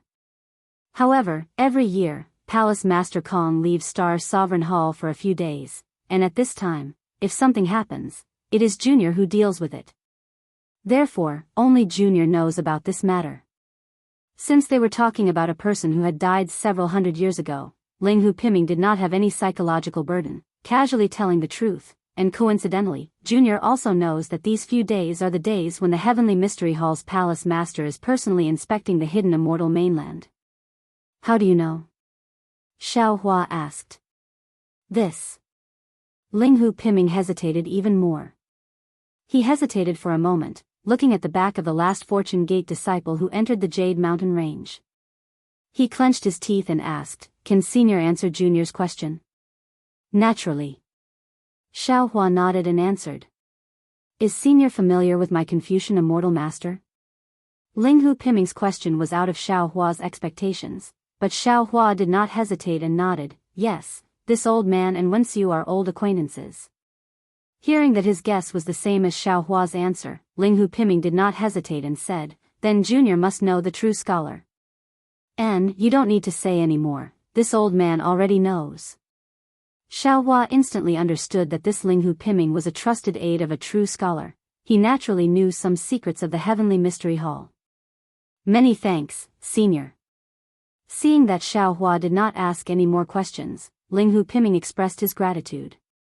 In fact, when Xiao Hua and Gusu Churi left Jade Mountain Range, Ling Hu Piming had the opportunity to report to the Immortal Palace, but he reported to the true scholar first, and the true scholar's reply was concealed. But, just by leaving for a few days. I'm afraid it's not easy to determine Kong Hongwu's background, right? Xiao Hua asked again. Ling Hu Piming didn't really understand why the dead Kong Hongwu was worth Xiao Hua's repeated confirmation. However, he still honestly replied, Senior, please know that this Junior. After Kong Hongwu died, this Junior temporarily took charge of Star Lord Hall. This Junior knew that there were some secrets in Star Lord Hall that belonged to Kong Hongwu. Thus, the place where Kong Hongwu usually lived, before this Junior received the order from the Immortal Palace. This Junior didn't dare to rashly enter. However, after this Junior entered, I discovered that the places that this Junior had previously marked had all changed. These are the Heavenly Mystery Hall's actions. Good. Xiao Hua nodded, this old man understands. Then, can Senior tell this Junior why the Fortune Gate's disciples snatched all the Imperial Preceptor's lots? Ling Hu Piming asked, this matter concerns this Junior's future, this Junior cannot not ask. It's very simple. Xiao Hua smiled, first, this old man wants to establish a country in Xiao Country. Xiao Country. Ling Hu Piming was shocked, then Senior Xiao Country, isn't it the biggest Dao Gate on the hidden immortal mainland? No, the biggest empire that surpasses all the Confucian cultivation countries? Ling Hu Piming, you must remember, the Fortune Gate's Xiao Country is a paradise in the hearts of the common people. Although it is the biggest country on the hidden immortal mainland, it is not called an empire. Since the previous scholars from various families were willing to preserve this paradise, then this old man will also preserve this paradise. Remember, it is to be preserved as a paradise. If anyone wants to touch the Shao country, don't blame us, the Fortune Gate's disciples, for being ruthless. Xiaohua said with a smile, but there was a hint of coldness in his voice. Yes, this junior understands. This junior will immediately send a message to the Immortal Palace. Linghu Piming's expression changed slightly, bowing as he said, "Many thanks for senior's reminder." Don't be anxious, don't be anxious. Xiaohua stretched out a finger and shook it. This old man has news that will make the Immortal Palace even more excited. Senior, please speak. Linghu Piming's face turned even paler. This old man wants to ask you, as the Star Sovereign Palace's Hall Master, do you know the way to the Immortal Palace? Xiaohua stared at Linghu Piming and asked again. Cold sweat appeared on Linghu Piming's back as he carefully said, Senior may not know, but when this junior needs to return to the Immortal Palace will send an order, and this junior will be able to find the way back with the order. However, if this junior does not need to return to the Immortal Palace, this junior will definitely not be able to find the Immortal Palace. Of course, if Senior snatches this junior's order, Senior should be able to find the Immortal Palace, and this junior will have to bear the heavy punishment. Don't be afraid. Xiaohua replied, how can this old man snatch your order? This old man's purpose of taking the Imperial Preceptor's lot is to find the Immortal Palace. Senior.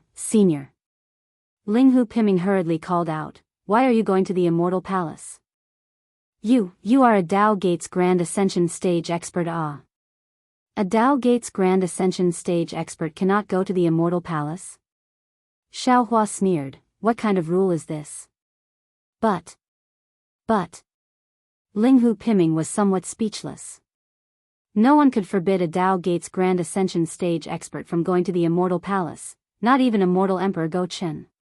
But the problem was that the Immortal Palace's Confucian cultivators and Dao Gates cultivators were enemies. Xiaohua, a Dao Gates Grand Ascension Stage expert, was swaggering around the Confucian cultivators' Immortal Palace, not provoking them. At this moment, Linghu Piming suddenly realized something and exclaimed, I understand, Senior, you want to use the Imperial Preceptor's lot to go to the Immortal Palace? Correct. Xiaohua glanced sideways at the Jade Mountain's Dragon Gate.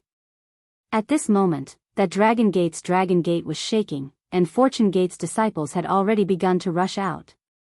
100,000 Fortune Gate's disciples were pressing down on the Jade Mountain. Not to mention a dozen star arrays. Even if the entire Jade Mountain was opened and the 3 star arrays were placed on the Jade Mountain, the Star Lord Hall's star generals wouldn't dare to go overboard and stop these fierce generals. After the first Fortune Gate's disciple flew out, even more Fortune Gate's disciples rushed out. These Fortune Gate's disciples all flew in front of Fujiwen, and after handing over the Imperial Preceptor's lot, they stood in midair. Can Junior take his leave now? Seeing that more than 400 disciples had already flown out, Linghu Piming's face flushed red. This was the shortest Jade Pavilion assembly in history, and if there were no accidents, there wouldn't be such a short record in the future. Go. Xiaohua nodded, you can report this matter to the Immortal Palace. Many thanks, Senior. Linghu Piming bowed and hurriedly flew into the Jade Mountain. In the time it took to exchange a few words, Fujiwen looked at the Imperial Preceptor's lot that he had put into his cosmos sack and flew over. The Fortune Gate's disciples that flew out from the Jade Mountain no longer looked at Fujiwen, and all flew in midair in formation. Master. Fujiwen passed the cosmos sack to Xiaohua and said, there are 483 Imperial Preceptor's lots, not one less. Good. Xiaohua received the cosmos sack, and his divine sense swept over it. He took out a lot and said, let this disciple bring this back to the soaring Dragon Mountain range and give it to His Highness Lan. Let him establish the Shao country. Yes, Master. Fujiwen took the Imperial Preceptor's lot and flew into the distance. After giving a few instructions, the disciple took the Imperial Preceptor's lot and flew away. Chapter 4593. Swoosh. In the distant sky, an obscure energy fluctuation flashed and rushed towards the horizon, disappearing in an instant. If he guessed correctly, it should be Linghu Piming sending a message to the Immortal Palace. Humph. Xiao Hua snorted coldly, inwardly thinking, 1 day in the heavens, 1 year on Earth. The Immortal Palace is obviously inside a space-time vortex. Even if Linghu Piming's message reaches the Immortal Palace, as long as it breaks through the time barrier, time will immediately slow down. Before this message reaches the High Cloud Hall, this Xiao will have arrived. This kind of message. What use is it? After waiting for half an incense stick's time, the Fortune Gate's disciples finally came out from the Dragon Gate. When the last disciple passed through the Dragon Gate, Linghu Piming's figure flickered a few times inside the Dragon Gate as if he was bowing to Xiao Hua. Then, with a loud bang, the Dragon Gate closed from top to bottom, and the thousands of colorful carps turned into dragons and disappeared into the void. All the golden lights disappeared at the same time, and the snowflakes that resembled the jade juju flower once again fluttered down, covering everything under the cover of time. Xiao Hua stared at Yao Jushue for a moment, then waved his hand and took out the Kunlun mirror. A beam of light swept over all the Fortune Gate's disciples and sucked them into the Xinhua continent. Soon after, Xiao Hua took out an Imperial Preceptor's lot from his Qingkuan pouch. As he activated his magic power, a crackling sound rang out. The restrictions on the surface of the Imperial Preceptor's lot were all broken. As Xiao Hua raised his hand and pointed at the Bai An angry howl was heard. The Bai An turned into an ordinary jade seal, and the Bai An's shadow condensed from inscriptions soared into the sky and flew to a place like lightning. Even someone as strong as Xiao Hua did not dare to be careless. He released his divine sense and hurriedly chased after the phantom. After Xiao Hua was far away, Linghu Piming walked out from the Yaotai mountain. He smiled wryly as he looked at the various countries' monarchs who were preparing to leave. Looking at the excitement on their faces, he sighed, "Granny, I'm afraid this old man will become a laughingstock in the future." However, after Linghu Piming finished sighing, he looked at the direction Xiao Hua disappeared in, and muttered to himself thoughtfully, "But if there are too many laughingstocks, and even the Immortal Palace becomes a laughingstock, then will a laughingstock still be a laughingstock?" Xiao Hua naturally wouldn't care about who became the laughingstock. As he urged the lightning evasion technique to chase after the State Preceptor's lot, he inwardly pondered, "Today, I gained a lot on Yaotai Mountain. I'm afraid that Linghu Piming would never have thought that he would personally tell this Xiao a great secret. I obtained the Jojo Cauldron from Kong Hongwu's Qingkuan bag, and it was because of the Jojo Cauldron that I was sent to the heavenly prison. Therefore, the master behind Kong Hongwu should be the same as Sun Cheng and Sun Hao's master. They should be from Tianji Palace. Not the so-called patrol envoy." Sun Jian had returned to the Immortal Palace for so long, but there was still no news of him finding Sun Hao. Sun Hao had probably found out and had hidden himself long ago. Although this Xiao didn't have time to ask Bai An about Tianji Palace, as long as this Xiao arrives at the Immortal Palace and transmits this matter to Sun Jian, wouldn't the truth be revealed? While Xiao Hua was pondering, the State Preceptor's lot had already disappeared. Xiao Hua had no choice but to once again activate another State Preceptor's lot. The State Preceptor's lot once again gave birth to a shadow. This shadow flew in a different direction from the previous one, so Xiao Hua had to change direction again to chase after it. In this way, after nearly 100 State Preceptor's lots were used up, Xiao Hua arrived at a somewhat strange place. However, he saw that near this space, his divine sense couldn't pass through, as if it was blocked by mud. Moreover, not only was there no heaven and earth origin chi near this space, even the righteous chi couldn't be seen. When Xiao Hua flew, his figure was stretched extremely long, and the sound of the lightning evasion also began to become hoarse. Xiao Hua had previously passed through the time turbulence, so he knew that he should have arrived near another time turbulence.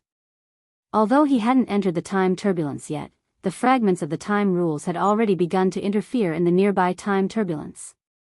Xiao Hua stood in the space, but he wasn't in a hurry to take out the State Preceptor's lot.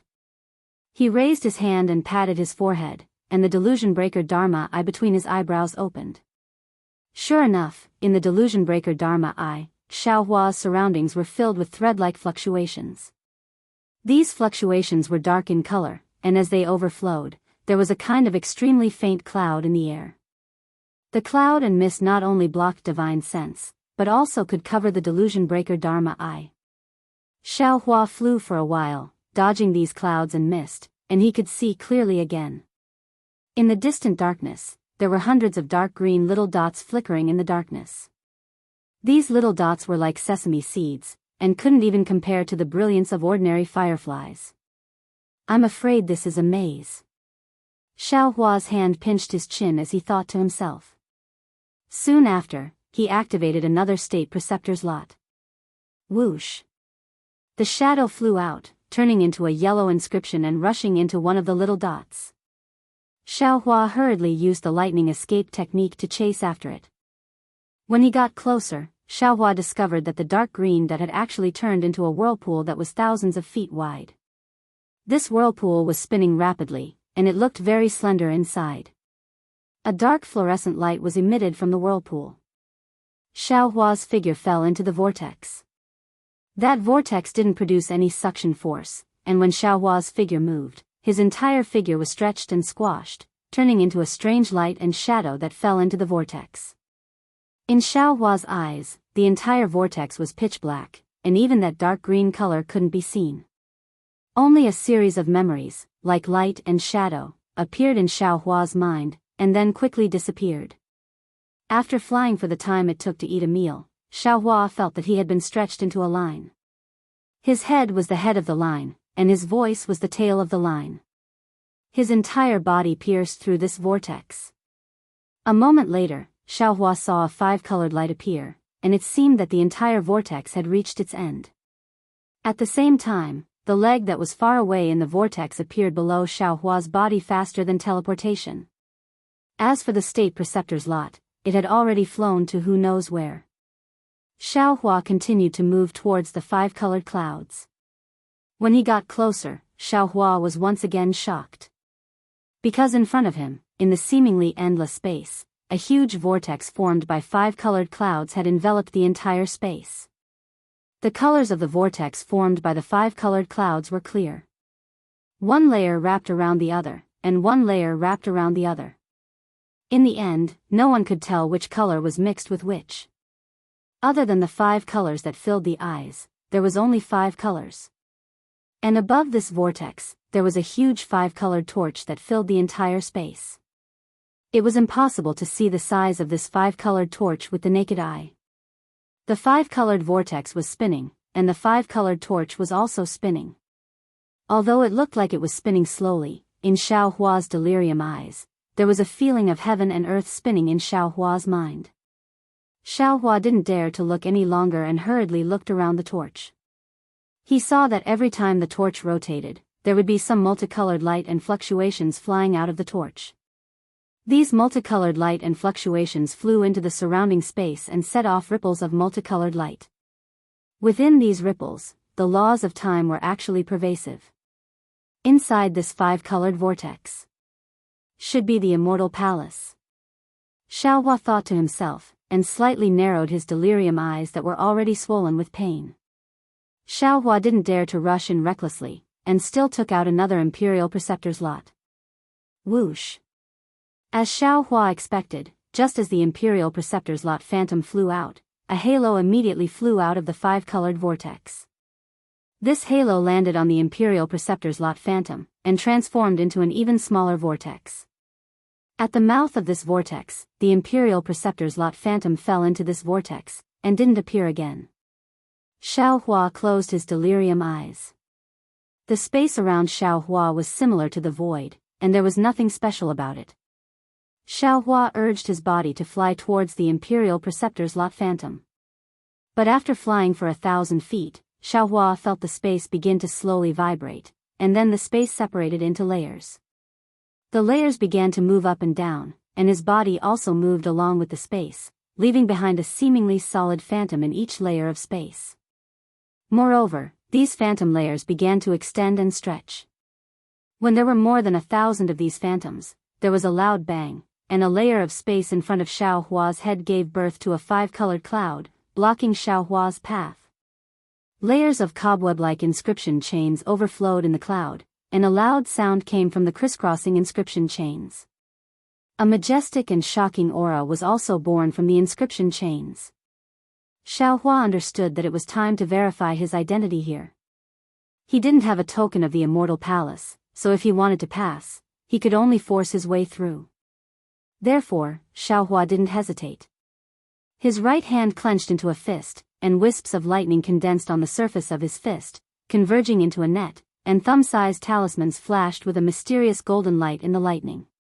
As Xiaohua's right fist swung out, the space for several miles around him began to wrinkle, and layers of world's origin chi seeped out from the wrinkles, turning into fist-sized crystals that fell into the lightning.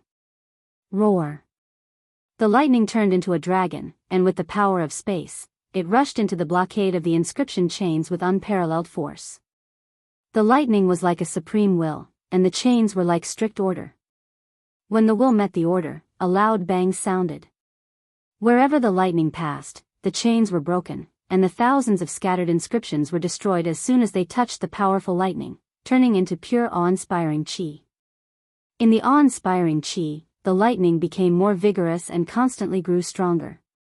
Although more and more inscription chains waved like tentacles, trying to seal the lightning, all the chains were defeated in just a moment. Seeing a hole of 1,000 feet in size appearing in the blockade of the inscription chains, Xiaohua urged his figure to calmly pass through it. Xiaohua's figure had just passed through the blockade, and in front of him was an immortal palace hidden by 5 colored clouds. A towering heavenly gate of 1,000 feet in size stood in front of Xiaohua. Unfortunately, before Xiaohua could see the heavenly gate clearly, he heard a roar, "Bold thief, you actually dare to trespass the heavenly gate of southern heaven, how dare you?" Chapter 45-94. Following this furious roar, an immortal general even larger than Qua Chong of the Sun Palace appeared in front of Xiaohua with 2 hammers the size of hills in his hands. Behind him, thousands of immortal soldiers flew over with weapons in their hands, wanting to surround Xiaohua. "This old man is Dao Gate's Xiaohua." Xiaohua looked at the immortal general flying over and stopped. He said indifferently, "Today, I came to the immortal palace to request an audience with immortal Emperor Gaochen. This old man has something to ask him, please return and report it to him." "Humph." The immortal general snorted and shouted, "Damned evil path, trespassing into the immortal palace is a capital offense. Hand over your life." As he spoke, the celestial general's body suddenly expanded. His mountain-like hammer streaked across the sky with a whoosh and smashed down like a meteor. A huge gust of wind enveloped the space around Xiaohua. Xiaohua frowned slightly. With a wave of his Daoist robe, an unparalleled force came out of his Daoist robe and collided with the hammer's force. The seemingly incomparably powerful hammer had a powerful momentum. With a wave of his Daoist robe, the space shattered and the force was annihilated. Even the hammer flew out like a piece of paper. The immortal general's body tumbled a few times in the air before he managed to stabilize himself. His face, which had been filled with arrogance earlier, was now filled with astonishment and surprise. As for the thousands of immortal soldiers, they were even more at a loss. They held their weapons and didn't know whether to surround or defend. Your grand mist ancestor?" The immortal general shouted in shock, "You actually dare to cause trouble in the immortal palace, you. This old man is Dao Gate's Xiaohua." Xiaohua looked at the immortal general who didn't even know his name and said indifferently, "Quickly report to Lingyun Palace." Xiaohua. The immortal general was stunned at first, then his entire body trembled. He shouted in shock, Your fortune gates Xiaohua. You also came to cause trouble in the immortal palace?" This old man didn't come to cause trouble in the immortal palace. Xiaohua didn't know whether to laugh or cry. This old man has something to ask immortal Emperor Gaochen. Quickly go and report this. Phew. The immortal general heaved a long sigh of relief. He stood up, tidied up his armor, and mustered his courage. He cupped his fists and said, "I am the Southern Heavenly Gate's Guardian General, Kwa Yu. Greetings, Daoist Xiao." N. Xiaohua raised his hand. "Spiritual Master, please wait here for a moment." I will inform Heavenly King Fu Yu and ask him to make a decision. Kuo Yu saw Xiao Hua's amiable face and asked tentatively. Of course, Xiao Hua didn't mind. He nodded and said, then I'll have to trouble you. Kuo Yu was overjoyed. After bowing to Xiao Hua, he gave a few orders to the immortal soldiers and rushed into the southern heaven gate. After the immortal soldiers flew back to the southern heaven gate, Xiao Hua placed his hands behind his back and looked up at the lofty southern heaven gate while sighing with emotion in his heart. He had never been to the southern heaven gate before, but he felt a sense of familiarity when he looked at it. This was because he had seen the southern heaven gate when he first came to the hidden immortal continent. However, that southern heaven gate was in an illusion. He remembered that day at the Longevity Town, when Mo Jianli, Zhu Junfeng, and the others worked together to create an illusion of an immortal palace from a small vermilion gourd, which made Xiao Hua truly admire it. Now, even though Xiao Hua didn't see any heaven-suppressing martial or any golden-armored deities, the southern heavenly gate that was made of jade was exactly the same as the southern heavenly gate in the illusion. Back then, I only thought about how to recover my cultivation and how to step into the nascent soul stage. I never thought about seeing the real southern heaven gate. However, in just a few tens of thousands of years, I have already reached the peak of cultivation and was only one step away from ascending. Now, I am standing in front of the southern heaven gate to have a face-to-face conversation with the Confucian supremacy, Immortal Emperor Go-Chen. Thinking about it carefully, there is nothing more in the world than this. No matter how high one's goal is, no matter how big one's dream is, as long as one has the right direction, one can walk step by step, stand up when one falls, correct one's mistakes. As long as one has enough endurance, one will eventually reach the end of the road and see the realization of one's dream. What a pity. Although the southern heavenly gate shines with golden light and red light and emits purple mist, no matter how you look at it, it still looks a little cold. The immortal palace is Xianxian's immortal palace, and also Xianxian's home, but there is no Xian at the door. Even if it is endlessly auspicious, how can it compare to the Guizhuang house in my heart? Although the Guizhuang house is small, it has parents. Although they are poor, they have children in their hearts. It is 10,000 times better than this immortal palace with its strict immortal rules.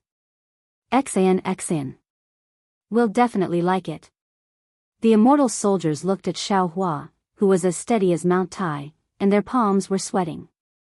They stared at Xiao Hua, afraid that he would explode and hurt someone. However, how could they have known that Xiao Hua's heart had already flown to the Guizhuang house? Woo woo. Just as the immortal soldiers were in a state of shock, waves of vast energy rushed out from all directions of the immortal palace.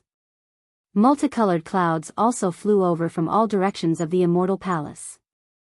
At the same time, waves of baleful energy surged along with the clouds and energy pillars, quickly gathering inside the southern heaven gate. Thousands of cryptic fluctuations also emerged from the southern heaven gate and spread to the surrounding space. As these ripples spread out, strands of strange light appeared like swimming fishes, filling the space between Xiao Hua and the southern heavenly gate. Humph. Xiao Hua snorted coldly and withdrew his homesickness. His gaze fell on the light. He saw that the extremely nervous immortal soldiers at the southern heaven gate had already relaxed. They looked at Xiao Hua with ridicule, as if they were looking at a fish that had walked into a trap. Boom boom. The southern gate of heaven shook like a cannon. Intense light flashed at the southern gate of heaven, and several huge inscription chains intertwined and rushed out. The inscription chains were like pythons. When the inscription chains flew out of the southern gate of heaven, they lined up in front of Xiao Hua. Dozens of immortal generals wearing armor, holding halberds, whips, sabers, and swords, revealed themselves. Hey! The immortal general at the front raised his halberd and pointed at Xiao Hua with the tip of the halberd. Ignorant demon, do you know where this is? Xiao Hua looked at this immortal general from top to bottom. His expression did not change, he was simply too lazy to answer. Who would have thought that this immortal general would not give up? He still arrogantly shouted, "This is the immortal palace. Don't you know? It's one thing for you to be a frog in a well in the hidden immortal continent. We immortal generals did not receive the immortal emperor's order to conquer, so we turned a blind eye and pretended not to know. Today, you actually dared to provoke my southern heaven gate. If I don't teach you a lesson, do you really think you are crazy?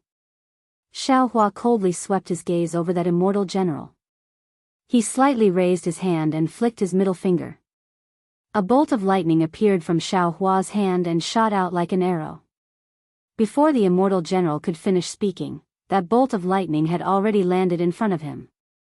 The immortal general was shocked. He did not care about his sharp tongue and hurriedly waved his halberd. A righteous aura mixed with a sharp aura chopped towards the bolt of lightning. That immortal general's skill was also exceptional. He used the halberd's tip to hit the bolt of lightning. However, the seemingly invisible bolt of lightning hit the halberd. Boom! A loud sound rang out. That immortal general was as if he was struck by lightning. His entire body trembled and his halberd was sent flying. Ah! The immortal general turned pale with fright and hurriedly flew back. The immortal generals beside him also moved and blocked in front of him, guarding against Xiaohua's pursuit. Ignorant brat!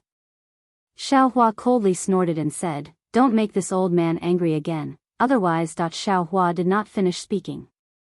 He still stood proudly in front of the immortal generals with his hands behind his back. You! That immortal general stabilized himself and shouted, "Who are you?" Xiaohua unhappily glanced at this immortal general. He was too lazy to pay attention to this immortal general. He had a good temper. If he encountered the Grand Mist Ancestor, he would have taken this immortal general's life in one blow. Quick, form the Golden Jade Sky Lock Great Formation. Seeing that Xiaohua did not answer, that immortal general waved his hand and said, "Yes, General." Hearing the order, the immortal general on the left responded. He moved his body and began to form the formation. In just a moment, a great formation was arranged in the air. This great formation flashed with golden light. Lines of inscriptions that were dozens of feet thick intertwined and shuttled through each immortal general's body. Every immortal general's body in the formation emitted a clear light. This clear light was lustrous and pure like the blue sky. Every thick inscription that fell into the blue sky would reveal a lock. This lock had a mysterious inscription and a shocking aura surged out from it. What was special was that after every inscription rushed out from the edge of the Great Formation, it fell into the southern heavenly gate behind the Great Formation. The entire southern heavenly gate also transformed into a huge inscription that firmly protected the immortal palace. Bang! Seeing that the Great Formation was completed, that immortal general's confidence increased greatly. He pointed at Xiaohua and said, "Who are you? You dare to trespass into the immortal palace? Don't you know that this is a violation of the immortal law?" Xiaohua glanced at that immortal general. He did not want to answer, but when he thought about it, he came to find immortal Emperor Gochen to inquire about new information. He did not really want to attack the immortal palace. Even if he wanted to fall out with them, wouldn't that have to wait until the end? There was no need for him to rashly fall out with the immortal palace when the situation was unclear. Thus, Xiaohua replied indifferently, "This old man is Xiaohua of the Fortune Gate. Today, I came to the immortal palace to ask for an audience with immortal Emperor Gochen. All of you, quickly go and report this." Fortune Gate? Hearing Xiaohua speak, that immortal general was stunned. He looked around and asked with some surprise, "Did this general hear wrongly? When did the hidden immortal continent have a Dao cultivator sect?" I know. At the edge of the Great Formation, a few immortal generals came to their senses and shouted, "A few days ago, the mysterious Yellow Order updated the mysterious Yellow Order, and all the people on it are disciples of the Fortune Gate. Many of my Heavenly King Palace's generals lost to the Lunar Temple. Presumably, this Dao cultivator should be someone on the mysterious Yellow Order, right? Give it as a reward, and thank you for all your support."